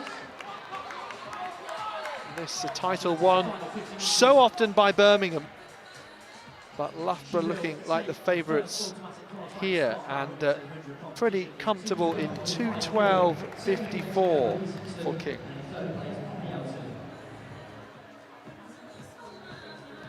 Yeah, Loughborough have typically been stronger over the women's 400 rather than the 8, with the likes of Amy Alcock, previous holder of the championship record until fellow Loughborough athlete Emily Noonan beat it last year. A terrific 53-1 time. Who else? Jessie Knight, Jessica Turner, Alistair Forge, Georgie Roberts, Emma Alderson, all for Loughborough. And then you've got the likes of Isabel Boffey, Mari Smith, Georgia Bell-Sell McDonald for Birmingham over the years. I'm sure I missed a couple out as well.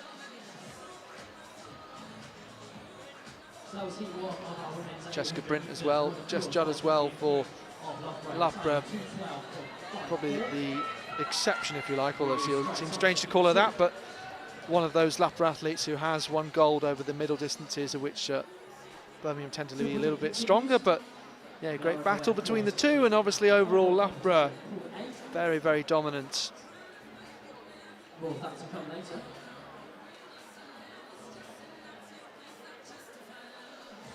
But some of the other teams are trying to get closer and closer. Certainly one thing is to bring bigger teams, and another thing is to have the specialisms in some of the field events. In A1 from Middlesex, Jemima Masamba. In 2 from Edinburgh, Charlotte Clare. 2 athletes again in lane 3, the first of which from Exeter, Georgia Speck, and the second from Loughborough, Charlotte Young. In lane 4 from Sheffield, Newton Watt. In lane 5 from Bath, Maddie Casey. And in lane 6 from King's College, Zara Kulia. This is heat 2 of our women's 800 metres.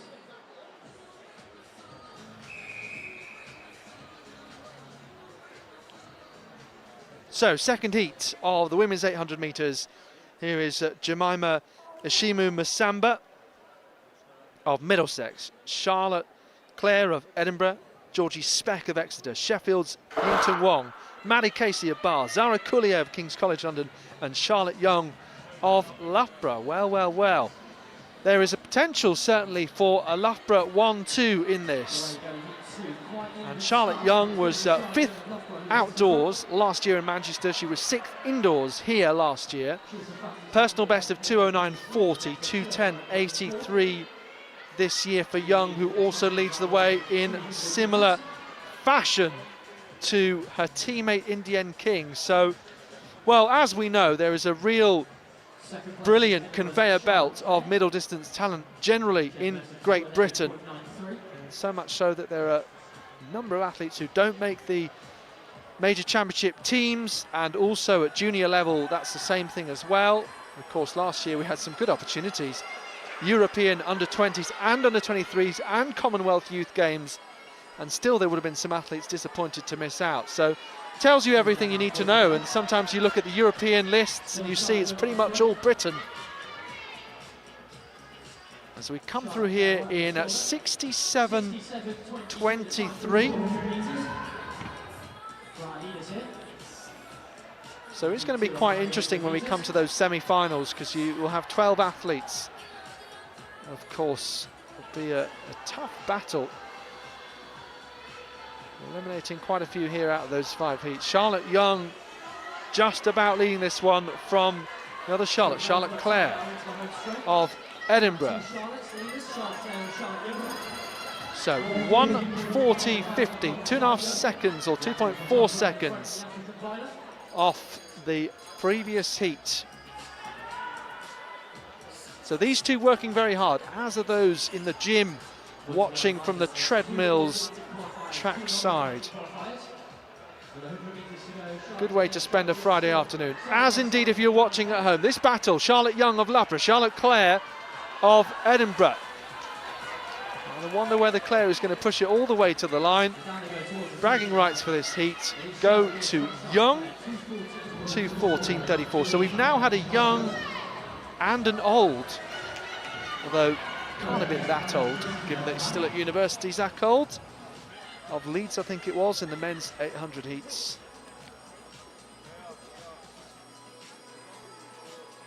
Would be a good battle though, obviously, if they were somehow in the same race. Other good races would be between Knight and Day, perhaps. Jesse Knight against someone, there must be an athlete called Day. Anyway, beginning to sound like Paddy McGuinness. So that concludes the second heat of the women's 800. And leaves us with 3 more to go. Ella Fryer coming up next. With the bar at 4 metres 23. So Fryer represents Oxford, 2:09.61 personal best. Although those times not too relevant in these heats, obviously, as is much documented. That means as a result, the championship records are some of the oldest. I know Isabel Boffey was saying for a while that she really wanted someone who could push her to the championship record outdoors, still held by Marilyn Okoro, 2:03. To take his first attempt at 4 metres 23. So full lineup then: Annabelle Ita of Durham in 1, Newcastle's Roisin McGrath in 2, then Fryer of Oxford, Caitlin Battersby Cardiff Met, Caitlin O'Brien of Sheffield Hallam. So Charlotte against Charlotte previously, now Caitlin squared in this one, and then Kate Bain of Exeter, who've actually got a decent contingent. Quite often middle distance is a strong one for them too. And I think Durham's team has grown as well, because we saw it maybe go down in contingent a few years ago, or certainly in medal contenders, but starting to swell again, which is good to see. Some of those universities that usually win a few medals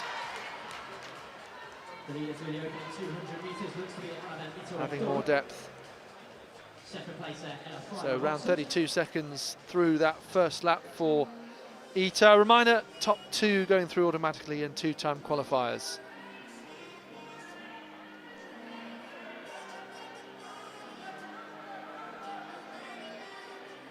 So Ita of Durham at the front, then Fryer of Oxford in second place at the moment. It looks like that's Kate Bain of Exeter.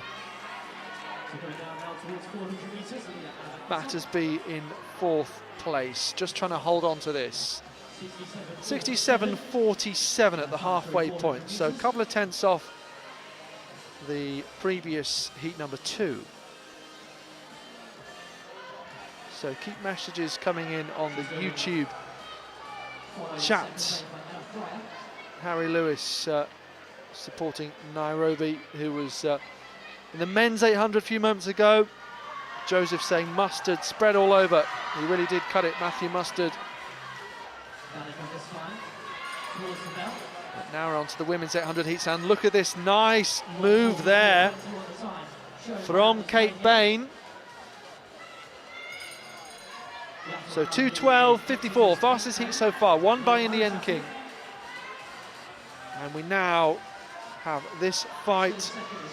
Bain from Fryer, top 2. So crucially, they're both looking around to make sure that they're secured of an automatic place in the semis. And that, my friend, looks to be rubber stamped. So 2:17.66. Well, unfortunately there for the third placed athlete, that is quite a bit off third place from previous.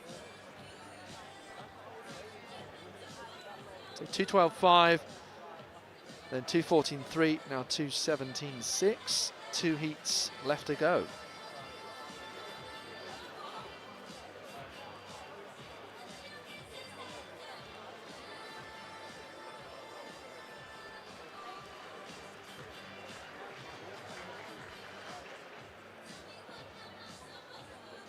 So 60-metre semi-finals coming up in around 10-15 minutes time. A little off the schedule on the Roster Athletics app and website.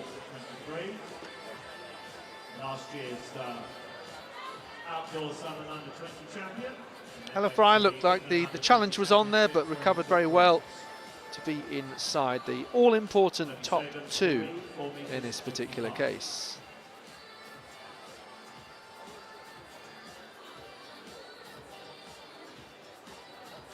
Abigail Ives winning the title outdoors last year ahead of the very experienced Mary Abici, who curiously entered the 60 metres and is typically a 400-metre runner, but won 800 silver last year, really dipping across the line to beat Steph Driscoll. And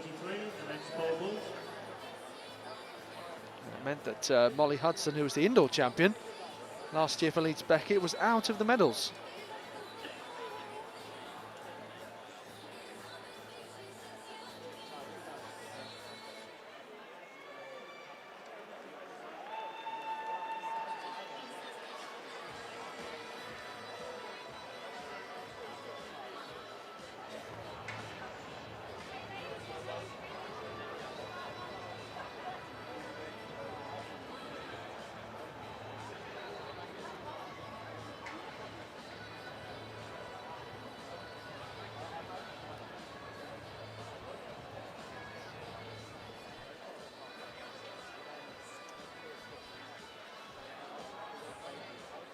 So day one then of the, as ever, 3-day event, BUCS Indoor Athletics Championships.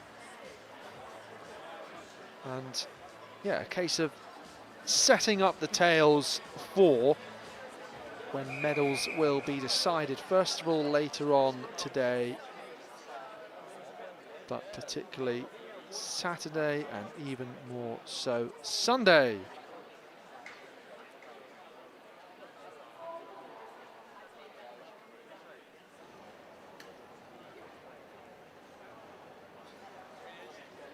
So, hashtag BUCS Nationals on social media, also in the YouTube chat, wherever you're watching from. Sam Lloyd Perks is watching from the USA. Let's have a look at this fourth heat then. Millie O'Neill of Stirling, Cameron Kelly-Gordon of Birmingham, Hannah Gaskell man met. Winchester's Jessica Hayward. Hey, shout out Winchester. Another small contingent there. Worth a shout out. Anis Macaulay-Orr of York, Leah Radus of Imperials. So, Cameron Kelly-Gordon, perhaps the strongest of the Birmingham contenders maybe. Also seen Ruby Simpson a moment ago, but yeah, Kelly-Gordon, 2:10.27 personal best, 2:12.49 indoors this year.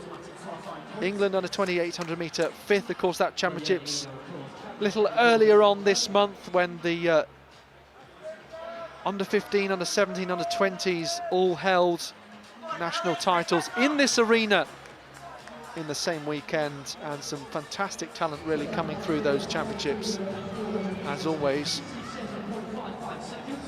67.55 through the halfway point, so yeah, just under a tenth off heat number 3, but there was a bit of change of lead there, whereas this looks quite consistent from Cameron Kelly-Gordon. Anis Macaulay-Orr also fighting in this one, but you can see that Hannah Gaskell is in second place.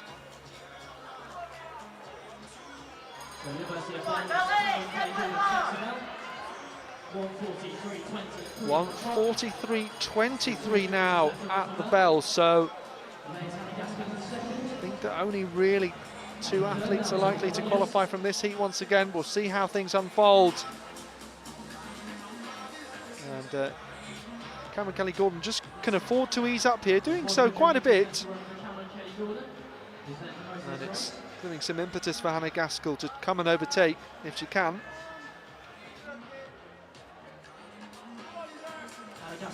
So Gaskell does come past, all fairly straightforward though.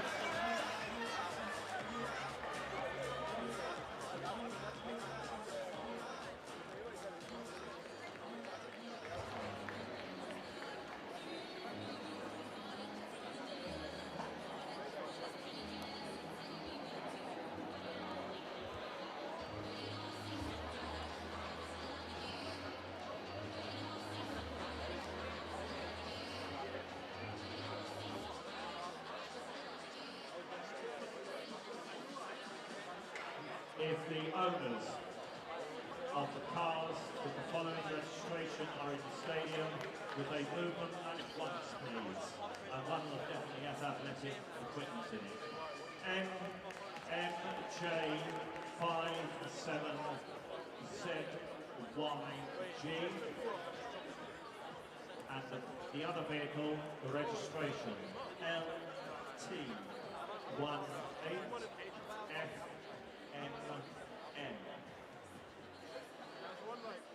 The first registration is for a red Peugeot 206, and the second is for a white Volkswagen Polo.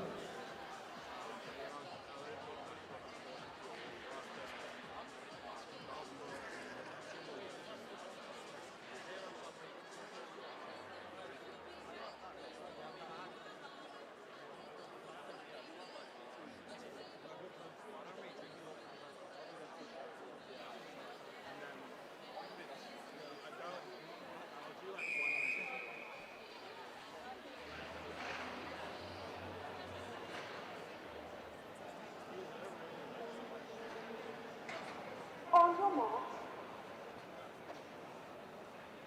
Heat number 5. Rosie Upton of Southampton, Hannah Roberts of Sheffield Hallam, Cardiff Met's Beth Dial, Tia Lily Crane of St Mary's, Charlotte Buckley of Oxford, and Olivia Annett of Sheffield. So this is the final heat. Top 2 going through automatically to the semi-finals tomorrow, and the 2-time qualifiers across all 5 heats. So Hannah Roberts and Charlotte Buckley very closely matched. Roberts, Southern Indoor Champion this year, 209.94 new personal best. And she was also 8th last year, 1 place in front, and this is outdoors. Of course, 1 place in front of Buckley for Oxford, who was at first in Cardiff, where the Welsh indoors were held. Personal best of 208.49, but quite a bit off that this year so far. Of course, not a full season just yet. 213.32 this year. So you'd expect Roberts and Buckley to be the top 2, but we'll wait and see here. So far, Rosie Upton of Southampton, our leader from Buckley. 70.65, so this pace some 3 seconds off the last 3 heats.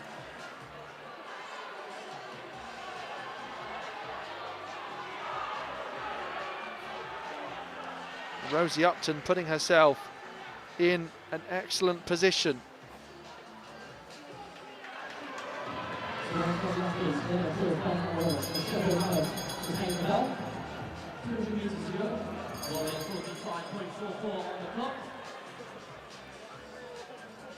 So Upton still leading this one from Charlotte Buckley of Oxford, then Tia Lily Crane of St Mary's.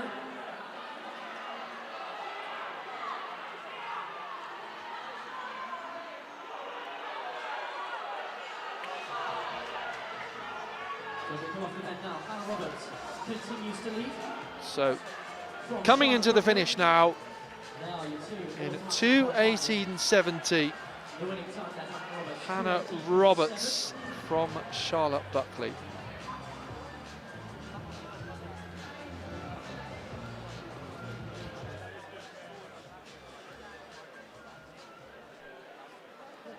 So that concludes the women's 800-metre heats. Full results on the Roster Athletics website and app. Men's 60-metre semi-finals coming your way next.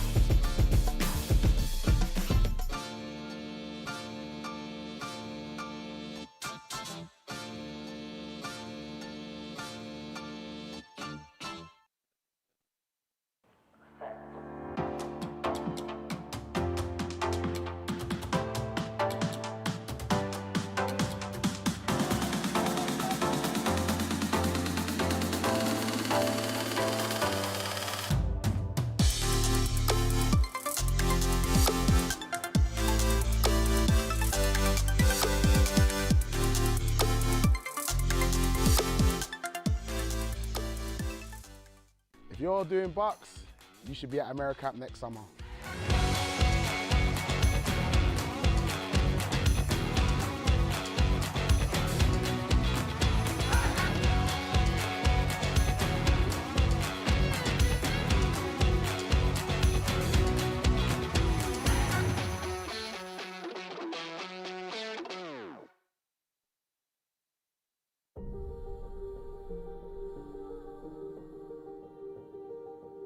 Welcome to BUCS Big Wednesday, powered by New Balance. It's the final play, and look at the celebrations, look at how much it means to Northumbria. And that is full time here at Nottingham. reigns supreme. Take it in for the second Loughborough touchdown. White will head for the corner, but he won't need to get there. The referee blows the full-time whistle.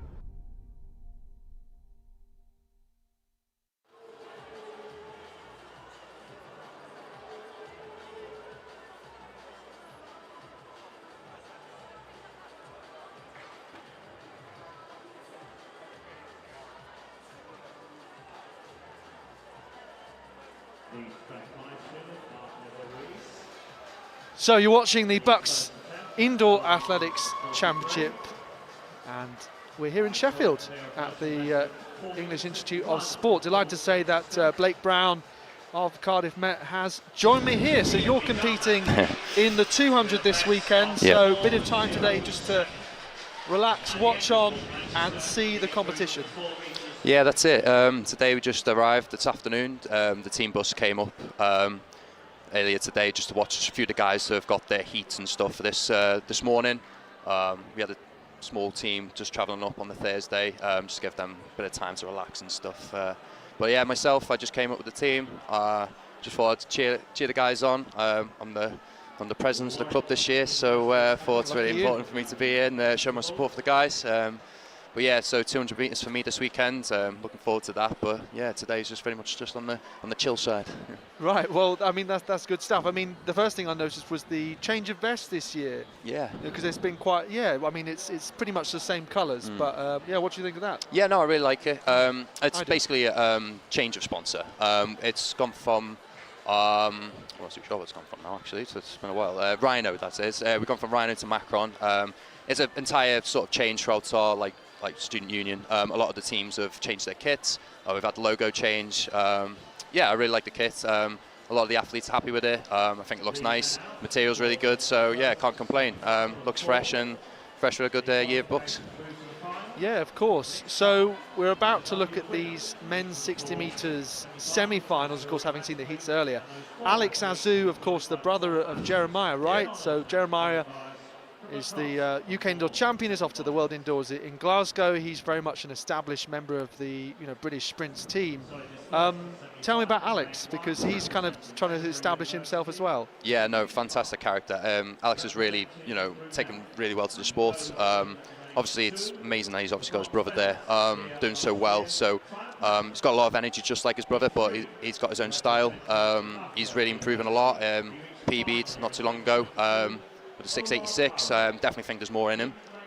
Gets a start right. I think Alex has got a really good chance of improving. So hopefully he goes well. He's in the right heat for it as well, looking at the qualifiers. Yeah, indeed. Of course, the competition becomes quite different in these semi-finals. The heats are so spread out anyway. They're quite nicely seeded, I thought, as well. Fastest rank goes in first.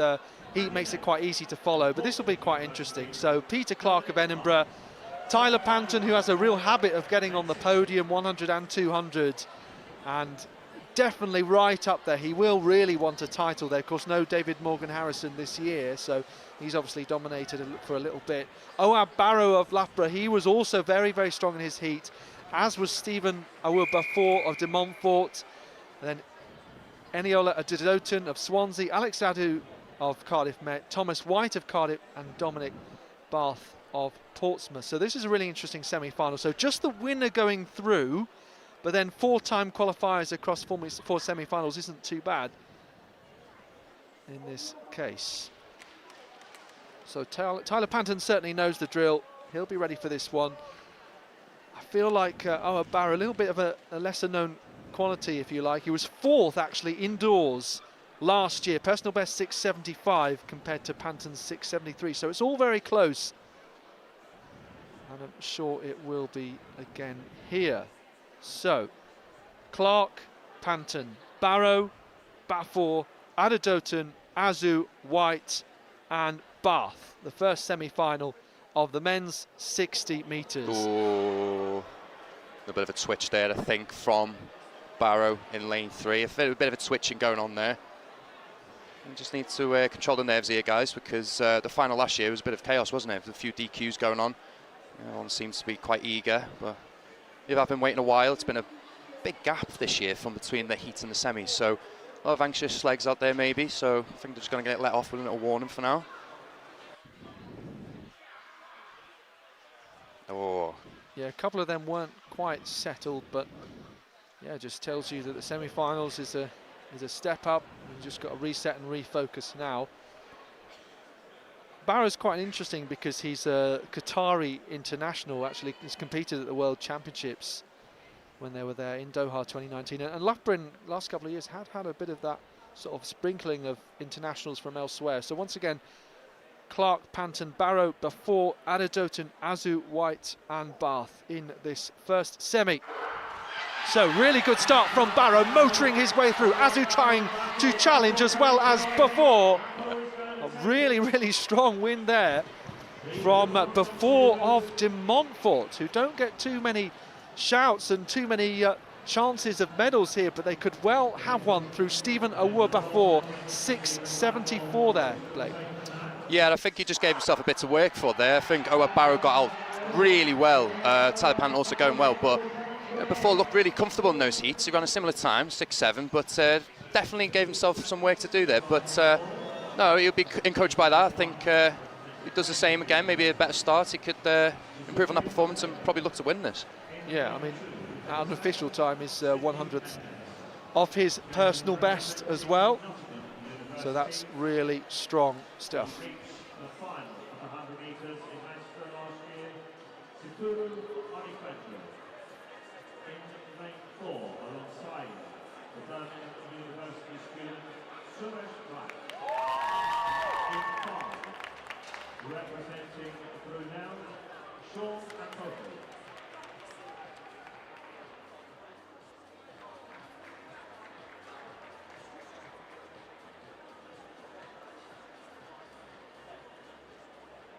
And sadly, I think we have a DNS in lane 6. We had heard that sadly Sean Anyogo may not start the semi-final. And lane 6, there appears to be a DNS. In 7, from Bath University, James Burridge. And in 8, from Southampton University, Sean Edwards.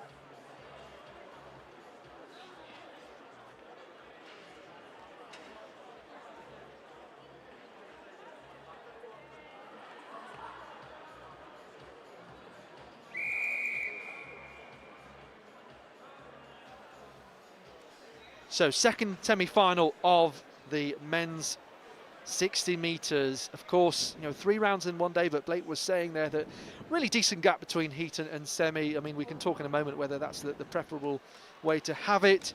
So Chizute Ogbede of Cambridge, and then Sydney Mendes of Middlesex, Nottingham, Sikironic Banjo, Suresh Black of Birmingham. I thought that he was one of those in the heats who just perhaps was a little bit above his station on rankings from the heats. Really impressive. Shaunan Pofo of Brunel from 5, Sean Yogu of Loughborough, James Burridge of Bath, and Sean Edwards of Southampton. This one's could be really, really close, but actually the DNS there in lane 6 from Anyogu, who might have just been the favourite based on time in this. Oh, another twitch. I think that was from Ampofo in that one.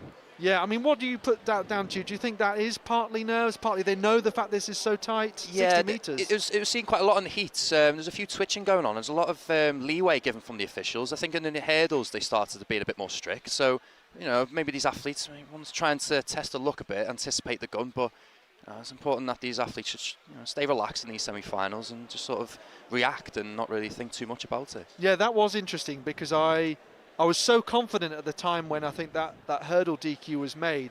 I was like, it's early movement, very early movement there. I expect a green card, but it was a DQ. Yeah. So, yeah, again, something we can talk more about in a moment. We're trying to get this second semi-final underway with Ogbede Medes, Onigbanjo, Black, and Pofo, Bunnage and Edwards. And now they do get underway, a little bit uneven from the start, but Suresh Black once again. Super impressive here. 683 it looks like on the far side, but the Bermudan international looks like he's in red hot form. Yeah, not as quick as the first semi-final there. I think it was a bit more of a blanket finish across maybe towards the second to fourth place. Like I say before, that first semi-final is where you want to be if you want to go through as one of them fourth non-automatic qualifiers. But Suresh Black there, you know, looked really comfortable in that race. I think that's got him doing really well to have won that. Get himself, you know, you can see there he's happy with that. Get himself in a good lane in the final and get himself within the mix of the medals. Yeah, Onigbanjo was close behind, but the times will be so tight anyway.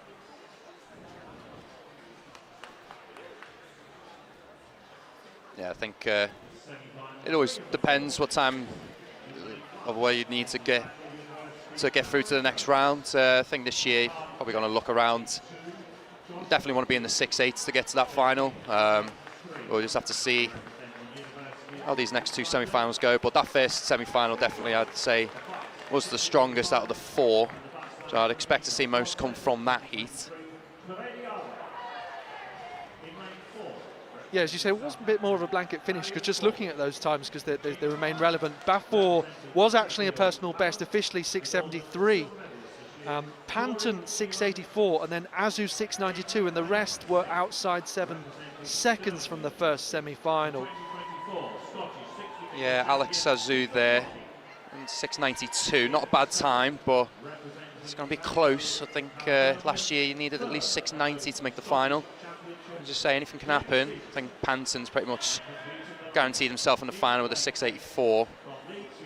I think still a lot of strong runners to come, of course. Yeah, I would have thought Onigbanjo stands a good chance. Yeah, I'm not sure I gave you a chance to answer the question, but yeah, this kind of movement in the blocks, down to nerves? Yeah, there's a bit of nerves. I think you can kind of sense how the day's going with that. You know, you want to try and test your luck a bit, putting them in the heats, but you know, I think these lads just need to stay composed, stay focused, and just react. Yes, so coming up, semi-final number 3 of 4 with Cameron Jones of Bangor, Cardiff Mets, Josh Duke here, your teammate Korede Awe. Yeah, another with a habit of getting on the podium. Typically bronze. Can he go higher? Marius Ball, Southampton, Corey Neal and Richards, Sheffield Hallam, Ethan Potty of Stirling in the green there. Glasgow Caledonians, Jamie Stevenson and Jonathan Esiwe of Leeds now.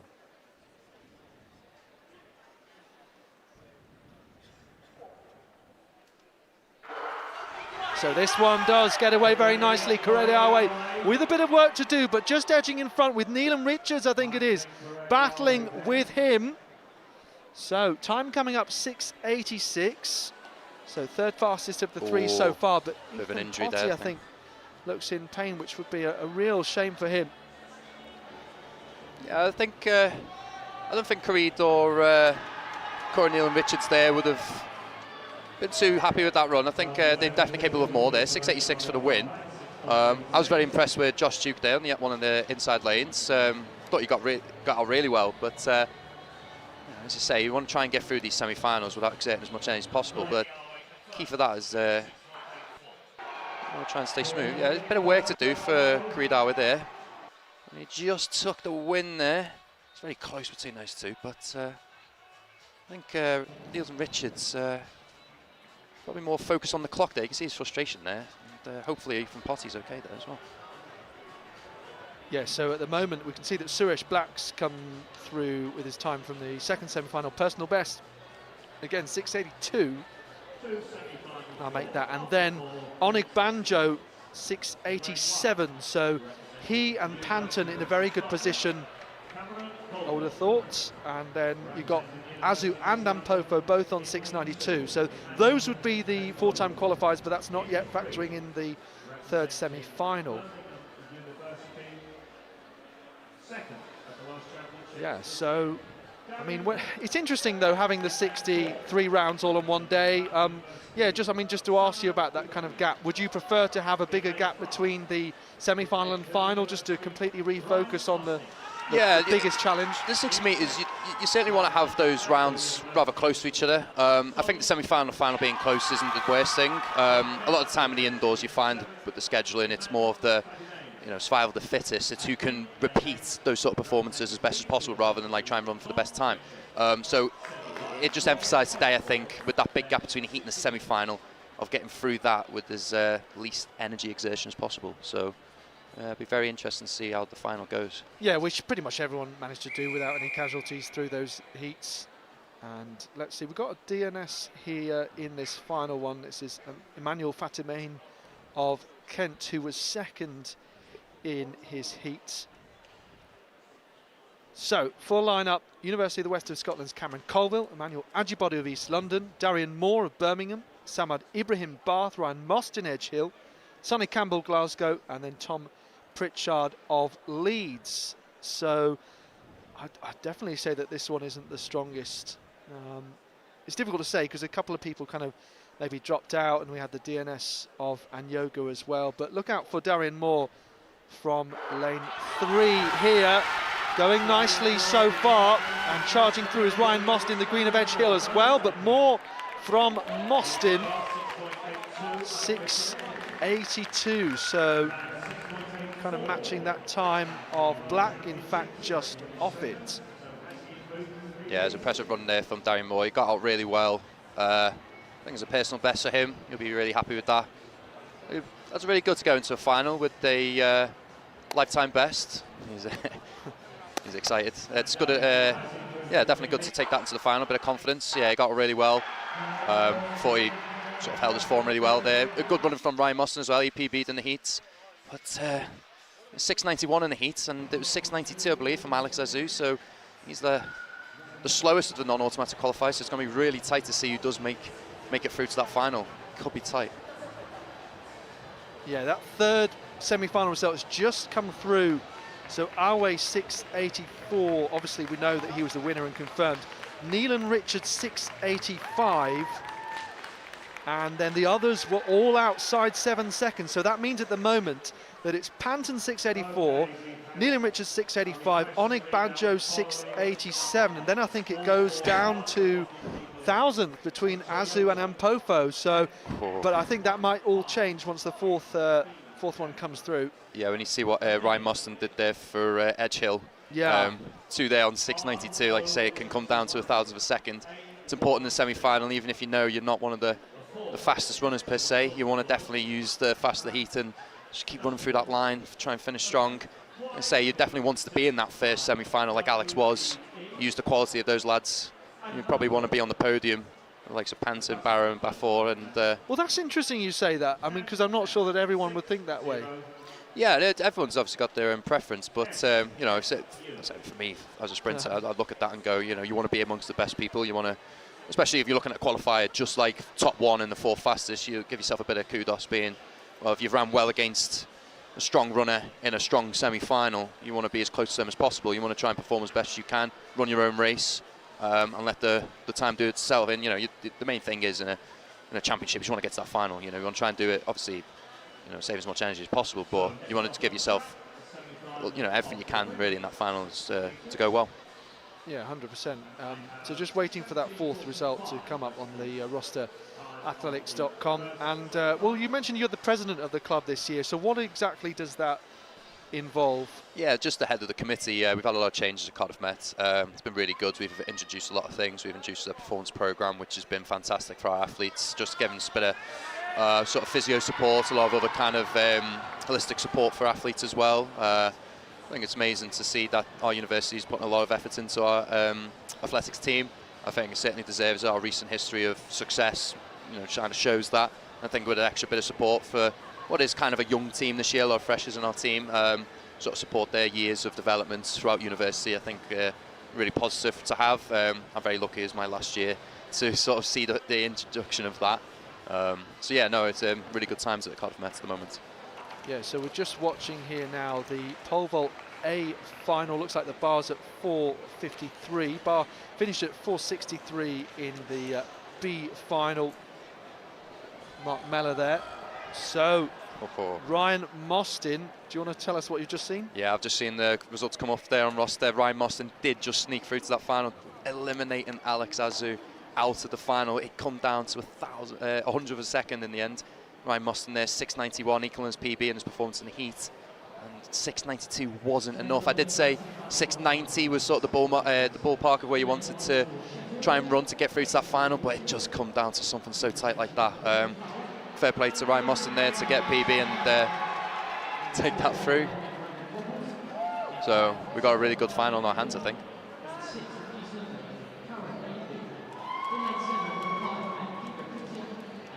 Yeah, 100%. So the finals coming up at 6:30.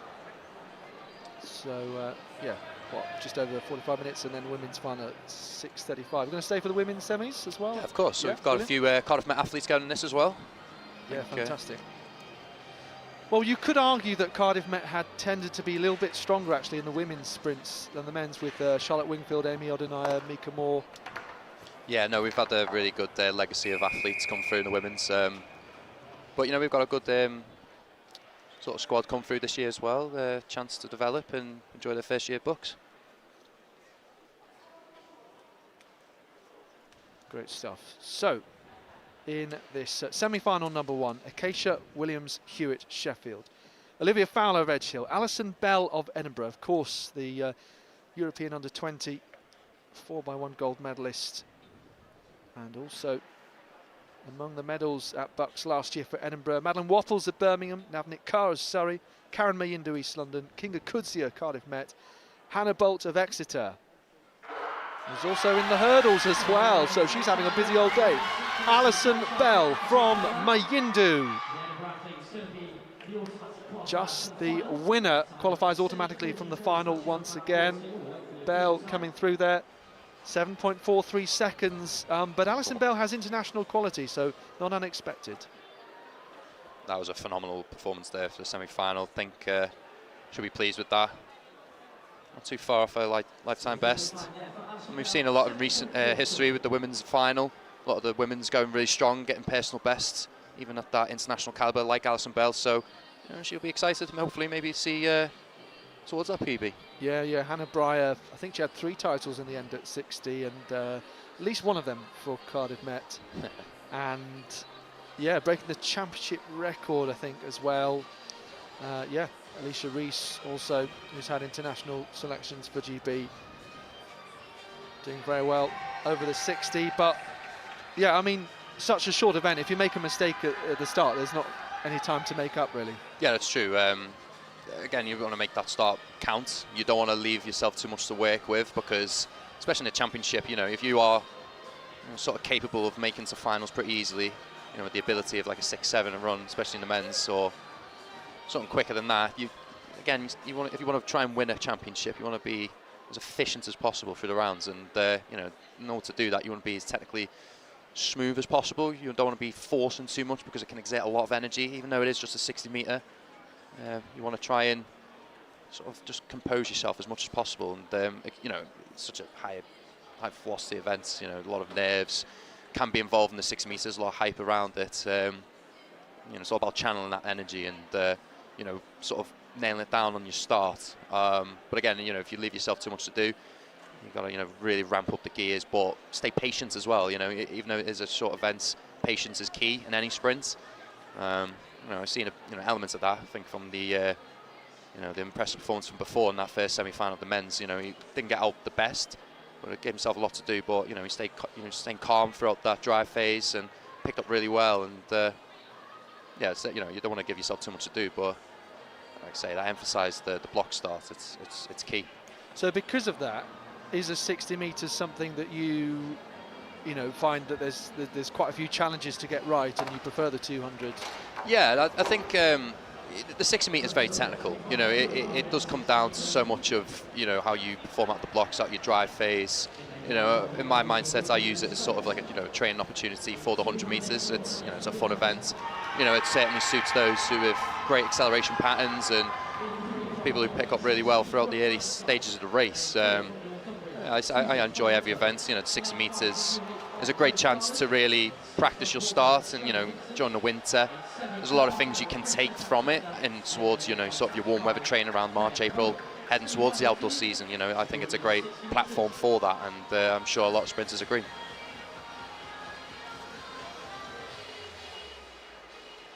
Okay, so heading on to semi-final number 2 of the women's 60. Georgina Stokes of University of the West of England, Alice Woodhouse of Edge Hill, Brooke Ironside of ACC, of course a great long jumper as well.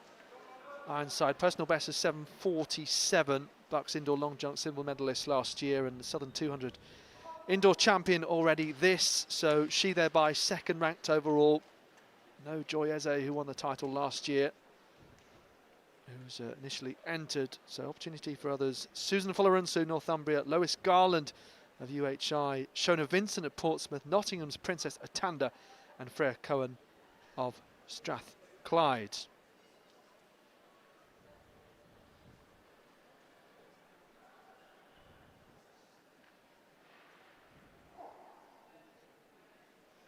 So Ironside from lane 3 in this second semi-final, driving her way through nicely with Garland following her home. 7:49. So a little off Alison Bell's time, but we pretty much expected that, I guess you would say. Yeah, I'm sure she'll be pleased with that. I think she kind of just reset ever so slightly in the blocks, it seemed. So, you know, there's some marginal things you can improve heading into the final. I think she's got, certainly if she tries to improve that a bit, I think she could go well and even better. Yeah, still waiting for that official result to come through, I believe, from the first semi-final, or just has. So Karen Mayindu was behind in 7:56.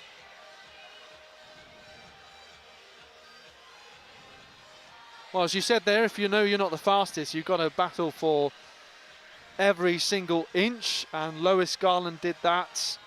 And just behind her, I think, was Susan Fuller-Unsu of Northumbria and Shona Vincent of Portsmouth.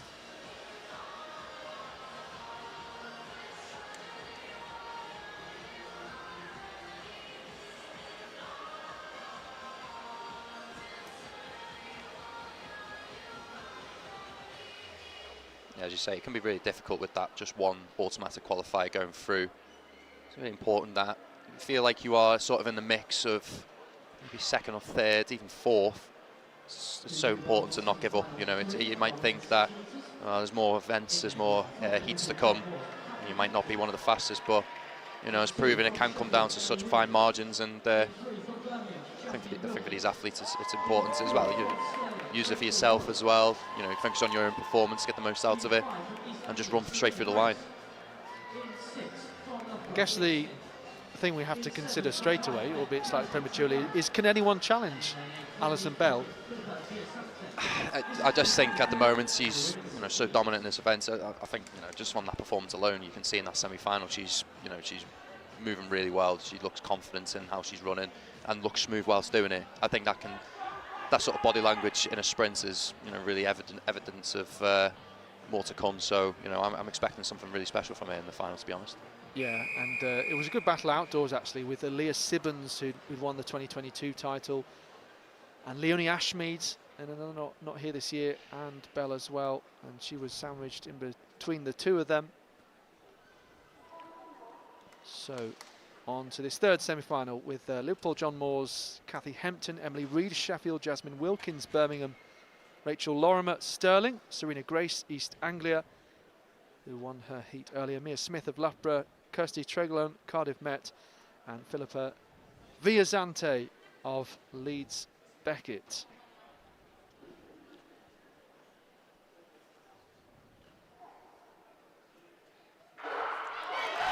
So, decent getaway from Lorimer of Sterling. Grace now coming through with Wilkins. That is the closest finish of the semi-finals so far. 7:59 on the clock.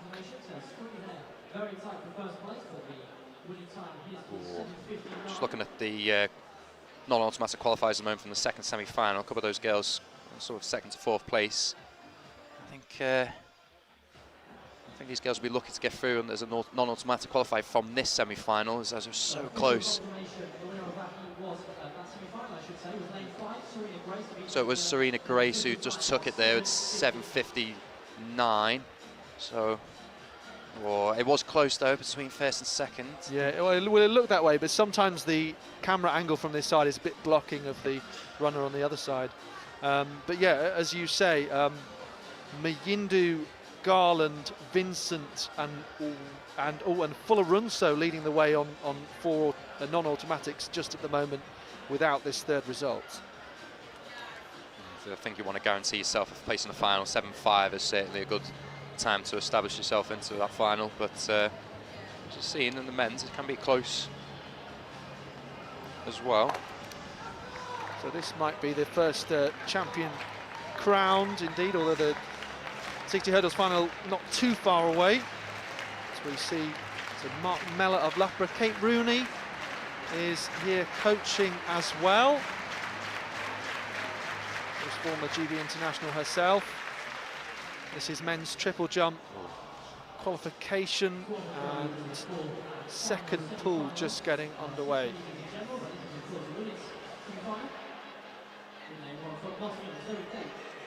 think it's quite interesting that in the pole vault they don't have qualification through to final, just the A and the B final. What do you think of that? Yeah, we had a couple of the guys from Cardiff Met go in the first pool. Yeah, it's a big, as just sort of a straight final. It can make it really hard for that first pool because, you know, if you want to try and progress, even if you are jumping really well in the pole vaults, you have to jump a lot, and that can be quite exhausting. You know, sort of killed Kurt Gilbert in out of our team. He jumped just over 11 times in the same day, and that can be really exhausting. So, yeah, I think it can be quite difficult if you're not in that sort of A pool, if you like. I guess so, and then you don't necessarily get in the feeling of the final with the big eventual medalists. Yeah, but then you don't have to go through the qualification as well, which you can be quite unlucky and, yeah, of course, and come in a bit cold. So fourth semi-final, will give you the full result of the third in just a moment. Zoe Dake of Nottingham, Millie Clemson, Liverpool John Moores, Brunel's Kiyama Kofi, Shani Skirvin of Nottingham Trent, Harita Badra of Loughborough, another heat winner earlier, Charlotte Bevan Aberdeen, Talia Aspinall Liverpool, and Bronwyn Mooney of Sheffield College. So Shani Skirvin, third over 200 metres here indoors last year, fastest of these on time. What can she do here? Arita Badra, also an Indian youth medalist too, but terrific here from Skirvin. Bigger margin than I expected, 7.41 seconds. And well, that could be a big personal best. Certainly that's the way it looks for Skirvin. I guess in a semi-final that, you know, you sometimes know that you have to run your best race, and that's what she did. Yeah, you know, especially when you look at the semi-final and the time between the semi and the final, you know, you might as well get yourself out there and establish yourself. You know, if you run strong in the semi-final, it's only going to give you that sort of energy for the final as well. Not too long after, you sort of just a quick turnover. You know, it's really great running there from Skirvin. You know, you go through your drive phase really strong, but it didn't look too overexerted either. You know, she slowed down towards the end there as well, by what it seems. So more in the tank. Yeah, it's incredible. So that's obviously the fastest semi-final that we've seen so far, but the third one, made a bit of a difference so far as non-automatics are concerned, because two women are fast enough and they both set personal bests. Well, fast enough so far anyway. Wilkins of Birmingham and Smith of Loughborough. 760 and 763 behind Mayindu and Garland, 756, 758. So for those behind, we now know that 763 is the target time. Yeah, well, we said Alison Bell a bit further in front. I think if you say who could be challenging for that gold medal, thumbs there, thumbs Skirvin, can really put someone under pressure. Again, if you don't get out the blocks, if you don't react well, give yourself a lot of work to do. It's important that even if you are running well in the semis, you still got to do it all over again. You've got to react well. That can take a lot of energy to focus in on that. So just going to cut in for Mark Meller. First attempt, looks like we're at 483, just having a glance over where the bar's at. So just bringing this one down initially, but not everyone has entered. Be interesting to see. Of course, it's quite nice to have British senior UK indoor champions. Lily Holland, Owen Hurd are both here, and it means there's a real mix. We've got people who've already been to like Paralympic Games, big championships, European age groups, and also British indoor champions. Real mix. Yeah, as well. I think it's good to have that British Championships just maybe a week before BUCS. As you say, sometimes it clashes. Yeah, of course. It can be always getting in the way. British Championships obviously, one of the major events of the year for a lot of the top athletes, and you may want to focus more on that, and BUCS could be just maybe a warm-up for that, or you may want to avoid BUCS, maybe save yourself for that British Championships. But to get the British Championships out of the way, so speaking, give yourself a bit of time to have some fun at BUCS. Maybe just maybe try and improve a few things, maybe change a few technical things, especially in the field. It could be maybe changing your approach, maybe how you work on the runway. BUCS is just a chance to just have a bit of fun, I think. Yeah, 100%. As we see, also first round here of triple jump qualification Pool B, having seen Pool A earlier. Yeah, it's interesting because sometimes it also clashes with the indoor Grand Prix, which didn't have one of those this year. But that's a great opportunity where someone actually gets a lane and says, "Oh, that might be an opportunity I won't get elsewhere to run a time," or something like that. And that's been the case in the past. So ideally there's no clash, but sometimes the indoor season is so packed, isn't it? Because you have to have county championship, area championships qualify for nationals, and you can't do it all before Christmas. So no, there's not a lot of chances for you to sort of make qualifications. So a big year this year in Glasgow. The World Championships come very soon. British Championships is sort of like that last chance to put your best performance in. So BUCS is again really just a chance to just sort of practice things and just enjoy it. Yeah. So David Onwadiwe of East London. This is first round. Before you go, we didn't really discuss, and it's more open, the men's 60-metre final and what you think, having seen all the semi-finals. I think Stephen Before definitely goes in as the favourite for me. Just having been able to knock it out as well as he probably hoped, and still putting a decent performance of run 6.7 from not the greatest start tells me that he's looking to probably try and improve on that. He got an outside chance. Owa Barrow, great start to Talapan, ever in there as well. Certainly open for the medals, but if I was to call it, I would definitely say Stephen Before.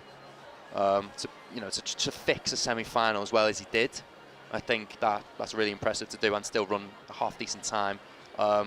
In terms of what time can be run, I think it is late in the season. We haven't seen any sort of 6.6 caliber like we've seen last year, with David Morgan Harrison, phenomenal running from him. But I'm definitely thinking dip into this low 6.7s. You're definitely going to want them to do probably sub 6.75 if you want to make the top three. But no, it's very close to the medals. But my prediction. I think Suresh Black is definitely within a shout of a medal. Absolutely. His heat and semi-final win. I can tell you that the fourth women's semi-final, Harita Badra, second place, 7.61, qualifying ahead of Mia Smith of Loughborough. So Blake Brown of Cardiff Met. So final question, I guess, 200 metres, go out there, enjoy it, absolutely, show your best. Yeah, that's it. Yeah, not overthink it too much. Very fortunate to have my first ever British Championships last week. Oh yes. Yeah, first ever, eh? It's a long time in the making. 10 years. It's I've been doing athletics and always sort of missed out, and always kind of been a roller coaster of dipping in between that level. And it's just really good to be able to perform and run against sort of the best athletes in Britain and do it healthy. It can be a lot of challenges for a lot of people, and sort of find your rhythm, your routine that works for you to be able to compete. Obviously, get in the mix with the best, but also do it in a way that you enjoy it still as well. And I think I found a good balance now at the moment. Touch wood, and continues to go that way. And yeah, no, really grateful to always be here as well at BUCS. Represent my university, have fun at these championship events. You're here with your friends as well. It's amazing to be here. It's my final year of being at university, so I definitely want to try and give the uni something back. Give it my best. It's a long day Sunday, 3 rounds with 200 can be really taxing. So again, it's just try to have some fun.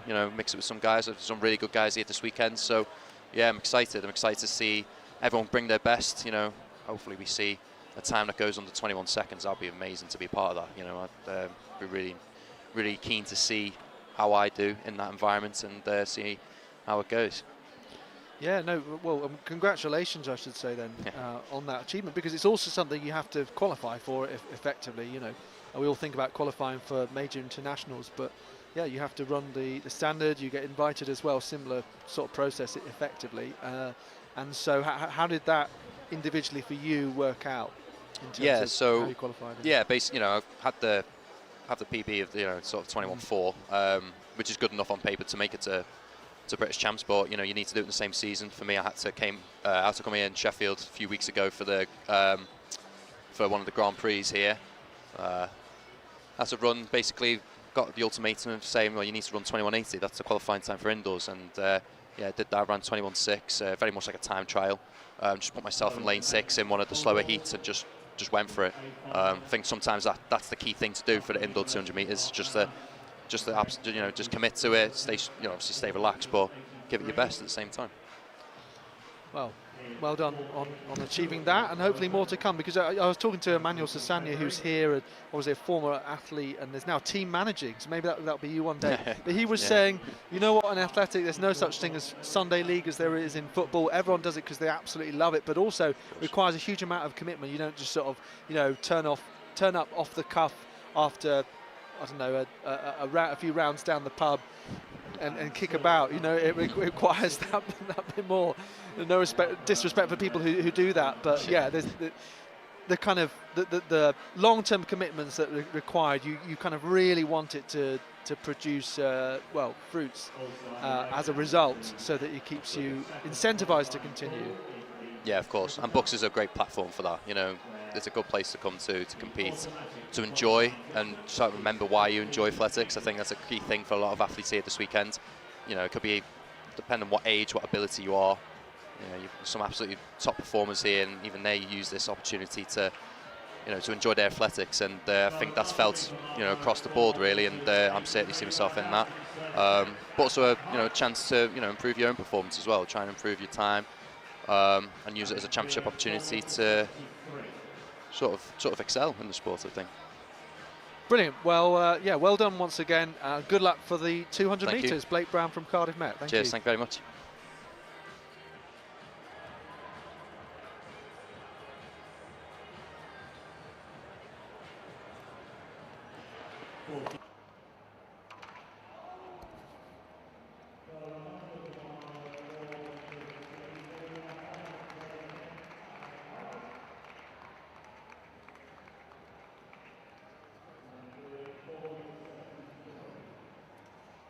Just shy there of about 15 metres automatic qualifying mark.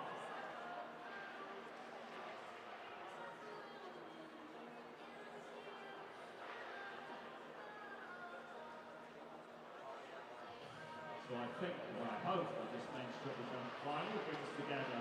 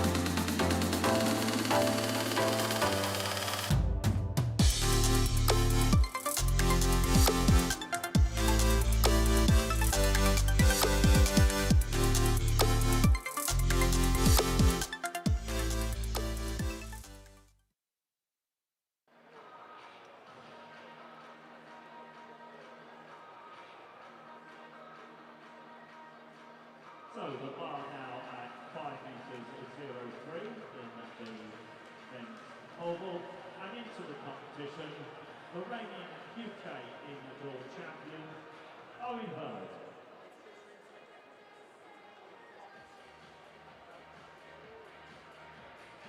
And so good to see Owen Hurd back to the form. He started the show in 2022, an injury disrupted 2023. But he's hit back in fine style in 2024, clearing 5 metres 37 indoors.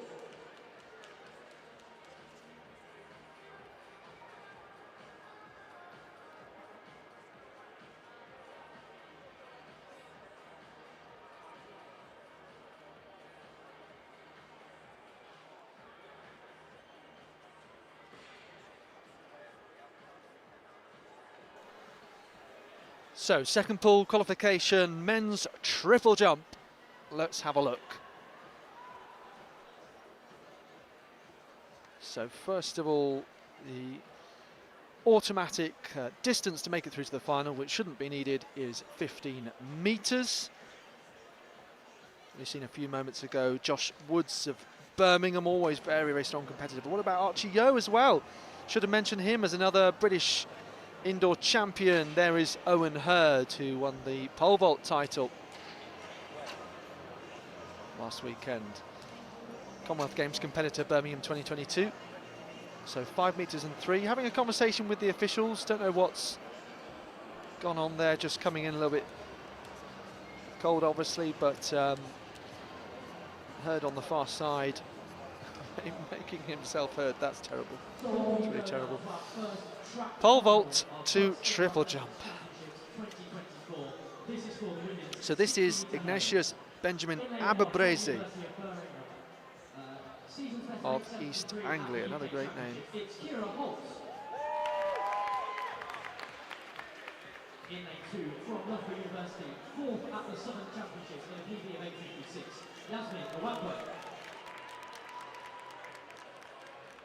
In 3 from BUCS, 3 times the Southern gold medalist, 4th place at the UK Championships last weekend. It's Marley Jessup. In a 4 from Nottingham, Northern silver medalist this year, a PB of 879, and Iola in Jack Bay. In a 5 from Newcastle, PB last week at the UK Championships, where she came 7th, Etienne Moore. So, really exciting final this then, and it will be the first set of champions to be crowned. First medalists across the hurdles, and pole vault to follow shortly afterwards, starting with this, the women's 60 hurdles final. So Kira Holt of Birmingham from lane 1, European under-20 international for Great Britain, 8.72 personal best, but then improving to 8.68 in the qualifying round earlier. Yasmin Awakwe of Loughborough alongside her, 8.56 she improved to. Marley Jessup though, fantastic over 60 metres, always in the mix, 4 times a BUCS medalist, and also UK senior bronze medalist outdoors. Eniola Ajagbe of Nottingham alongside her. Etienne Moore of Newcastle, really impressive in the semi-final. But what about Abby Paulett? She's off to the World Indoor Championships. Jane Davidson, again a medalist, and Danny Hales. So Marley Jessup from Abby Paulett. What a battle this is! Paulett takes it on the line in 8.2 seconds. Wow, that looks like a championship record for Abigail Paulett. Absolutely fantastic stuff. And yeah, someone who has that selection for the World Indoors in Glasgow, for the pentathlon after a terrific personal best. Hurdles seeming like her strongest event, but she's always been an athlete with so many strengths. Coming here, overtaking the great starting Marley Jessup.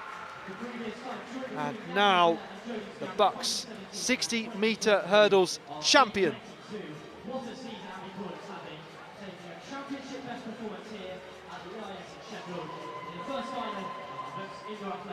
So it looks to me Jessup was clear in silver And then I think it was Davidson who looked like she got up for third place, but it was all a bit of a blur as they fed across the line there. See, though, Davidson was looking like she was pretty happy. Of course, she was third last year and second outdoors in 2023. Well done, Abby. Nice one. So next on track, the men's 60-metre hurdle final.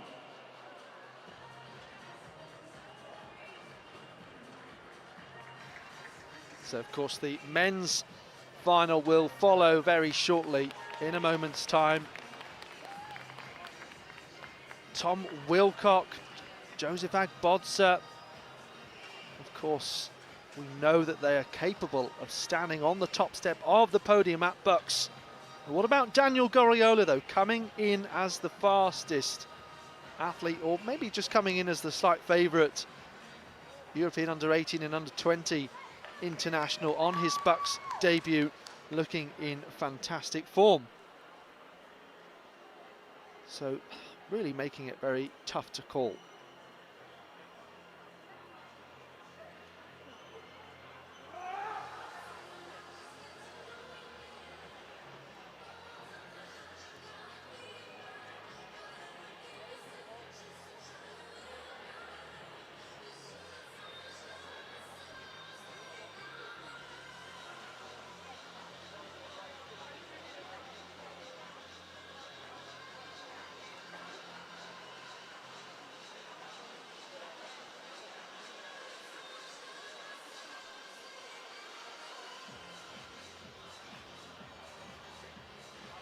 So, Abby Paul at 8:17, and that eclipses the championship record, which was jointly held by Yasmin Miller and Jodie Smith, 2017, 2023 last year respectively, at 8:22. Sensational.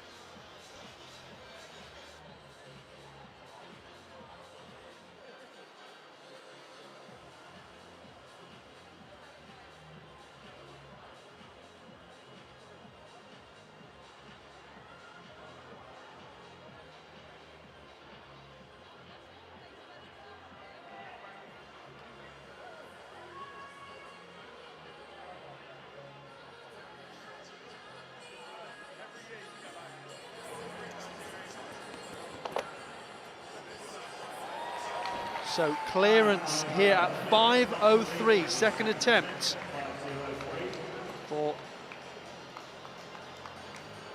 the Loughborough man here. Owen Hurd. Emma Wiltshire and Lucas Zavila, I think it is there, watching on coaching. Finished second at Chelmsford at the BUCS Outdoor Championships.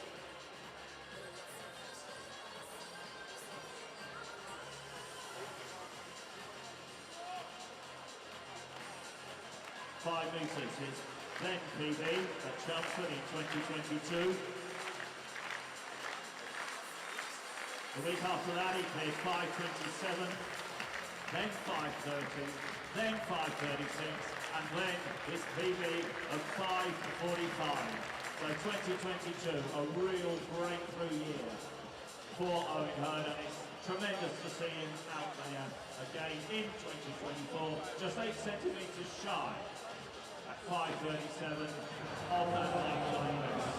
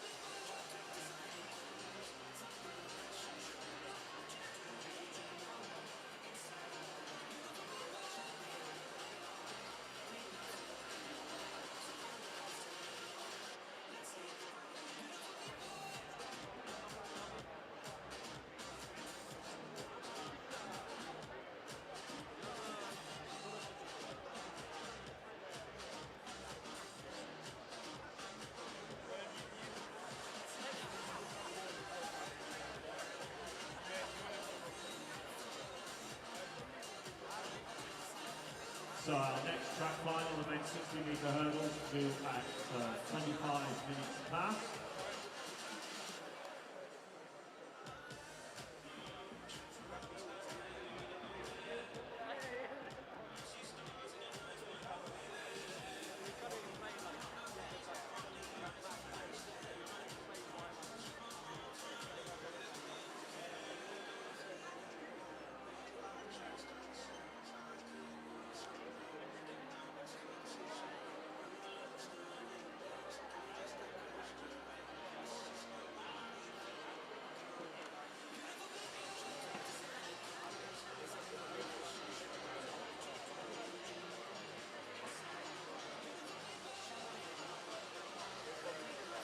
Following her with the bar now at 5 metres 18.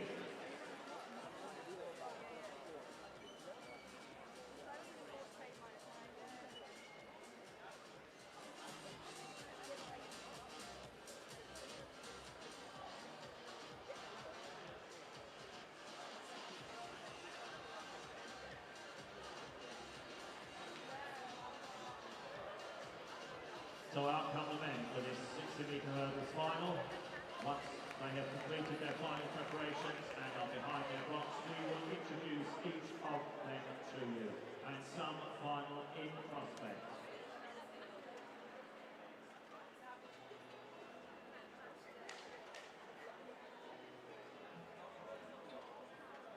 This final brings together 4 of the UK finalists from last weekend in Birmingham. The championship best performance set back in Olympic Games year 2012 by Bristol University's Andy Gotti when he stopped the clock at 7.57.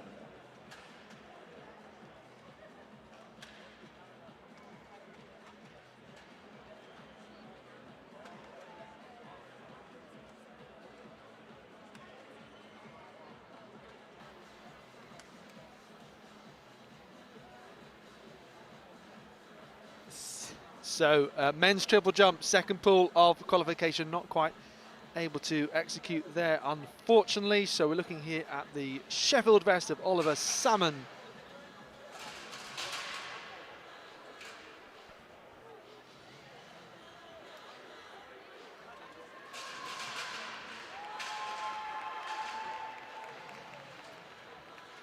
But the men are out for the 60-metre hurdles final, and what a difficult one this is to call. Much like the men's 60 flat final, Daniel Goriola, Thomas Wilcock, Joseph Agbodza, maybe Callum Holder.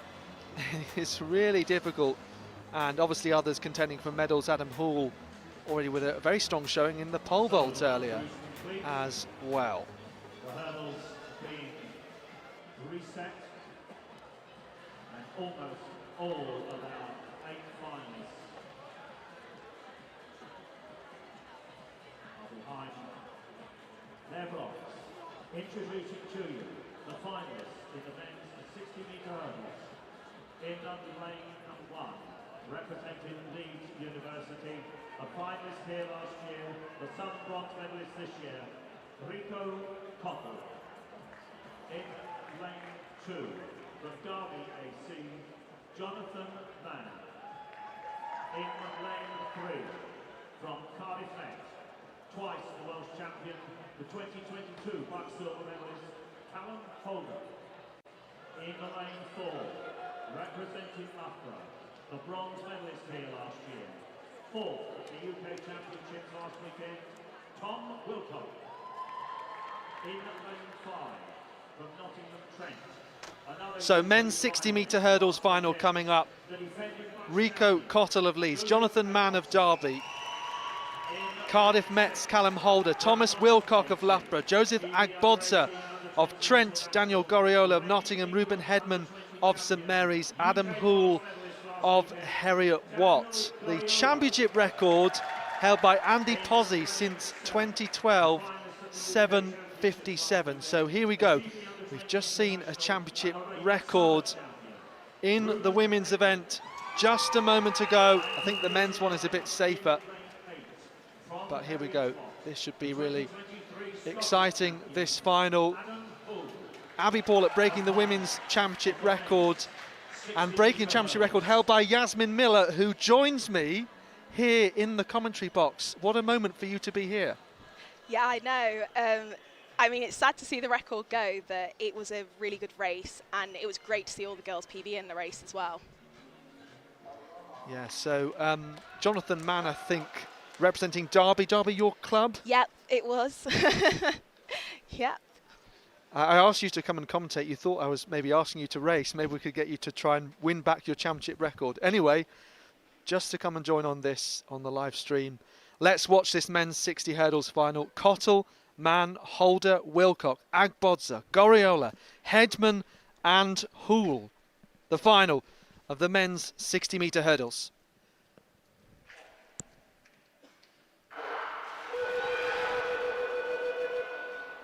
Bit of tension, bit of nerves. Everyone wants to get a good start in the 60-metre hurdles, don't they? Definitely. So you're watching on here, Yasmin Miller, because Marley Jessup, one of your former training partners, is that right? Yeah. Yeah, one of my former training partners and a really good friend. So it was great to see her actually PB in the race as well, and a lot of potential there I can see for sure. I've been asked to send you down to present the medals to the women, I believe. So I'm going to let you go and do that. Really great that you could come and join. I'll let you go. Thank down you so to over much. where the announcers are. What a special cameo appearance. So down the second steps furthest away where the announcers are.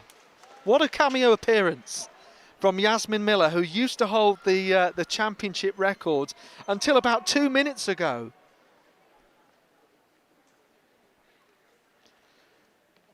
So Rico Cottle, Jonathan Mann, Callum Holder, Thomas Wilcock, Joseph Agbodza, Daniel Goriola, Ruben Hedman, Adam Hull in this men's 60 hurdles final. Just about settled into those blocks.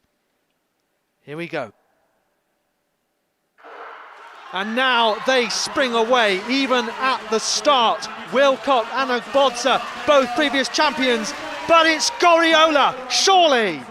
Newly crowned, 7.74 seconds on his BUCS debut. So, taking the title for Nottingham, beating some fabulous athletes. Agbodza, who was the winner a year ago, Wilcock 2 years ago, outdoors, but slightly faster on paper, of course. It is a PB, 7.72. So, yeah, I mean, that championship record very safe from the master of the sprint hurdles, Andy Pozzi, but what, 2.5 tenths off it. Goriola, what a talent. What a talent. Two tremendous 60-metre hurdles finals.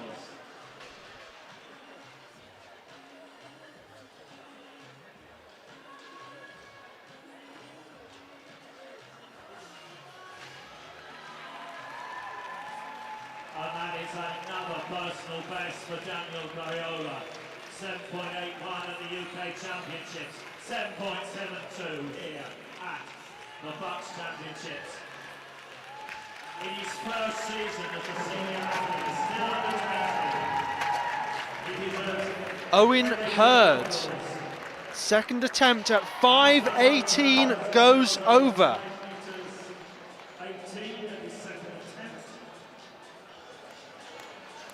So it's all happening here.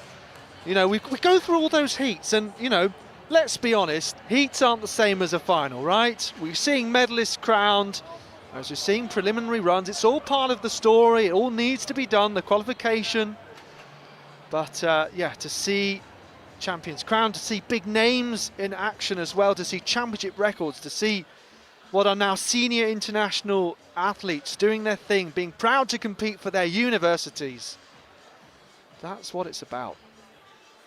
And also keeping track of all the, I don't want to use the word chaos, but the lively action across track and field at the same time. Trying to do that really well. So Owen Hurd clear at 5.18, and we'll see just how high he may be able to go.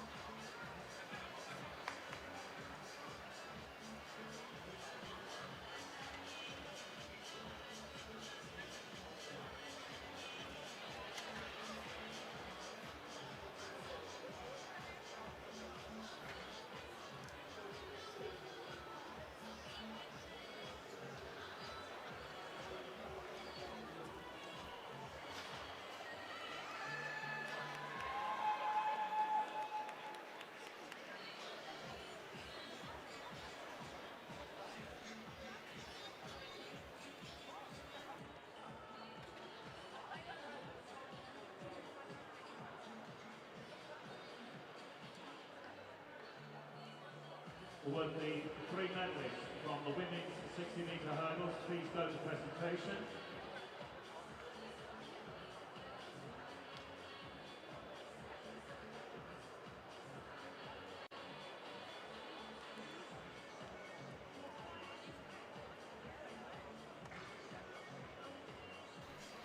You're watching the BUCS Indoor Athletics Championships, and we're getting close to the climax of the action with these finals. We've got a real taste of it as well with these two champions that have been crowned. Daniel Guardiola of Nottingham, 7.71 ahead of Wilcock and Agbodza. So, well, they add to their collection of medals, and it's Guardiola's first in its gold. Sterling. PB this year, a Welsh bronze in 2023, Cameron Thors. In fourth from South Georgia, the Welsh indoor gold medalist last year, Leon Sterling. In five from Loughborough, 2021, Paralympic. So, next up on track is the men's 60 metres ambulant final coming right up. And this is a really interesting one because Tom Young comes in as the favourite, of course, the Paralympic 100 metre T38 champion, personal best of 7:03. We'll find out what sort of shape he's in. And of course, different categories means this race is decided on rather point scores when they cross the line. Obviously, we'll have a 1, 2, 3 across the line, but then, yeah, calculated by virtue of the different classifications. So Jordan Andrew, always really strong for University of East London, won the long jump indoors last year, bronze medalist in the 60 metres, 7:49 at best. Ian Boyd of Robert Gordon, Cameron Thors of Stirling, Leon Cerning of SGS, and then Loughborough's Tom Young, Joel Mattox also, and William Bishop of Cardiff Met, and Ethan Kirby, the third of the Loughborough contingent, T20 athlete, PB 7:58. Watch out for this one. So Tom Young, a little bit of work to do so far, overtakes Mattox into a solid lead here, and first across the line cleanly, 7.21 seconds then. So 10th faster than he was in the heat earlier on. So Loughborough really adding to their ranks since Tom Young has come in and taken these para events that have been added in the last few years. Emmanuel Ayimbo Coker as well, we've seen in action. He's also a Commonwealth Games champion as well. And yeah, even if new events are added to schedules, Loughborough find a way to win them as well. That's kind of the message of what I'm saying.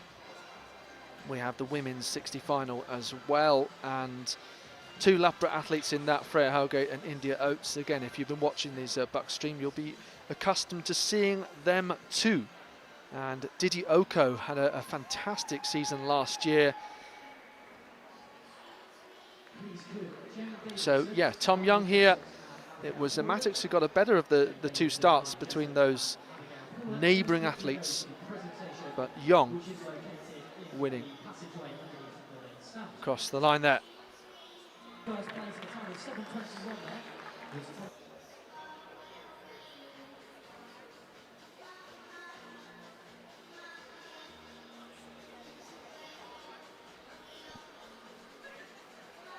Okay, so women's ambulance 60-metre final. The next one coming up on track, scheduled for 4 minutes' time.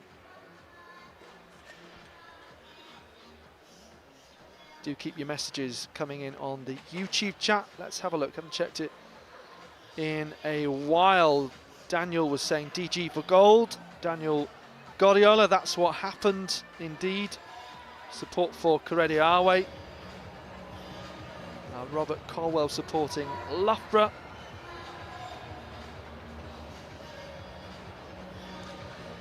.533 is the height that Owen Hurd has selected to go for in this pole vault. This is his first attempt. You can hear the pitter-patter of his footsteps. Oh, and you can hear the roar as the bar stays up.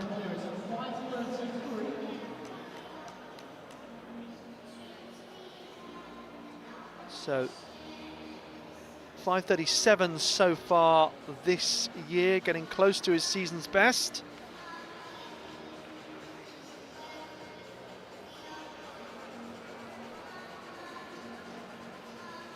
So if he stopped now, this would be his third best performance of the year.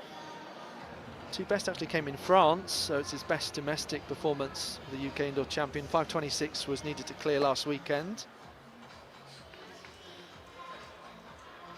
So bit of a rising star of the pole vault. Let's have a look here at the results. So this is based on time. Thomas Young 7.19. Joel Mattox of Loughborough, and then Leon Cerning of SGS. So top three across the line.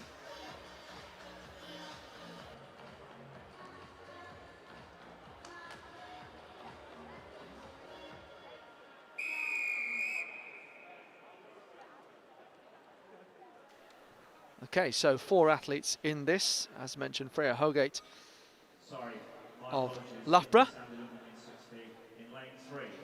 Didioko of Birmingham, Simran Kaur of Nottingham, and then India Oates of Loughborough. And all getting really good support here.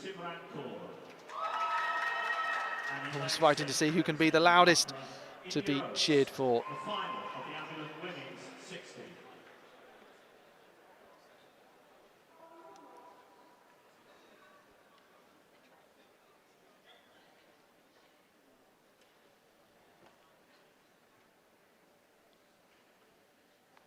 Well, Simran Kaur may be the one to beat here, but Didioko, as I said, made a big leap forward last season. Impressive in the long jump as well.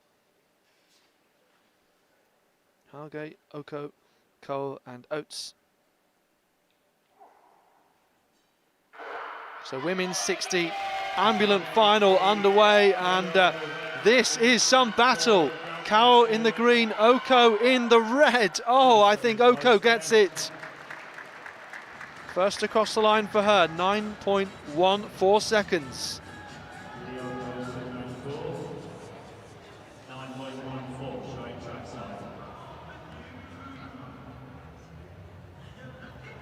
So it means that we have the 60-metre finals to conclude day one's programme.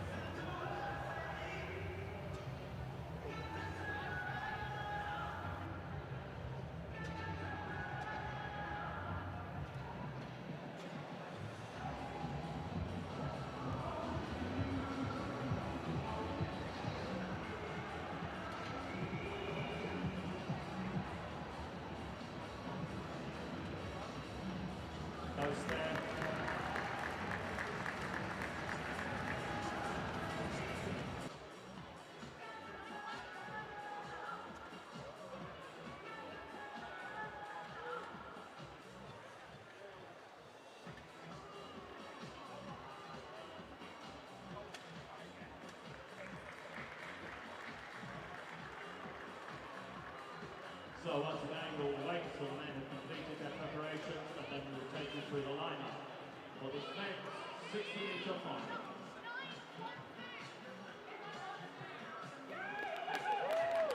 the penultimate final of day one of the 2024 BUCS Nationals. Unsurprisingly, the men's 60-metre final will be followed by the women's 60-metre final, and that will conclude day one on the track. Meanwhile, that bar being carefully measured in the men's vault. Harrison will tell you why. So it's a 5:43 for Owen Hurd, and that would be a championship best performance if he was to clear it, breaking Scott Simpson's record set in 2007. So let's watch on as Owen Hurd looks to break history here at the IS in Sheffield.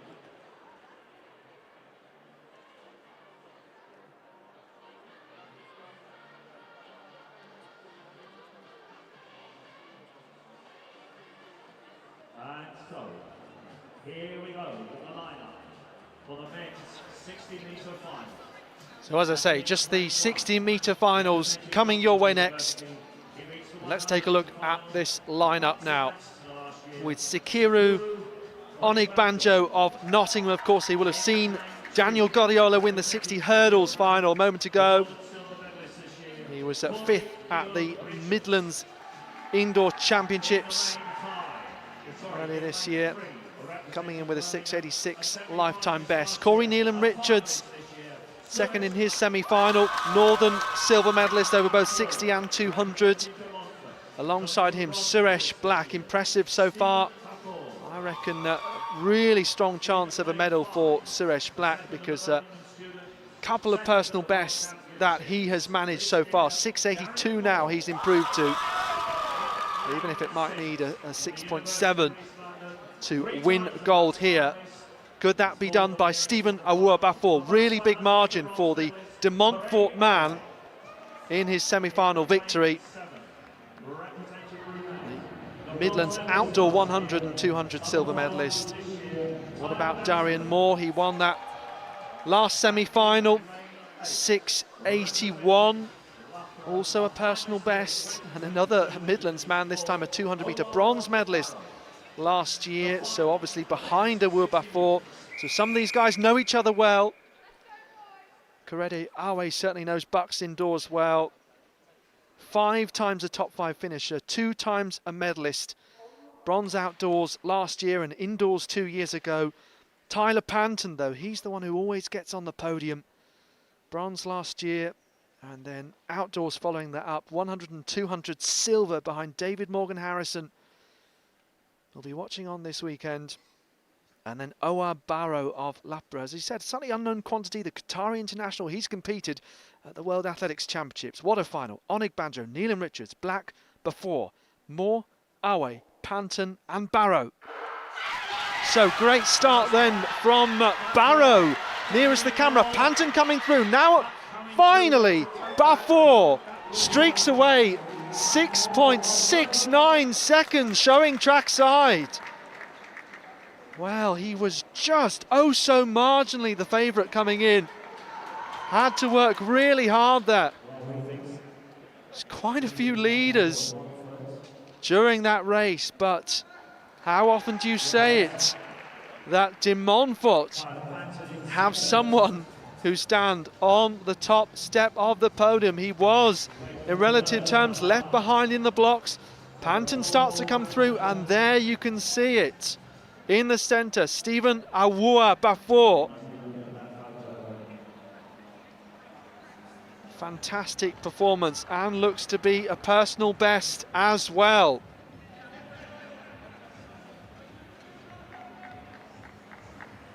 So waiting for that full confirmed result to come through. Having a look at the photo finish. Waiting for the full official readout there. So just the women's final, of course, to come in the 60 metres. It was scheduled to have the women's hurdles to finish, but that has already been concluded a little early on. Abby Paulett breaking the championship record with 8.17 seconds. The athlete who is off to the World Indoor Championships in Glasgow to compete in the pentathlon.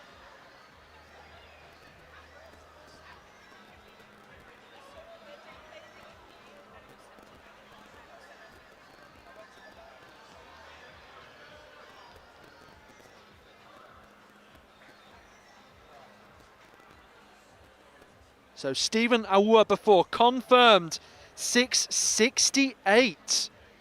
That personal best time. Just 400ths of Charlie Dobson's championship record from 2020. And Tyler Panton, silver. Once again, following last year, outdoors 6:75 for him. And then Darian Moore got the bronze there. Wow, so just beat Korede Awe, the previous bronze medalist. Darian Moore, that is fantastic to PB through the rounds. 6:81 semi-final, then 6:77 in the final. Owen Hurd, Loughborough, championship record he's going for in the pole vault now. Hurd, oh, just snatched at it. Well, the women are already out and they're ready for this final as we see the confirmed result for the men. Bafor, Panton and Moore.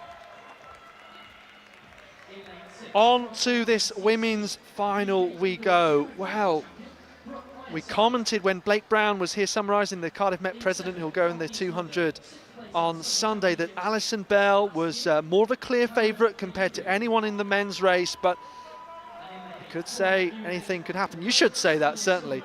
And I guess the fact that Joy Eze, who won the title last year, isn't here, puts Bell just a little bit clearer in front of the competition. But we've got Harita Badra, the Indian international, right on the inside, who's looks strong, showed her quality last year. Jasmine Wilkins made it through as a time qualifier with a personal best. But Alison Bell has the quality of a European under-20 relay winner. And she just may use that experience to good effect here. Serena Grace, this is her first BUCS final after 5 semi-finals previous. Shani Skirvin, great margin of victory in the semi. Brooke Ironside, terrifically talented athlete again, very strong an hour ago. Karen Mayindu was second in her semi, and Lois Garland the same. So Alison Bell running away with it so far. Skirvin looking good, but a real battle for silver. Bell confirmed as the champion. 7:37 on the clock for Alison Bell. Terrific performance from the young Scot, and really didn't want to do anyone else a disservice by saying it was expected, but it was. And yeah, we've had some good times over the years with Hannah Breyer, Alicia Rees and Chen Evans-Gray, the current championship record holder, with the 7:28. But Bell, no real fault throughout any phase of this race. Looks so smooth and in control. Looks like Skevin may have held on there, but it's the speed at which they're going. It's not the cleanest run through in terms of eyesight to actually have a look across. But Skirvin in the black vest there at kind of the 40-metre point, looked like she was clear in second. There we go, we can see that result across the line. Bell 7:35, Skirvin and Ironside getting the bronze. So confirmation of our leading three. First place was Alison Bell with a new personal best of 7:35. Second place, Shani Skirvin, Nottingham Trent, 7. So it means that we've got personal bests for the top 2 athletes, and that is really, really strong stuff. Producing their best in the final. Karen Mayindu also getting a PB. She was 4th, just outside the medals in 7:54. So although 4th is an agonising place to finish, you always hate it when in 60 it's just by thousandths of a second. Okay, so Owen Hurd in the pole vault here, 5:43. Going for what would be the second championship best performance of the day. Do you know, it's held by the legendary pole vault coach Scott Simpson. Holds the championship record from 2007. This would be massive for Owen Hurd. What can he do? 5:45 is his personal best. It is within his reach. That was a better attempt.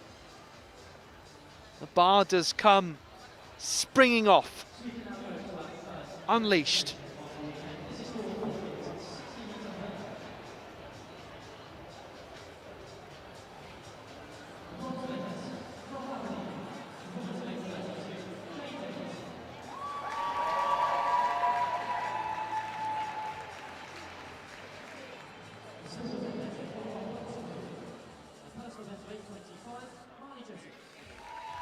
So, having a look at this medal ceremony here, Jane Davidson, bronze, Marley Jessup, silver. As we see, full confirmed result, women's 60, Belle Skirvin and Ironside, the medalists. Abigail Paulett there, a few moments before that, winning the women's 60 hurdles, 8:17, a new championship record. And medals handed out by Yasmin Miller, the previous championship record holder. And that is a fantastic shot of the medalists. Jane Davidson actually has the widest smile of them all. Third place finisher there. From the men's and women's 60 metres. We're going to go next to the men's 60 So, a very happy Abby Paulett there. Following that victory, pictures with Loughborough teammates, gold medal around her neck, and we're waiting to see, I think the final action may be Owen Hurd having a third attempt at this championship record, which is definitely something that we want to capture. Please acknowledge the medalists. The bronze medalist, representing Nottingham Trent, Joseph Agbotsa.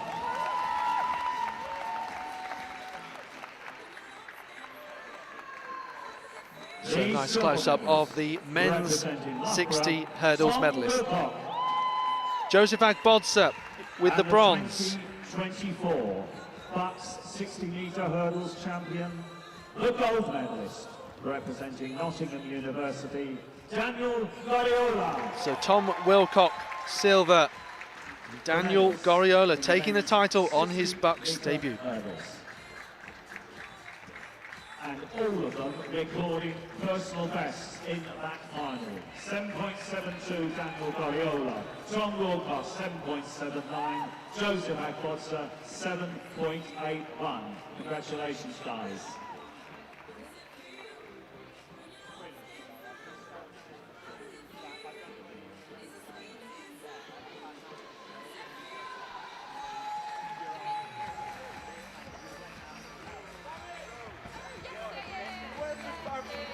So the winning time there for Daniel Goriola, 7.72 seconds.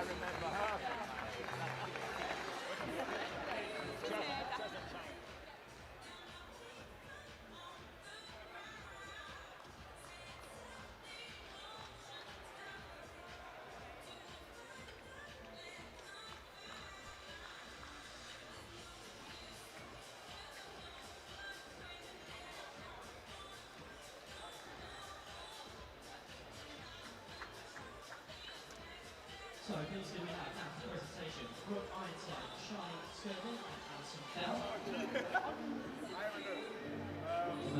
Agbotsa looks pretty happy, obviously gold last year and bronze this year.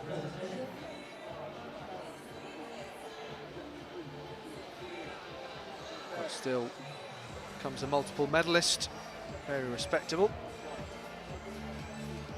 So, just waiting to see, I think Owen Hurd is going to have this final attempt.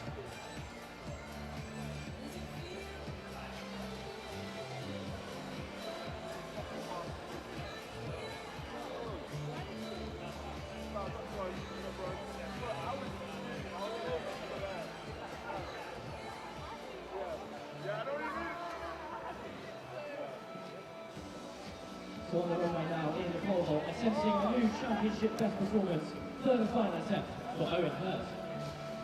So let's see if we can get over to that pole vault for this. Final championship record attempt from Owen Hurd. 5:43 he's going for. Scott Simpson holding it. since 2007. Of course, she's coached Holly Bradshaw and now Molly Caudry as well, and been a great servant to pole vault in the UK. But back in 2007 for Cardiff Met, it was 5:42. So Owen Hurd represented Team England at the Commonwealth Games, aiming to go 1 centimetre higher now.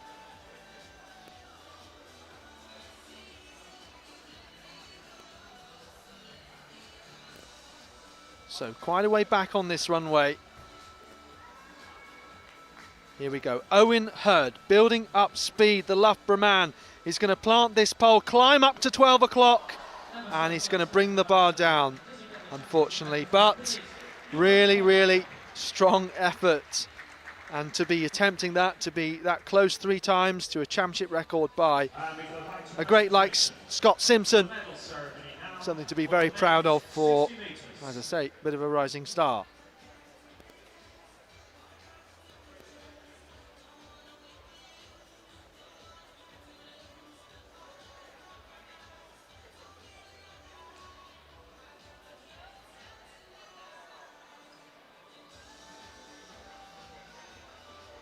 And thank you for the appreciation you've shown for the medalists.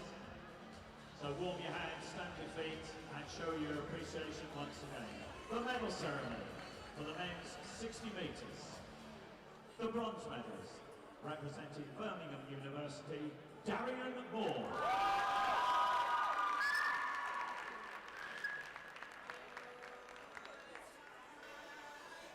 So men's 60 metres, Darian Moore, 6:77 UPB, following the 6:81 best in the semi-final. He gets the bronze for Birmingham. Tyler Panton gets the silver in front of him. 6:75 for Panton for Brunel, and Stephen Awood Bafor of De Montfort, 6:68 personal best.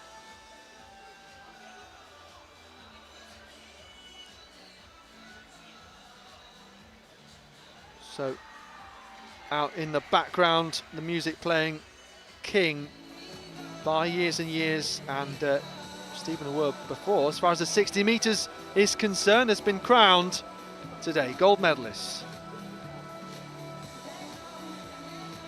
So could Brooke Ironside, please could you come to presentation?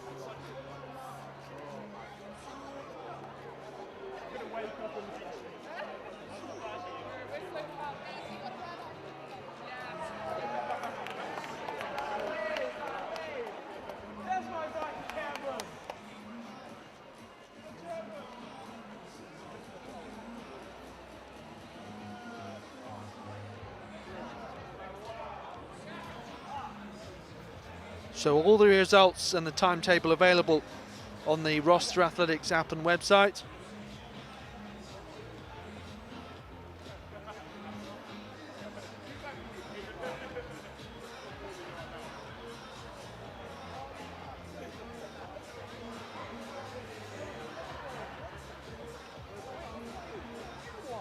So lots of pictures being taken with medals, and generally happy scenes as you would expect. The next presentation coming up is for the women's 60 metres then, won by Alison Bell of Edinburgh. Joy Eze and Leonie Ashmead, the respective indoor and outdoor winners of 60 and 100 last year.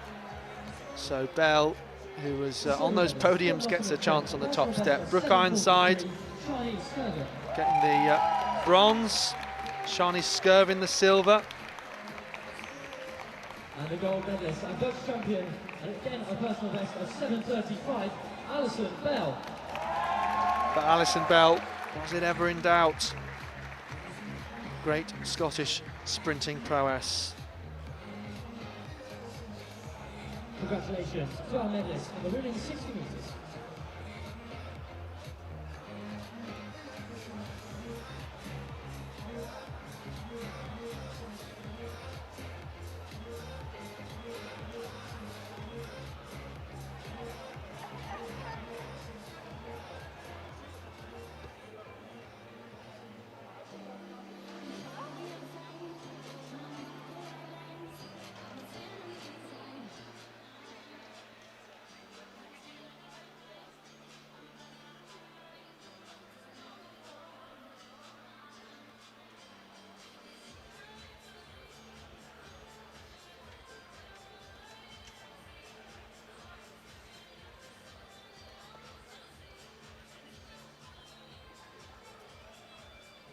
So a few messages coming through.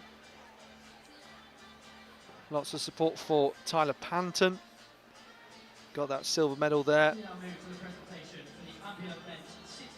And as well for Darian Moore from Oscar Frost, former teammate, Birmingham Uni. DTH Performance, NTU, let's go. This is the men's 60 metre ambulance presentation. So, men's and women's ambulance finals happening a few moments ago.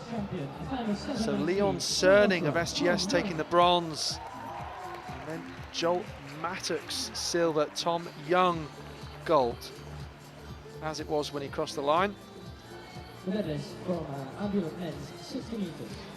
So, by AmeriCamp, that leaves us with the one presentation being the women's ambulance 60 to come. So let us know in the YouTube chat your performance of the day in this last couple of minutes we got left. By the way, we will resume tomorrow, of course, earlier than we started today at 10 o'clock for the heats of the 1500.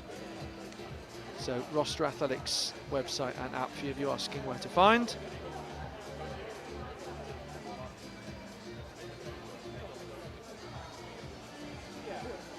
Abby Paula probably has to be the performance of the day with that championship record, and I wasn't sure whether she would compete because she has that world indoor selection. So very noble of her to want to turn up to compete for her university as well as she prepares for Glasgow.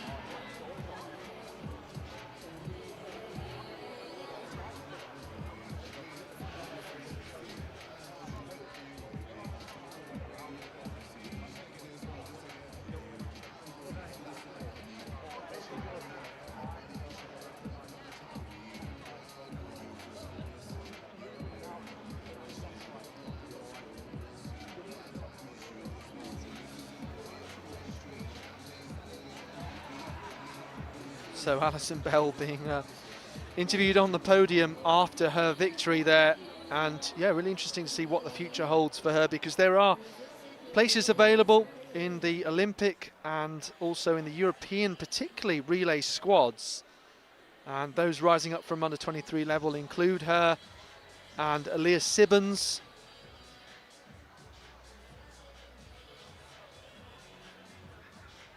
As well, and you know, people taken for experience in relay squads. One of the kind of few situations you can maybe say that these days, that get that experience through being part of the squad. So it's been the case on the men's side for Jeremiah Azu and Jonah Efaloko, people who've done well at BUCS themselves, and then you build that experience and can make a massive difference. Made a difference to Owen Hurd, as he was saying at the UK Indoor Championships, and then winning the BUCS title here as well, and you don't often get that in back-to-back weekends. National title and National Universities title. From the next pole vault, please come now to presentation. Adam Hall, Mark Emma, Owen Hurd. Those three athletes to presentation, please.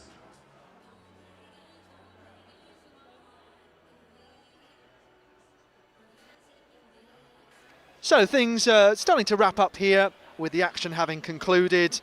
Alison Bell certainly enjoying her moment, but plenty more medalists to be crowned. Join us again at 10 o'clock tomorrow morning.